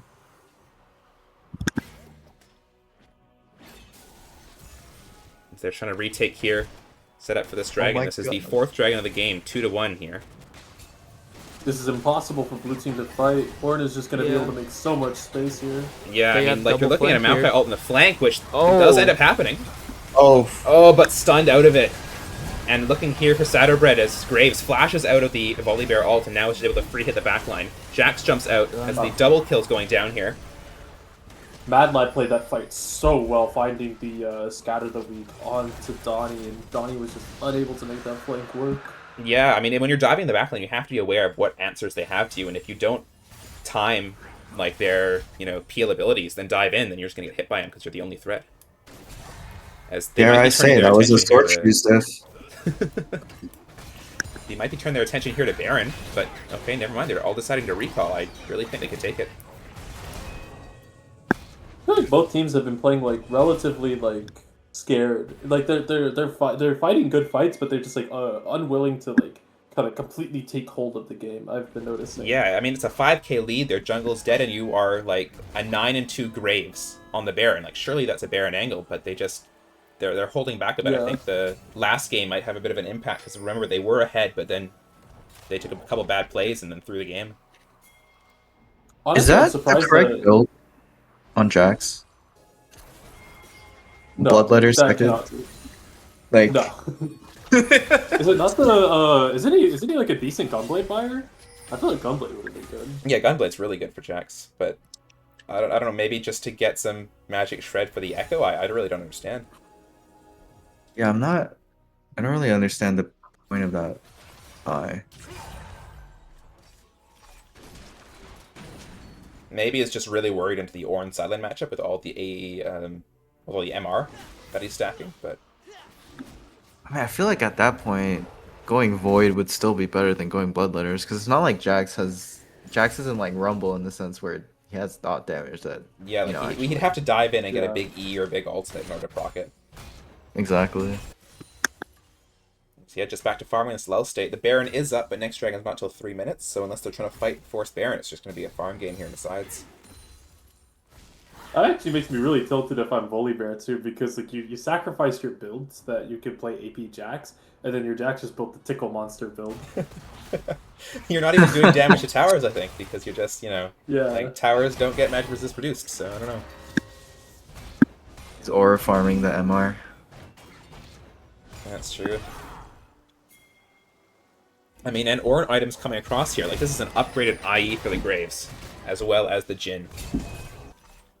Yeah, that's disgusting. I'm not gonna lie. Once, if Sidra can buy, I think Sidra could maybe even go decap like third item, just to Yeah. like get the Ornn upgrade value. Absolutely. No, she has to go Zhonya's, because Oh, yeah. it then like cucks their entire engagement. And Echo can't really do anything at that point.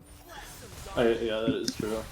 Then you probably just gotta upgrade the Shadow Flame or the Blackfire, I guess. Yeah, Shadow Flame's not a bad Ornn upgrade. I mean, or you could also upgrade the, Redemption here for Nautilus if you want to wait, but... Oh, greed it out. I like that.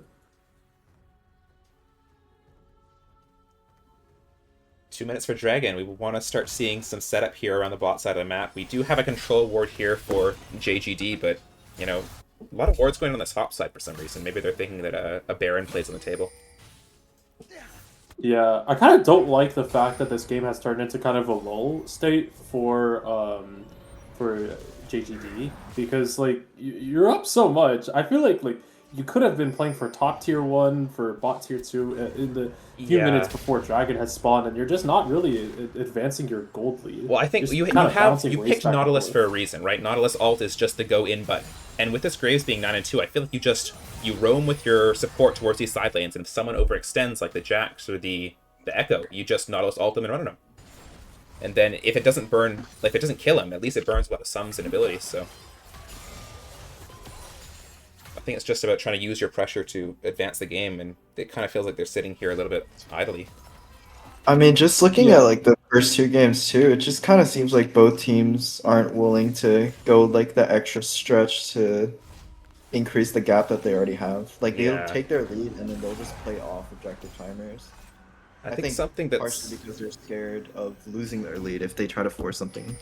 Yeah, I think that something that's common in the LEPL is that teams get scared when they have lost games before, especially in best of fives. If you are in a winning position, but the last game went poorly because of a couple fights, you're almost scared to int or take that risk, which leads to games like this where you just stare at each other and continue to farm until someone eventually pulls the fight button. As hopefully this Dragon will be an indicator. 15 seconds here as we get set up. Teleport up for both top laners. Looks like I want to JGD see has... this Maokai. Go ahead. Oh, I just said it. They have set up around the pit. They've got control wards and wards to spot out. They do have a little bit of mid prio, but they are a bit split here. Yeah, one thing you could do with Maokai is like it looks like they're putting Jin solo on mid wave a lot. She has no mobility spells to get away. There have been instances where if Maokai's in that bush, you can just ult Jin, look for a quick pick before the Drake fight. But it looks like everyone's reconvening here. Yeah. If we're not getting picks, we have to try and force something here. I'm looking for that Maokai ult to try and either get But that I Jin in just the mid don't lane or understand how does blue team ever get mid? How did they get mid prio? Like, why are they the ones getting mid prio? Shouldn't red team just like, okay? I guess we're just going. we're just to go I mid, get, that we're makes I mean sense. this is the second time it's happened. We're giving Dragon to take a mid wave. I don't know. They don't want to fight, but if they don't want to fight, then why are they here, posturing anyway? As, ult comes down. It's a little disjointed, though. Ornn's a little bit far forward. Graves dashing is going to Darian's get killed caught on up Maokai. though. Oh, flash hook Oh, great onto hook. that Echo. But now it's, fight peters out just because they can all run away. They should I really think look that they to could force just Baron here. Absolutely. they should send push a mid wave and then go Baron. But they're gonna skip a step, so maybe Jax can get mid tier 2. Yeah. I mean, Echo is on the back of the pit. They know they're on it. Looking here. I mean, Nautilus ult is still up. No ult on this Echo. Flash on the Ezreal, but, you're just looking for someone to lock down for this Graves to get a kill. Oh wait, I mean, trying to steal is the thought he was close. Echo. Honestly, not a bad try from Donnie. Yeah, I like the attempt, but Yeah, I mean, I upgraded feel smite like we're is kind of 1400. disjointed So. there. No, like why are we sending 3 people to contest Baron and then Jax is solo pushing mid? Like I feel like if we're giving up the Baron, we should either send one person to contest, try to steal, and like fully push mid, or like maybe get someone on the bot wave so that wave isn't shoving in as much. I don't know. I do think that GP had the right idea though. I think that they should Yeah, send, exactly. like you said, 3 people to go push the mid wave because like the red team did skip a step by not getting the mid wave pushed before the Baron, so they kind of gave an opening that JGD like didn't, excuse me, KBL didn't take advantage of. Yeah.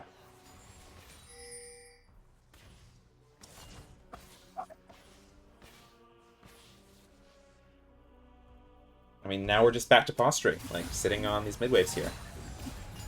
Top wave is being pushed out a lot, but I'd like to see some more pressure up there. This, tower is quite low on that top side. If you can break it, that's more gold. Yeah, they've really got to be playing for these side lane towers. It is actually disgusting that it's 31 minutes in the game and top 2-1 is still up. As Nautilus walking in to get some vision, able to hook out.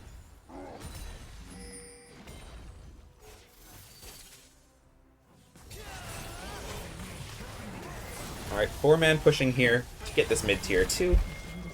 Ornn on the bot lane. Oh, we see a Echo flank looking for TP a from big Echo. flank, maybe. Maokai ult They're coming gonna out. spot it out. Not going to catch anyone. The Nautilus able to, hook away. Yeah, Probably nice just got hold. one shot. Ooh, flash onto the Syndra, but Syndra able to stopwatch that Jax E. Yeah, Donnie Yeah, rushed that. He's not really thinking about the Syndra E, I feel like. Yeah, I mean, we talked about this before for the dragon fight, right? You have to keep on track of what spells they have to peel themselves, and if they have it up, they're going to save it for whoever jumps on their face. As, 2-tap there by the Graves. That Maokai just not tanky enough. I mean, And- couldn't. Ezreal pick didn't really get to shine this game. I feel like particularly because of the Nautilus pick. Yeah, as this is just going to be Yeah. game 3 going over to the side of JGD, and that was, compared to the other two, was a quick one. I mean, the one thing I like to point out, they did take out Chill Guy for Row in the jungle here. And then JGD did roll swap at once. So I wonder how this is going to affect like the 5 they put forward for next game. Yeah. But I just like a quick recap before we go into it. We're actually going to go ahead and take like a 10 to 15 minute break here just so each team can get kind of a mental reset, get some water, use the restroom, things like that. So we plan to be back on stream talking around like I'd say 2 or like maybe 57. How does that sound with you guys? Is that chill? Yeah, that works for me. Yeah. Yep, that's So fine. everyone in chat, just take a quick 10-minute break. We'll let the teams, kind of chill for a little bit, get their mental on state, and we will be back. Perfect. We'll see you guys in a little bit.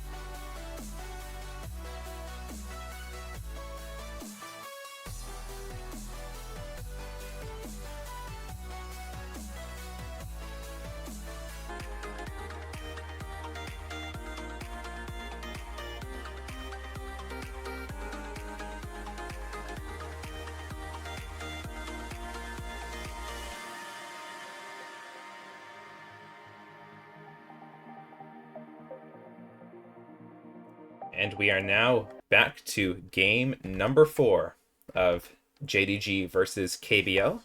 It is 2-1 on the side of JDG as we get into draft here.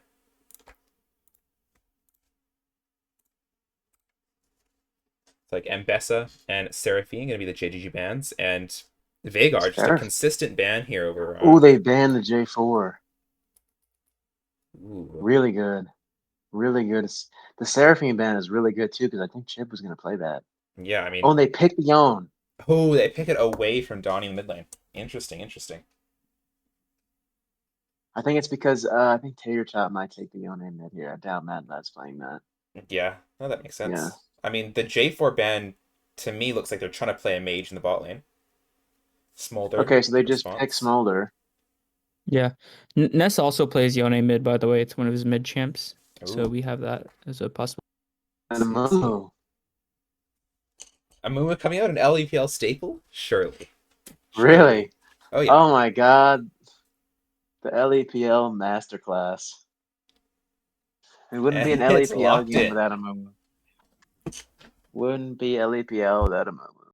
Honestly, yeah. I mean, hey, you hit your binding, you hit an ultimate, you win the team fight. Like, it's just put the fries in the bag, you know? Yeah. You couldn't have said any better. Let's see what the Mad Lad's response is here in jungle. Okay, they do pick the Vel'Koz. Ooh. Is this going to be Vel'Koz locked in here? Yeah, I think for Ness it is. I'm surprised they didn't just first pick it. I mean, but also doesn't... Who plays the support? Does Ro might play the support. So it's a pick Yeah, away as but I well. don't think Ro is playing. Ro has been subbed back out. Ah, I see. Yeah. Yeah, so not quite sure what they're looking to do here. I mean, these are both champs that Ness can play, so whether we see them going mid or going bot lane. Might come down to his last I, pick I to try think I and. think Ness is gonna take the Vel'Koz bot. I'd Okay, and have it to looks like assume. Mad Lad. That Mad Lad pick Zinzao. I saw it hovered. It might. I believe it is the Zinzao. Did anyone say anything in the? No. Okay, maybe this is our screen and then it's bugged. It might be a little bugged. I'll see if I can reload it here. Wait, we pick support.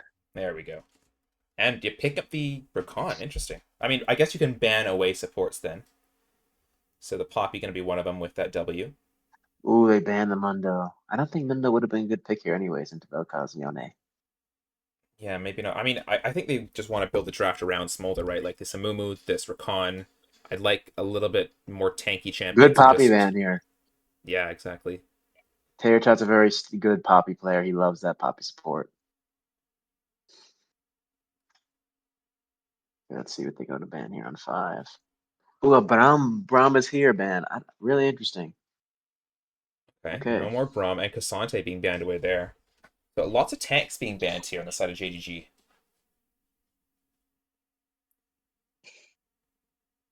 I'm curious to see what we picked mid lane here, what Donnie decides to opt into. The Tristana. Wait, Tristana. whoa. Tristana Is mid? Donnie on Tristana ADC? No, Donnie plays Tristana ADC a lot. It I could Hmm. be think Donnie they're on role Tristana swapping. ADC. That might be I Yeah. agree. Smolder I mid think lane then, Geppetto huh? could take the Smolder mid. Yeah. Ooh, okay, interesting. Leona. I mean, listen, if Smolder is online, he's gonna eat them alive. Yeah, a lot of melees here. I do like the Leona paired up Smolder with is gonna an be so APC just good because of the here. amount of CC you can bring, but we'll see what they pick. Still need to figure out this top lane. As the Wow. Leona Okay, gets it's locked definitely in. clear down the Leona. Really interesting. So we're gonna GP here. What I want to see from GP is Vladimir here. I really want to see that Vlad. Yeah, I don't hate it actually. The Vlad could be good here. I'm just wondering whether they're gonna Yeah, and that's blind one of pick his on really good, really prio picks here. yeah, I'm wondering if they're gonna blind in the top lane. Let's see. I think that World Ender is probably gonna pick Garen here. I think that's his last champ that he can play, and he's been practicing Garen? it a lot. Ooh, goes Urgot. into the Urgot. I Okay, have I never seen him on Urgot, so I neither don't have know how I. good he Nope. But is. It's one of his top 3 picks. He's very, very, very comfortable on it. oh, okay, that's good then. Yeah, so I that's do why he's like the willing little to bit of blind range it. here, especially into, the Smolder Amumu. Like picking a melee Again, I champ still would be think 4 melees Smolder into just Smolder. kind of goes crazy this game. I really just think Smolder's online. The JDG is gonna have trouble, but they do have the backline access with Yone, Yeah, I mean, if Leona Smolder can against stay him. alive, if So there's enough peel as the Rumble in response to that yes, top lane, really good Rumble pick. I like the Really Rumble good. Amumu. Rumble is such a good pick here. Oh my God, yes, Rumble's so good here. Because Rumble also does really good into Urgot with that max health damage on his passive, and then he can zone off the melees with his R. Really good pick here. This is great. Yeah. Oh I my mean, God. I really think that JGG has a great comp here as well. Like great backline access into the Smolder with the Yone, with the Vel'Koz. They're very tanky. So if they ever get any sort of lead in this game, it's gonna be very, very tough for KBL to deal with them until very late game. So I see good aspects from both sides here. Though you're But I right feel that like a Mumu the Rumble combo is huge. yeah, but I feel like they both kind of go Leandries, Smolder, True Damage, Burn. I feel like they definitely have the arsenal to deal with the tank stuff. But then it's Hmm. now, do they play front to back, or do they just kind of sit on Smolder? Yeah. I mean, I think one of the challenges playing KBL is how they play those objective fights. Like every single Yes. game, I see JGG having great objective setups. And with this Rumble Smolder comp, it's you want to have vision. You want to know where everyone is. You don't want to be flanked. You want to play a straight fight so you can get your damage down, And right? it is But confirmed in the lobby. Sorry, John. It is confirmed to pedo mid lane. hmm. Plan. That's another pre-show call out. If you guys are on the stream, go ahead and watch our pre-show. We did say that Donnie's been playing a lot of Tristana ADC, and that Geppetto may take his champions mid lane. So I'm Yeah. I feel like excited. Tristana's really good into Vel'Koz. I feel like she just jumps in on Vel'Koz, and the squid or whatever he is just kind of like he has his knockup. But other than that, I think Triss just goes crazy with Rakan. Yeah, a lot of burst or a lot of like just dive here. We got the Amumu, we have the Rakan, we have Tristana, that Rakan alt, or it's not Rakan alt, but yes, Rakan alt as well as the Rumble alt going down. So I think you're gonna try to peel away with this Urgot and Leona. Yeah, I just also want to call out though that Ness is a primary ADC. Donnie plays ADC on the side, right? So no matter how the champions interact or whatnot, like Ness is just gonna feel the most comfortable here on his #1 pick that the Vel'Koz that's permabanned every in-house You're here, right? right. So like he's got his best pick. I'm really excited to see what Ness can do with it. 100%. As we slowly load into the game here, waiting for all the champs we picked up and get into game shortly.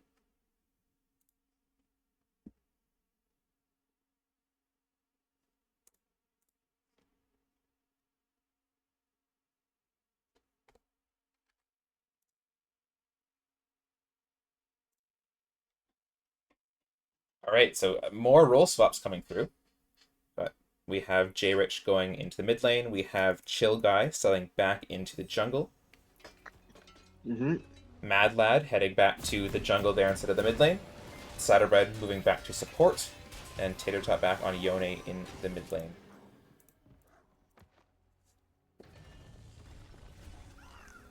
Yeah, I'm kind of excited to see what their bot lane will do. We have Ness and we have Ciderbread, two of their This is highest ranked Fabrici. players. Yeah, in their bot lane against Graffiti and Darian. I'm seeing some comms that Donnie did peak. His rank peak is from playing ADC, which I did not know. So actually, this makes the matchup a lot more fair, I think. Yeah. Damn, going from playing ADC to melees and mid. That's a big switch. I want to see if Nico Onic can kind of do what the Zap style is. Like, he Qs in one direction, right? Kind of, it's all about mind control with the Vel'Koz Q. Once you start to know what the enemy dodges, you can start to hit those Qs. But good job at dodging them so far. And it looks like we see a Mumu pathing into the top side, Xin pathing bot. Yeah, I can see this. You know, Mumu is gonna try and get that rumble ahead, and Zin's trying to play for this Vel'Koz damage. Has damn Really good nice Q dodging. sidesteps here. Like I Donnie actually studied really geometry. I really love to see this Mumu pathing top because I feel like if Rumble is fed, right, but he's a beefy bruiser that does big max health damage, it'll be so much easier to shred through the front line. Absolutely. Trading going on this mid lane, going really in favor of J-Rich. Just able to utilize the range matchup advantage. You say Control Z, Control Shift Z to Control zoom out, Shift right? Z to zoom out, yeah. Oh, there we go. First hit of the game. Wow, J-Rich is actually like going to Pound Town in the lane here. He's doing quite well. I mean, playing an Tater ADC Tot's as an still ADC even main. CS though. So Yeah, but I feel like Yone kind of isn't it a little bit Yone favorite? I feel like he just kind of cues in, right? In the levels, once you get leveled up, yes, but in the early levels, you are range matchups, so you actually have an advantage. Yeah, that makes sense. Yes, yep. Push goes to the Vel'Koz lane, which is surprising. You know, Tristana usually can get lane pride pretty easy with her, I believe, E passive. Or passive. I mean, I think this may be something that Donnie's paying attention to because Xin Zhao is pathing bot, right? So you kind of want the wave closer to your tower. Yeah, but as I level say 3 that, hits. we are jumping Nice in. flash Vel'Koz away. flash? Yes. Really well done. Yeah, That's what we were great talking use of about, that right? little timer. They kind of just get in on that little squid, and then it's a problem. He has to I kind of just make some really space. want them to ward It's good for here. Xin, though. Yeah, Yeah, they need and the Wave's in a bad state for him here. It's kind of frozen. No flash on the Vel'Koz, but still, if they can get a punish off with the Xin Zhao in the area, then Also, so Great quick trade note, by too, if Tater we can. Smolder's already at 20 stacks in 3 minutes, so stacking quite nicely.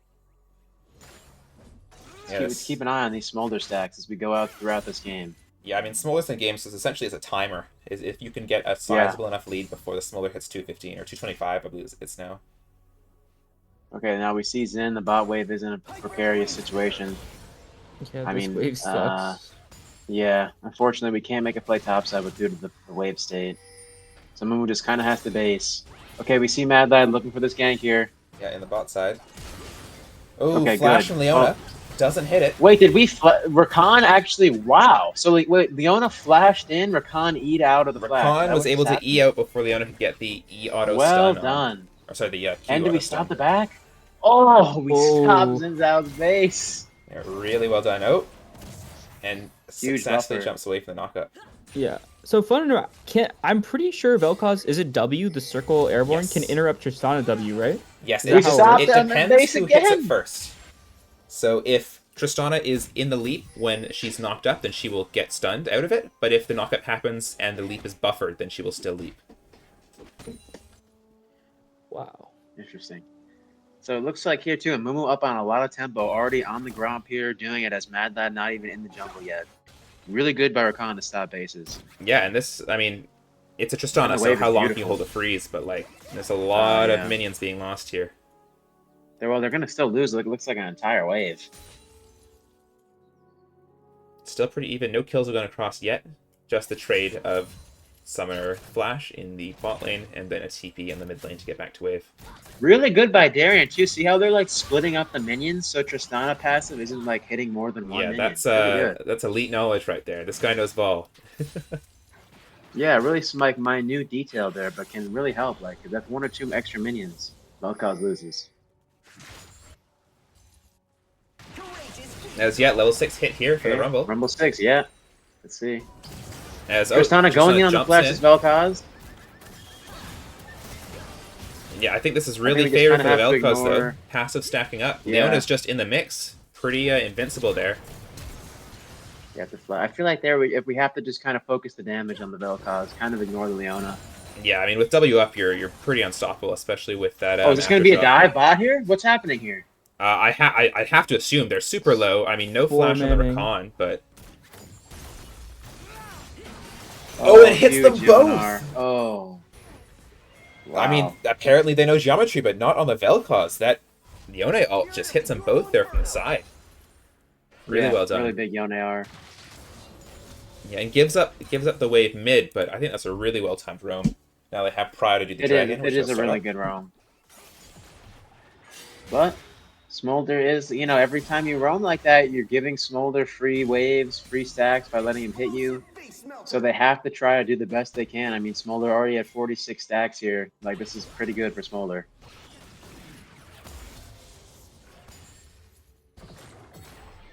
We have Mumu to up CS, call- right? Yeah.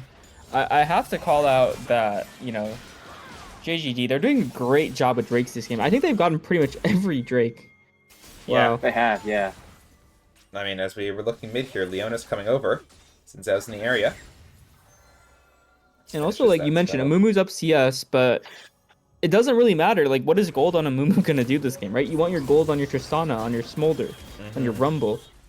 I agree. I'm just saying, like, even if Amumu is behind, right, he'll still have the utility of his Q and R. I'm interested to see how Chill Guy kind of, if he can get going, maybe get a ganking into one of these lanes. We haven't really seen either jungler. Well, we Both saw the jungler zero dive in the KP. bot lane, but other than that, just been full clearing. And on a Mumu full clearing, I mean, yes, you get your ultimate faster, but, like, you have a great, gank setup with your Qs. So now that Mumu has hit 6, I want to see him really look towards these side lanes, or the mid even, just to try and get some money onto his laners. Geppetto with the Geppetto Classic buys the coal even when he's mid lane. Is that worth it? I mean, if you're playing for the Honestly- late game, it's not bad. But, yeah, he's I mean, playing just pure. That's how you know he's playing clearly to fries in the bag and scale. Yeah. Like, he doesn't want to fight. And now with the mid lane, right, because mid lane kind of has a lot of control on the map, you do give up a lot of that early control. But you're banking on the late game scaling. Yeah, back interruption here in the cancel. top lane. Really good. This actually could be a kill here on the top. Oh, Ooh. I think if he Almost. ulted and went in, that was 100% a kill. Big CS Having gap, that- though, in the top lane here. Oh, 100%. Let's see, good grub call here by Kazu. GP probably told him, right? Communicated that Urgot has the base with low HP. Nice Persona buffer, buffers yeah. it really good. But they did hit the 6, so it does They're have out. ultimate if they want to use it. No ult comes out. I'm surprised to see Yone up CS in mid lane. Especially since he's given up 2 waves and he went bot for that double kill. Yeah, you're right, actually. That's interesting. Well, Geppetto's not a mid laner. Like, you know what I mean? Yeah, Oh, he and stops he's the still base. stacking. Okay. Ooh. Maybe those the waves Vel'Koz come in a spears little are really- faster. Oh, Zen Zhao is walking bot. I mean, they might be It looking looks for another like here we dive go. Look at Chill right? Guy. Take note of Kazuki here, opening bot side to defend this dive. If Kazuki can get there fast enough, there's no wave, so Mad Lad can't Yeah, make a but play. they're gonna see Kazuki there. They're seeing him arrive. Yes, They might take if the they fight. see Kazuki here, really good. Now they have to go on Zin. Yep, and Really good. This is exactly Oh. what we were talking about. Well done, kill the graffiti. And yeah, look at that's this. really hard. But the Nico ultimate's Honor gonna has come to out. flash out. Donnie flashes too. Oh, it's a disaster here for Huge. JGD. Is this a triple kill? Oh my god, really good. Let's go, baby. Double kill to Donnie and the kill to the Mad Lad or to Kazook. Really good open there. Yeah, That and was I smooth. love the use of I believe it was Tristana that dived onto Vel'Koz and used her ultimate to knock him out of the ultimate. So that way, Yeah. Oh, but it looks like wow, what happened to Solo Bolo? World Under Solo GP. oh my god, we're gonna take a replay for that in the top lane. How did that happen? While we were focused bot, a Solo Bolo happened. Ooh. So waiting in bush.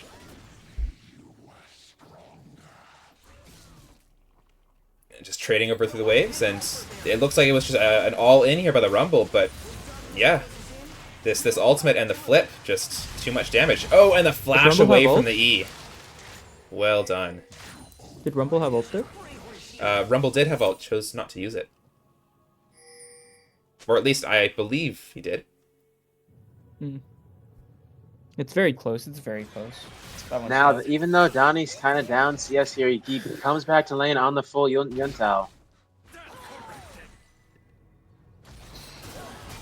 And double buffs. He has double buffs too now. Ooh, yep, that buff transfer complete. Which is really good, right? Because now he's going to have that slow on the red and then that mana cooldown on the blue. Yep. So now diving in, it just makes it that much more dangerous because it's harder to run away now, as extended trading on the top side. That It's kill like the sort pedo of just ulting the clear wave. yeah, that oh, nice. I'm surprised we haven't really made any plays around the top side yet, around Rumble, right? Because Rumble's really strong early. Oh, gets hit by the E. This could be dead. GP could be dead here. Oh, so gets soloed. That's not good. Rumble goes down. Yeah, nice. Alright, here use of comes the ultimate. Kazook. Oh, misses the vanish toss. Ooh. That looks like Kazook, my bro, you gotta get not out, gonna lie. Kazook. Ooh, he's trying to fight 1v1 with the Yone, which is not something that you win here. Then out goes down, Oh, it stuns thankfully up Kun Kazook, gets and then the it's kill. just all over from there. What time are you guys at? Thankfully, 'Cause I think you Yone might be gets ahead of the me kill. here. Oh, I'm at 39, 40, 41. Oh yeah, 39, 42. 40, 41. Okay, so you just fast forward, fast forward. Like if you press the 8 Yeah, there times you go. speed, it'll get. Yeah. Are you 51, 52? Yeah. Okay, 53, 54. Yeah, as they're trying to play for this dragon here. No prow in the mid lane. Okay, so but yeah, but look, is running Smolder down. can Yep. collapse here. Yeah, no ult from Smolder They're gonna though, get and it, no though. jungler on the side, so it looked like that it's just gonna be a Is free it That's a mad dragon. like flash get out? out here. Oh, Does have flashes the flash, pit. yeah. Feels bad, but hey, you Alright. get out with the dragon, so. Yeah.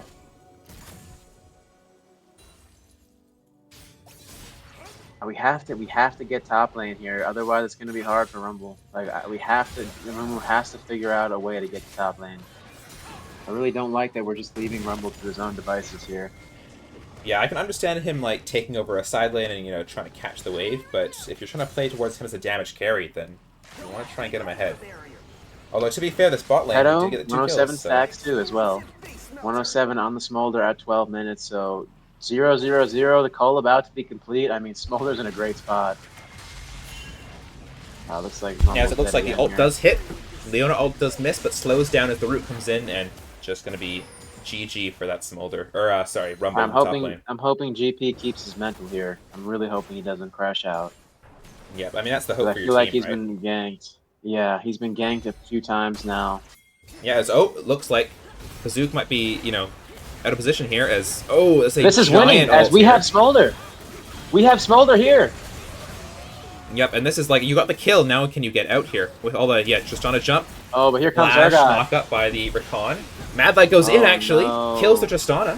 Urgot's here, and now it might just be clean up with a flip. Oh no. Oh, disaster. Triple That kill was a to Zinzao. 4v5? No, it was like 4v4. Yeah. It was a 4v3 with Because Yone was bot. Urgot coming in late on that play. Oof. that's really bad.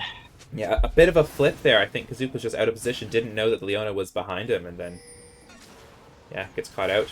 Insta-ulted there by the Vel'Koz, and then, you know, as you're running away, you don't realize the Urgot is coming down from top lane, so it ends up being able to turn that fight.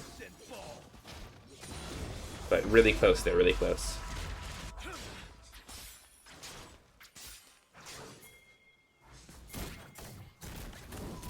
This is almost the reverse of last game now. The side lane towers are being taken down by JDG, as they are solidly in control of the early game at the moment.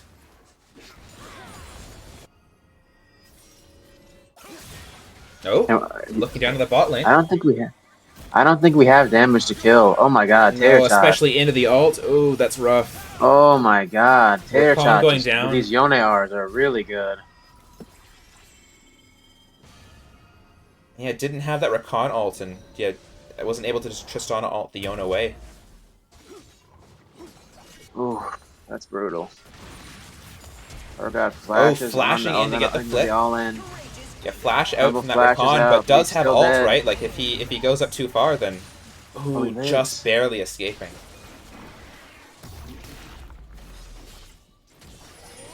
As they're taking out this Rift Herald here. Looks like they're not going to opt to contest instead, grouping as 4 around this mid lane.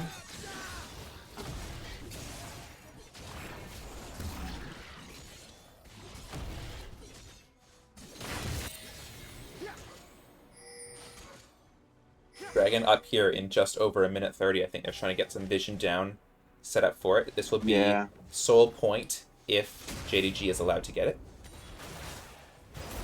I think you just want to involve Rumble in these fights right now, because Rumble hasn't been in any team fight so far, so, you know, the power of that ultimate can't be understated. I think if Rumble's able to get down here and participate in the Dragon fight, it could be a close one.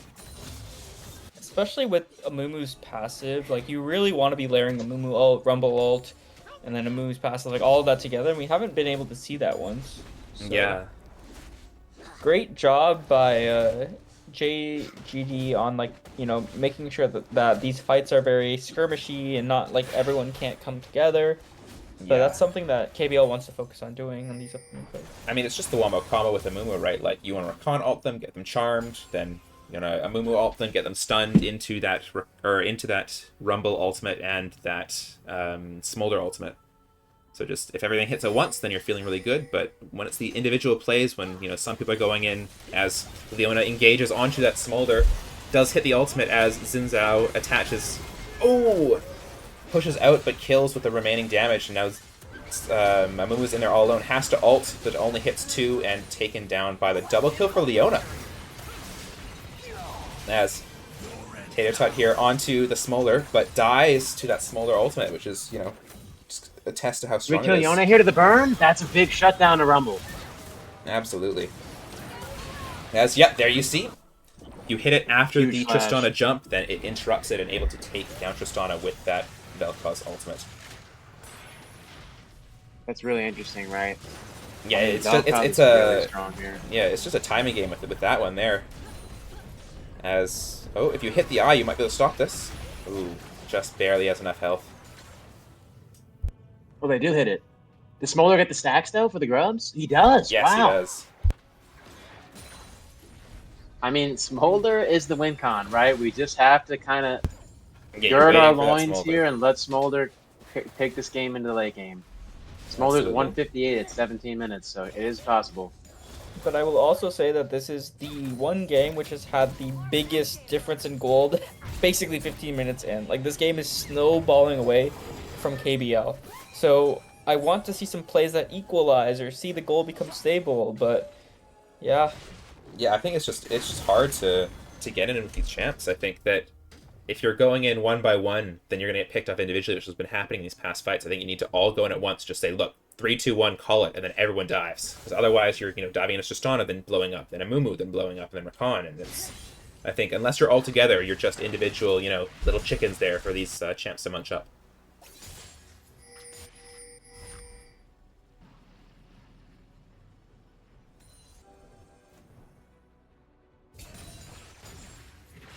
A little bit of a just farming state, as there's no objectives up at the moment. Baron up in a minute and 20, but I don't think anyone's going to be rushing that, even with the advantage that JGD JGD has. I keep on almost saying JDG, which is the Chinese protein, which Yeah, isn't yeah. really. Yeah, I mean, maybe comparable skill level as the flash out from Vel'Koz from Rakan knock up. Both teams just walk away. Ooh.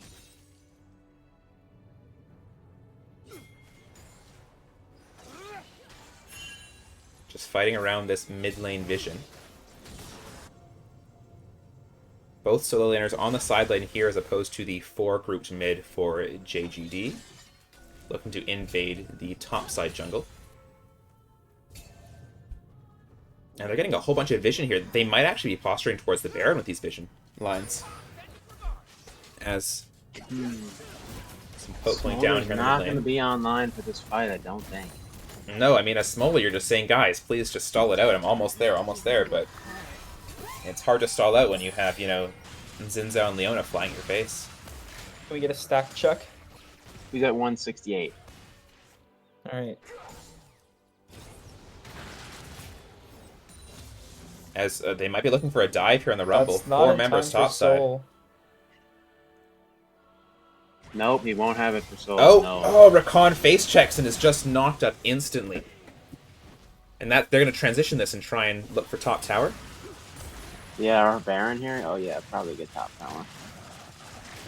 But yeah, this Rakan trying to reclaim some vision in the topside jungle and just walks straight into Leona Q, which then ends up, of course, once it's point and clicked, into the Xin Zhao knockup as well as the Vel'Koz knockup. The team tries to respond, but it's just going to be tower going to the side of JGD.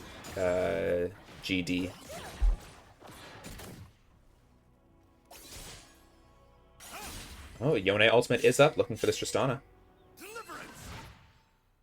Molder at 180 stacks Oh, yeah, sidestepped, and then Tristana should just be out here. It doesn't opt to take the Hex Portal. now. Emotes. Yeah, just Yeah, I think it's a taken little down. troll not taking the Hex Portal here. Yeah, I can understand being cautious, but like you just want to get in and get out. Dang, it gets blown up by Nico on it. I mean, they gave him the Vel'Koz.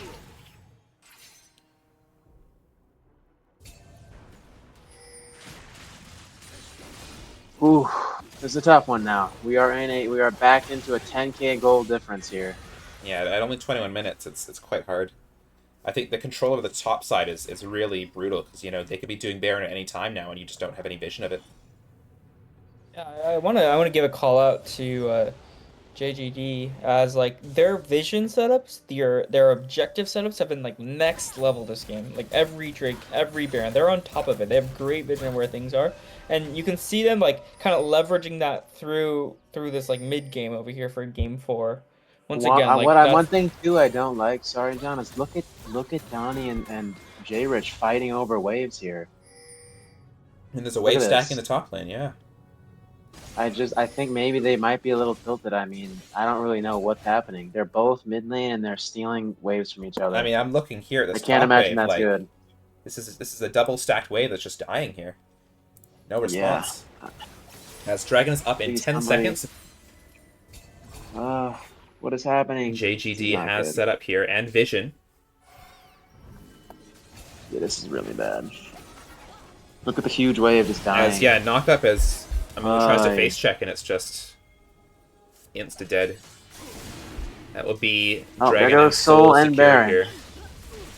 And look at Donnie again taking the wave from Smolder. Look at this. Oh, okay, never mind. I thought I just told him to back off. I mean, it's tough. You're 10k down in a series deciding game. Yeah, the pressure must be intense here. I mean, what I'm looking towards here is just... Can we get a Smolder stack check? How many stacks does Smolder Will have? Smolder be able to come online? Let's go check. Smolder is at 201. 201, okay, So very actually close. a little to bit that. slow. Yeah, but very close to that stack break point. I think you're just looking to play around the Smolder. Just say, look, Amumu, follow around the Smolder. Don't care about camps. We just want to get this, you know, all these shutdowns onto the Smolder and then have him being able to carry these team fights. So I think He's if there's at a good 203. Smolder arc coming down, then there's a chance that you Does win have the team fight. Shojin. So it'll all come down to this. Yeah. No Baron being taken yet means these waves are easily cleared here. As I gotta back away here as Smolder because you know that the enemy is in the area. Leona is looking with ult up. If either CC hits, then you are just done for.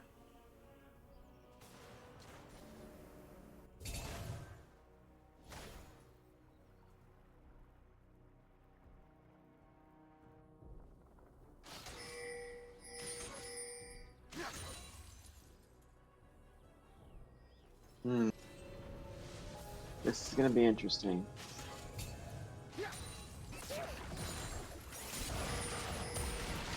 It's just trading here, I think, with this, I forget what it's called. Canic. With the Canic completed, you're not going to take much damage here from this 1 and 4 Rumble. Just able to Great clear on his Seal, waves. by the way. Like he blind picked Urgot into this champion. Into Yeah, as this Tristana matchup. dives in, flashes the knock-up, but yeah, the Vel'Koz just flashes out, and hits the We're Amu looking ult. for a You do. play. There you go. Leona ult does hit both. Cleanse over there by the Tristana, but ooh, from the side, top rope comes that Yone, and it's just going to That be Yone is just putting on a performance. a 3 for nothing here. It's looking real hard to see. Smolder a victory come back finally here. online though. 225 has been hit. But Just it might be after too the late. team fight, he coming in, guys. It What might happened? be too late. Dole down 13k. Yeah, if ever there was time for a hero Baron. moment, this is it. Yeah, this will Can just be Baron Smolder here. put the game on his back? Can J-Rich do it? There's a lot 6 of pride seconds on for the Amumu. line Does here. have Hex Gates, but I don't think he's going to try and come and steal it. There's As so much they're on the TPing, line. they're going to with try and this contest game. something here. I mean, look at Vel'Koz's HP Rumble here. might be trying Baron to is steal here with shredding ult. resistances. If Yep, there's any ult time onto to the do Baron. it, the time 4K. is now. Their 3K. jungler isn't here. As Smolder just gets instant engaged on by that Oh Leona. my god. Really well played by Kuhn there. Yikes. Yeah, Baron gets reset, but your Smolder dies, and then without that damage there, it might just be a clear waves, reset, and then try again. Yeah. However, there won't be any Leona Flash. They need to end this game carefully because one misstep and all that shutdown that they're all worth can turn this game around, as we saw in game 2. Absolutely. I mean, they have the ultimate scaling champ in the Smolder, but on the other side, we have, Yone, 3 items. We have Vel'Koz with a death cap. Like, these are not champs to be taken lightly. Yeah, I mean, everybody's spiked.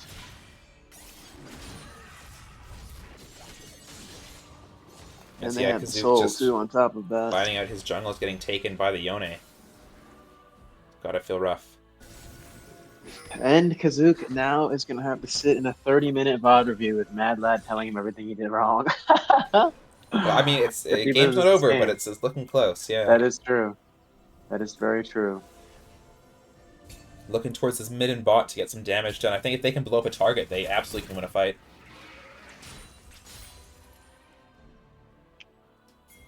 Oh, hold on. Might be caught out here. The Urgot does buffer, but isn't able to get away. Ult goes down, but it's just so tanky here with the Sterex. Yeah, holy moly. Smolder's trying, but is a bit out of position here. Yeah. Oh, Leona Looks like Halt he's hits not them doing both, enough and that's just damage. going to be Smolder going down. With the fear, I think that's just going to turn the team fight there. Ult hits onto the Tristana, that's all the damage gone right now. I think from there they do have the mid wave, which is getting some pings on it. This might I think be that is just GG. I have to see, they still have to break 3-1. in Hib Tower. 20, Yeah, I mean, 20 they seconds. have 20 seconds. Roller's up in 30. I don't know how much holding back or Khan can do. And the World Ender is the jungle div. And that's it. This series is done. Damn, as they Wow. look to clean up these Nexus turrets and then the Nexus itself. Mid tower goes crashing down. Yeah, the attempt, the knock up there into 2 as Tristana. Oh, hold on. That Amu ult, really good, but yeah, can't stop the base going down. I mean, they're just trying so desperately to hold on to nothing. Yeah, but man, GG, that will be the victory going over to the side of An JGD. 18k gold difference. Holy. Yeah. My goodness. A valiant effort, but Valiant great effort objective indeed. setups. Ness had Wow. his Vel'Koz in the last game, a fitting way Yeah. to end this series. Wow. 100%. All right. So do we want to bring the captains in for a post game? Sure. I mean, well, first off, guys, who do we think is the MVP of that series? Because that was a crazy series. It went back and forth the first couple games. I think I would honestly give it to Worldender. Honestly, he played really well throughout the entire. Why don't we put thing. up a poll between Mad Lad, Tater Tot, Nico, Worldender, and Sada Red? See what those in Twitch chat think. All right, let's see if we can get this poll up. I mean, Sada Red played really good too. Honestly, like he swapped and played absolutely like amazing in every role, low key. So I would give it to him actually.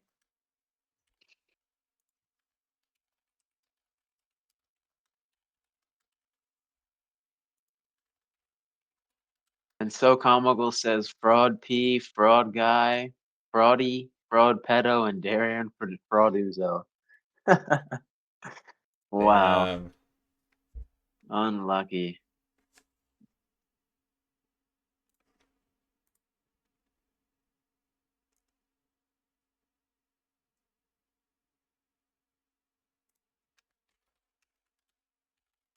Did we see Harmesis play in these games? No, he did Don't not. believe so. All right. Poll is up. Let's see who you guys vote for the MVP of the series.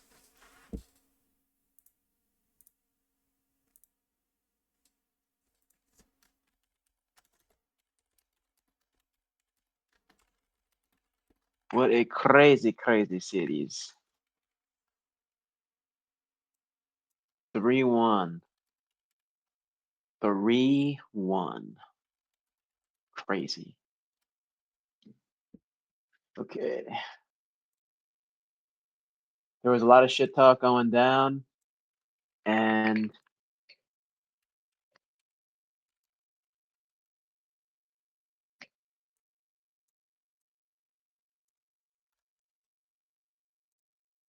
I just don't even know what to say. This is just wow.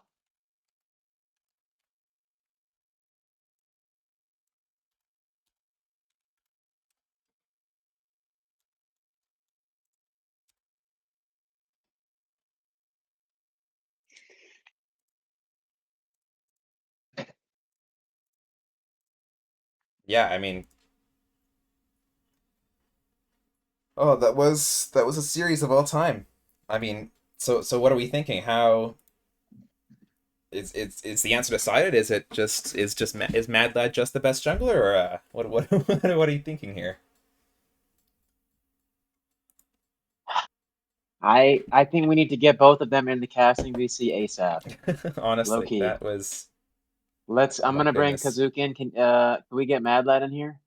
We'll have to see. Well, let's see who the MVP is. We'll do an MVP interview, and then we can get into the others. As it looks to be a tie here, currently between Mad Lad in the jungle and Sada Red in support. All right, I give it to Satterbread. That's what I say. Give it to All right, Satterbread. Mad Lad and Sada Red. So I think we'll pull Sada Red in here as the MVP Okay. of the series. So and then can Mad Lad, Kazook, Geppetto, and Ness stay on standby, please? Okay, You well, guys we'll are get some watching? drama afterwards, but let's see if Sada Red is able to be pulled in here. Well, no, just for individual. They can hash out their beef when they want. But Kazook is now. Oh, Mad Lad gets to sit with Kazook for 30 minutes, and Kazook gets to watch the VOD review. That was, I'm pretty sure, one of their stipulations. I see. All right, we'll Did the poll go through? Yep, Satterbread. Sweet. Can you bring him in here? I got you. Yep, messaged him now. There we go. Oh, he's hello? in. Welcome Hello. in, What's up? Sada Red. How's it going? It's okay. I Fun mean, series. first off, yeah, how do you feel? How are you feeling after finishing the series? A little bored. It was a little too easy. Oh, Damn. shade being thrown. Crazy. I mean, any highlights you want to point out? What was your favorite play of that series? Either yours or someone else's. I don't remember a particular play, but it's funny because Donnie said he's the best. He's gonna gap all of us mid, and Darian said he's the best support, and they both were so useless the whole series. Ooh, ooh. I know that Damn. you did Well, flex to jungle for, I believe it was game 3, game 2, 3? Yeah, game 3. Yeah. game Game 3. 3. What prompted that decision to take you out of support? Because I think it's because Donnie only plays like two champs, and we're using Man, game one and Donnie two to just just. catching hella shade. I mean, okay. We were told Donnie has a small champ pool. Our strategy was to take away their champs in game one and two. So when all his champs are gone, Mad Lad, who's autofilled mid, can probably not int him mid, and we'll just carry through everyone else. I see. I And see. that's what Interesting. happened. Nice. Well, yeah. Congrats. Well done. I wanted to ask there. Yeah, good we job, had guys. some. There was some good plays. I believe where you were the Alistar in the game 1, if I remember correctly. Game two, Game 2. I think. Yeah. Those were those crazy stays on those the bot lane and mid lane plays, and you got behind them. Oh, That I thought was that one play was beautiful where you like sat in the bush and waited and we then got to came give up you behind props for him. that, as Oh, staying a little bit that longer was and then so getting good, behind bro. him. Yeah, that was really well done. Yeah, I want to Thank you. ask you a little bit about the team dynamic here. So I know Mhm. going into this game, we were talking about how KBL has the benefit of they've been playing together for a while, so they might have more synergy or Yeah. more trust between each other, whereas you guys haven't been playing together as much. But your coach, said that you guys had a lot more flexibility and adaptability. So is that what made the difference, being more adaptable than them, or was there any issues with that synergy there? I know that you guys look quite confident when you made your engages, so I want to get your perspective on that. I think the biggest difference was probably champ pool. I think overall our team had a bigger champ pool and flexibility. Like a lot of us could play multiple roles, and a lot of us played a lot of champs in those roles. Yeah, I I mean, agree. you can I think that absolutely was a see really that there good was a lot of strong point flex for you guys. picks. Yeah, Yes. Yeah, you're really able to like utilize that. Excuse me. Yeah. absolutely. And we played like a couple we played like a couple games this week, but I don't know. They complained that we put in a lot of time, but they have 2.5 years of playing together. I don't think a week beats 2.5 years. Ooh. So if that's your excuse for losing, then Damn. I don't know. Yeah, no, fair enough. I mean, that's a valid point to make. A follow-up question here is, who was the main shot caller for you guys' team? Because I noticed that a lot of your plays Yeah, you I'm set up curious as well well. for the objectives. I was the main shot caller. Yeah. Oh, well, then we made the right Nice. choice for MVP, because those were some clean objective setups and then nice side lane plays, especially in the games you can catch out your opponents. As a final question, do you have anything you want to say to your team or the other team? Any congratulations you want to Yep. give? Any final trash talk too? Please Okay. feel free to use the Discord general chat. Okay. Very proud of my team. I think everyone put in effort and it showed. And also, there has been banter in the interview. They've been bantering all week. We've been bantering all week. At the end of the day, it was still a fun series regardless. We only prepped so hard because we thought we needed to. And I think it showed. Damn. Like, they did a good job. Like, they did a good job too. And at the end of the day, it's just banter and no hard feelings. Wow, very, Like, well very played. GG. respectful. Alrighty. GG. So Thank you. thank you so much, Cider Red, for that interview. Really appreciate it. And I mean, Alrighty. Now congrats. Good luck let's get celebrating with your team. Kazook and Mad Lad in here. We got to get them in here ASAP. All right, can I leave? Yes. Yeah, All you're good. good. Thank All you, right, bro. take care, my All right, friend. sorry. All right, see you ya. guys. Now we need to get the two junglers in here. Well, we'll see if they are available. Is Mad Lad around? We might Kazook get. is here. Is Kazook available? Yeah, he's in the channel. I can move him now. Well, we'll see if he is free for an interview, just about how the game went as the team captain. Okay. All right, let's get him. Okay.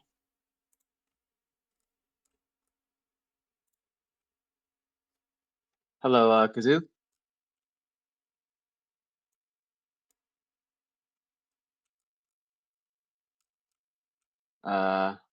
Okay. He just joined and left. Oh, did he confirm he wanted to do an interview? I'll be right back. Hold on. Yeah. No worries. Well, in the meantime, I mean, Twitch chat.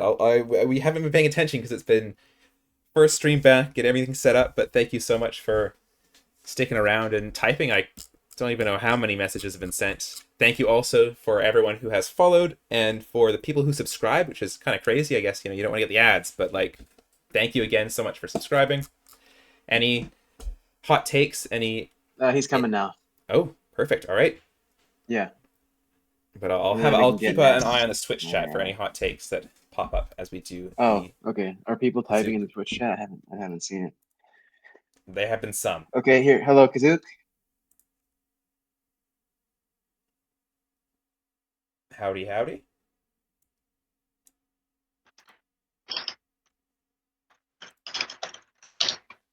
Yo. Hello. Hey, What's how's it up? going? We just want to ask you some questions on the captain plan if you want to take it away. Sure, absolutely. Yeah, great game from you guys. I think that a lot of the games were really close, especially those early two, and they could go either way. So really well done, well played. I want to get your feelings on the match as a whole, the series. How are you feeling? I know it must be unfortunate to have lost, but you guys did play quite well. So, what are your thoughts?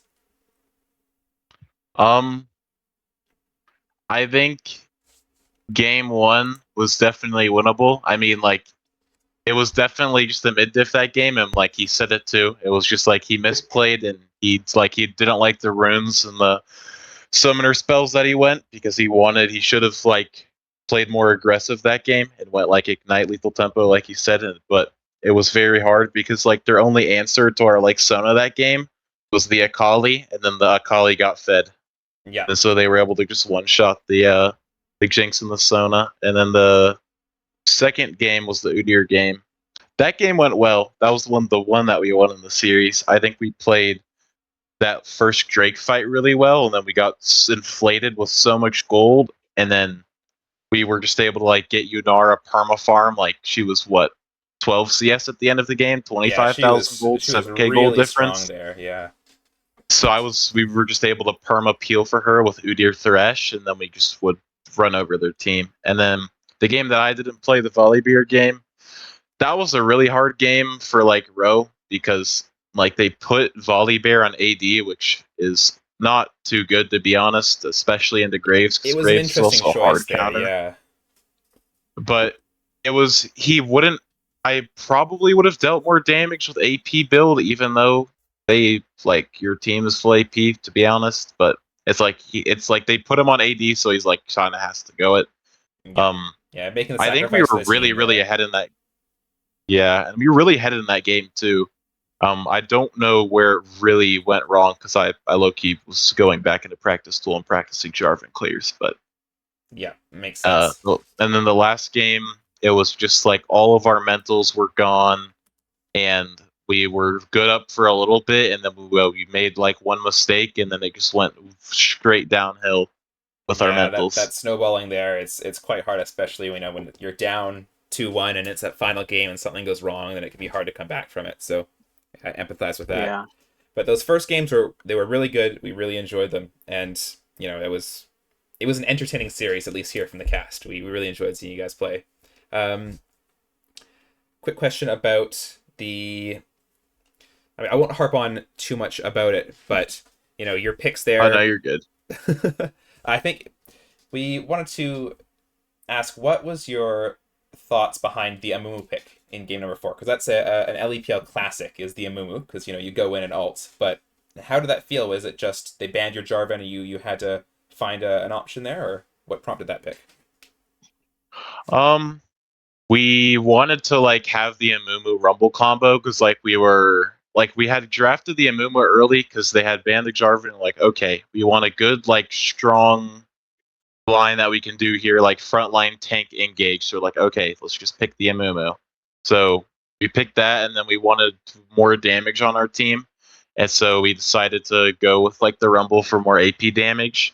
And then so we had like the Rumble Amumu combo, but it all in retrospect is good, but like in the actual state of just like our mentals are just like cooked. and coordinating was a lot harder too because most of the time, to be honest, we just like weren't speaking at all what we were doing in that game because we were just all exhausted. That's about it. I think it could have been good. Now Yeah. I have a question. Go Chill ahead. guy. What's gonna John. happen now about this VOD review that you and Mad Lad had in store? I'm very curious to see. When is that planned?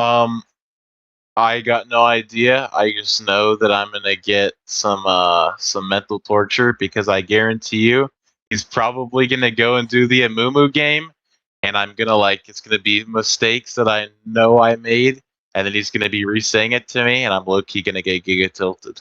Or Okay, if you had to give an honest review of Mad Lad's performance, do you think you got jungle diffed? Like honestly,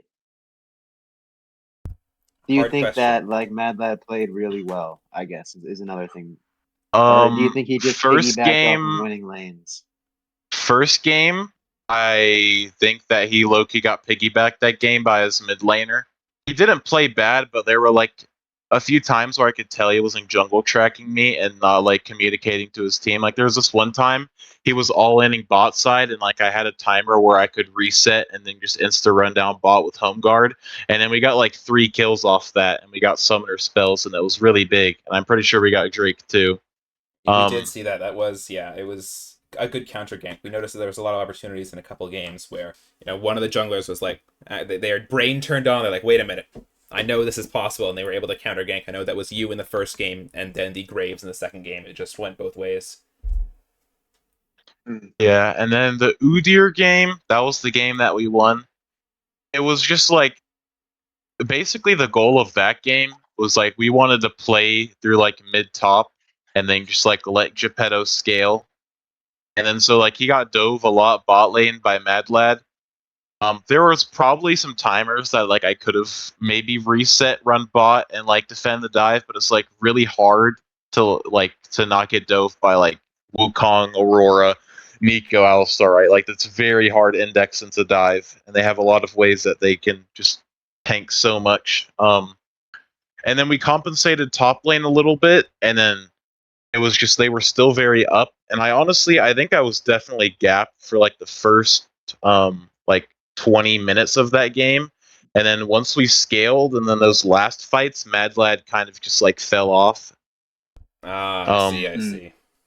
Yeah, He makes just sense. like he fell off in damage, and he wasn't really like he was trying to play for engage, but he really needed to peel some of his team there because to be honest, like his main damage in that game was like the Aurora and the Uzziah, right? And then those two people die, all their damage is gone because the rest of their pick is just like armor and then some HP and some AD. It's not like any pen or anything. It's like everybody's level 18, level 20, right? And they have already a bunch of base armor and then armor built off top of that, so they just do no So damage. they're quite without the tanky Zyra. then, yeah, but they don't have the damage like the Yunara does to burst him down. Absolutely. Cool. But it's no doubt that he played better that second game into me for those first 20 minutes, and then he fell off. And then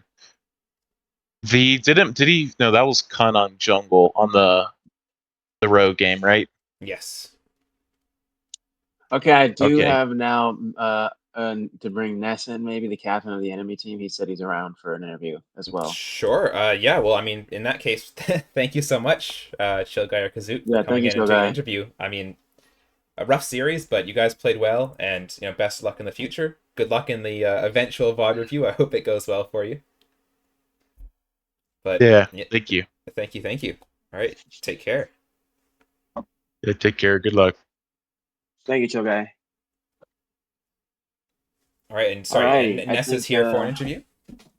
Yeah, he said if needed, I just DM'd him. He should be around. Perfect, sure, we'll bring him in. He's gonna, I don't know which call he's gonna join. We will pull him in here. There he is. Okay, yep, nice. Okay. Howdy. Hello. Hello. How's it going? Hello, welcome. It's going pretty good. Well, congratulations on your 3-1 victory over KBL. How are you feeling?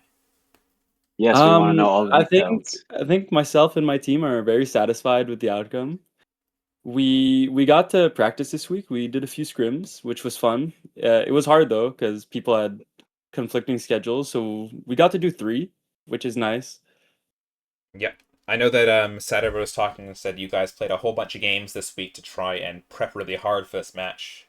Is that Yeah, we played 3 games a day pretty much for those 3 scrim days. We were lucky enough that we were able to find people that were available to scrim, so it was really nice.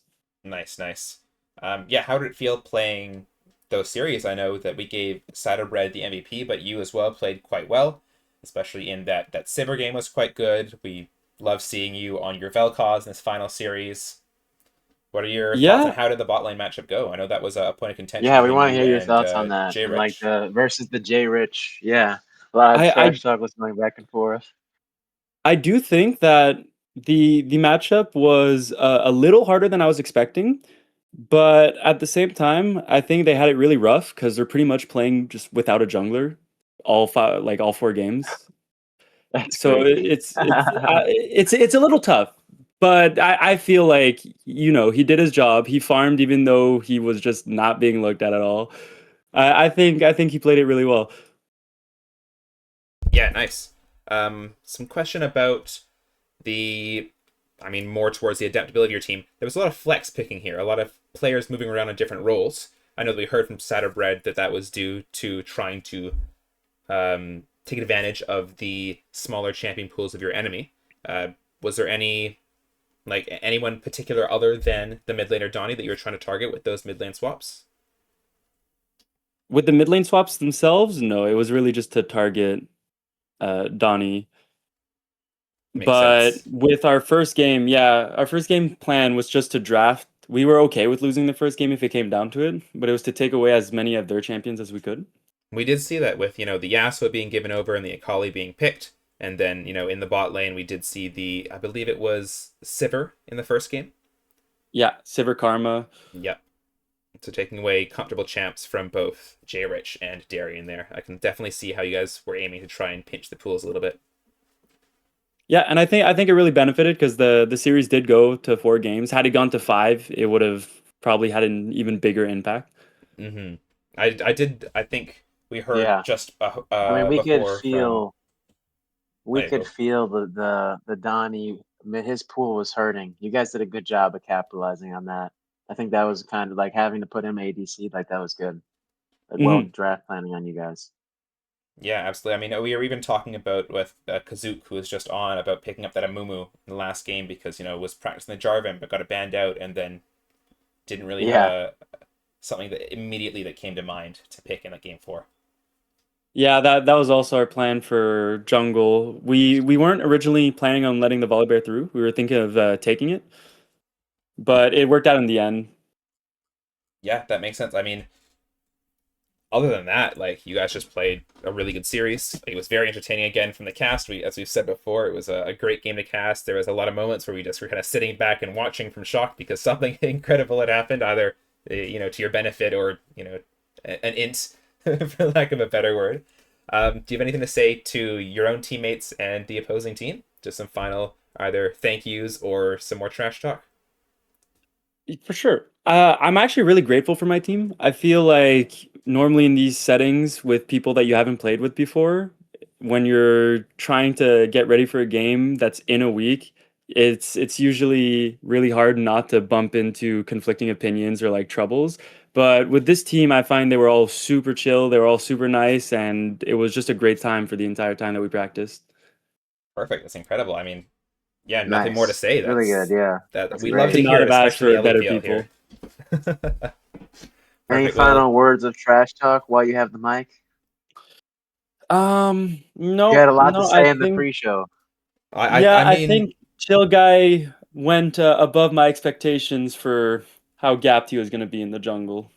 oh, I see. I mean, there's a lot of trash talk in the post or the pregame and during the games, but I feel like you guys left it Yeah, on the Rift, and hopefully there's not going to be any more I think it's rants on settled the for Discord. now. But we'll The have to see. gameplay, the gameplay speaks for itself It does. It for does. both sides. Yeah. Well, I mean, that's it for any of my questions here. Unless you have any more Yeah, questions me there, too. Chris. Well, then perfect. Well, thank No, you I so appreciate much. you guys coming out. Thank you. Yeah, thank you, Ness. Thank you. And I'll leave you guys to go celebrate or take a break or whatever you'd like to do. But congratulations. Yes, sir. All right. See ya. Take care. Take care. Have a good one. All right. And I think that Alrighty. will Wrap up the stream. wrap up the stream. Thank you, everyone, for coming and watching the preseason Showmatch 1. Just a reminder that next Woo! week... That was hype. That was really hype. Next week, we will have the Diamond and Masters Showmatch, so make sure to tune in for that. It's the same time, starting at 12 p.m. PST or 3 p.m. EST. And we will also have the draft going on, I believe, later that day, or just before, in fact. So stick around. We'll keep some announcements going for that in the Discord. But thank you again for tuning in, listening, putting up with all of our casting abilities, and enjoying the games. This is from Planned and Chris. We will see you guys next week. Thank you guys. All right. Have a good one. Take care. Take care.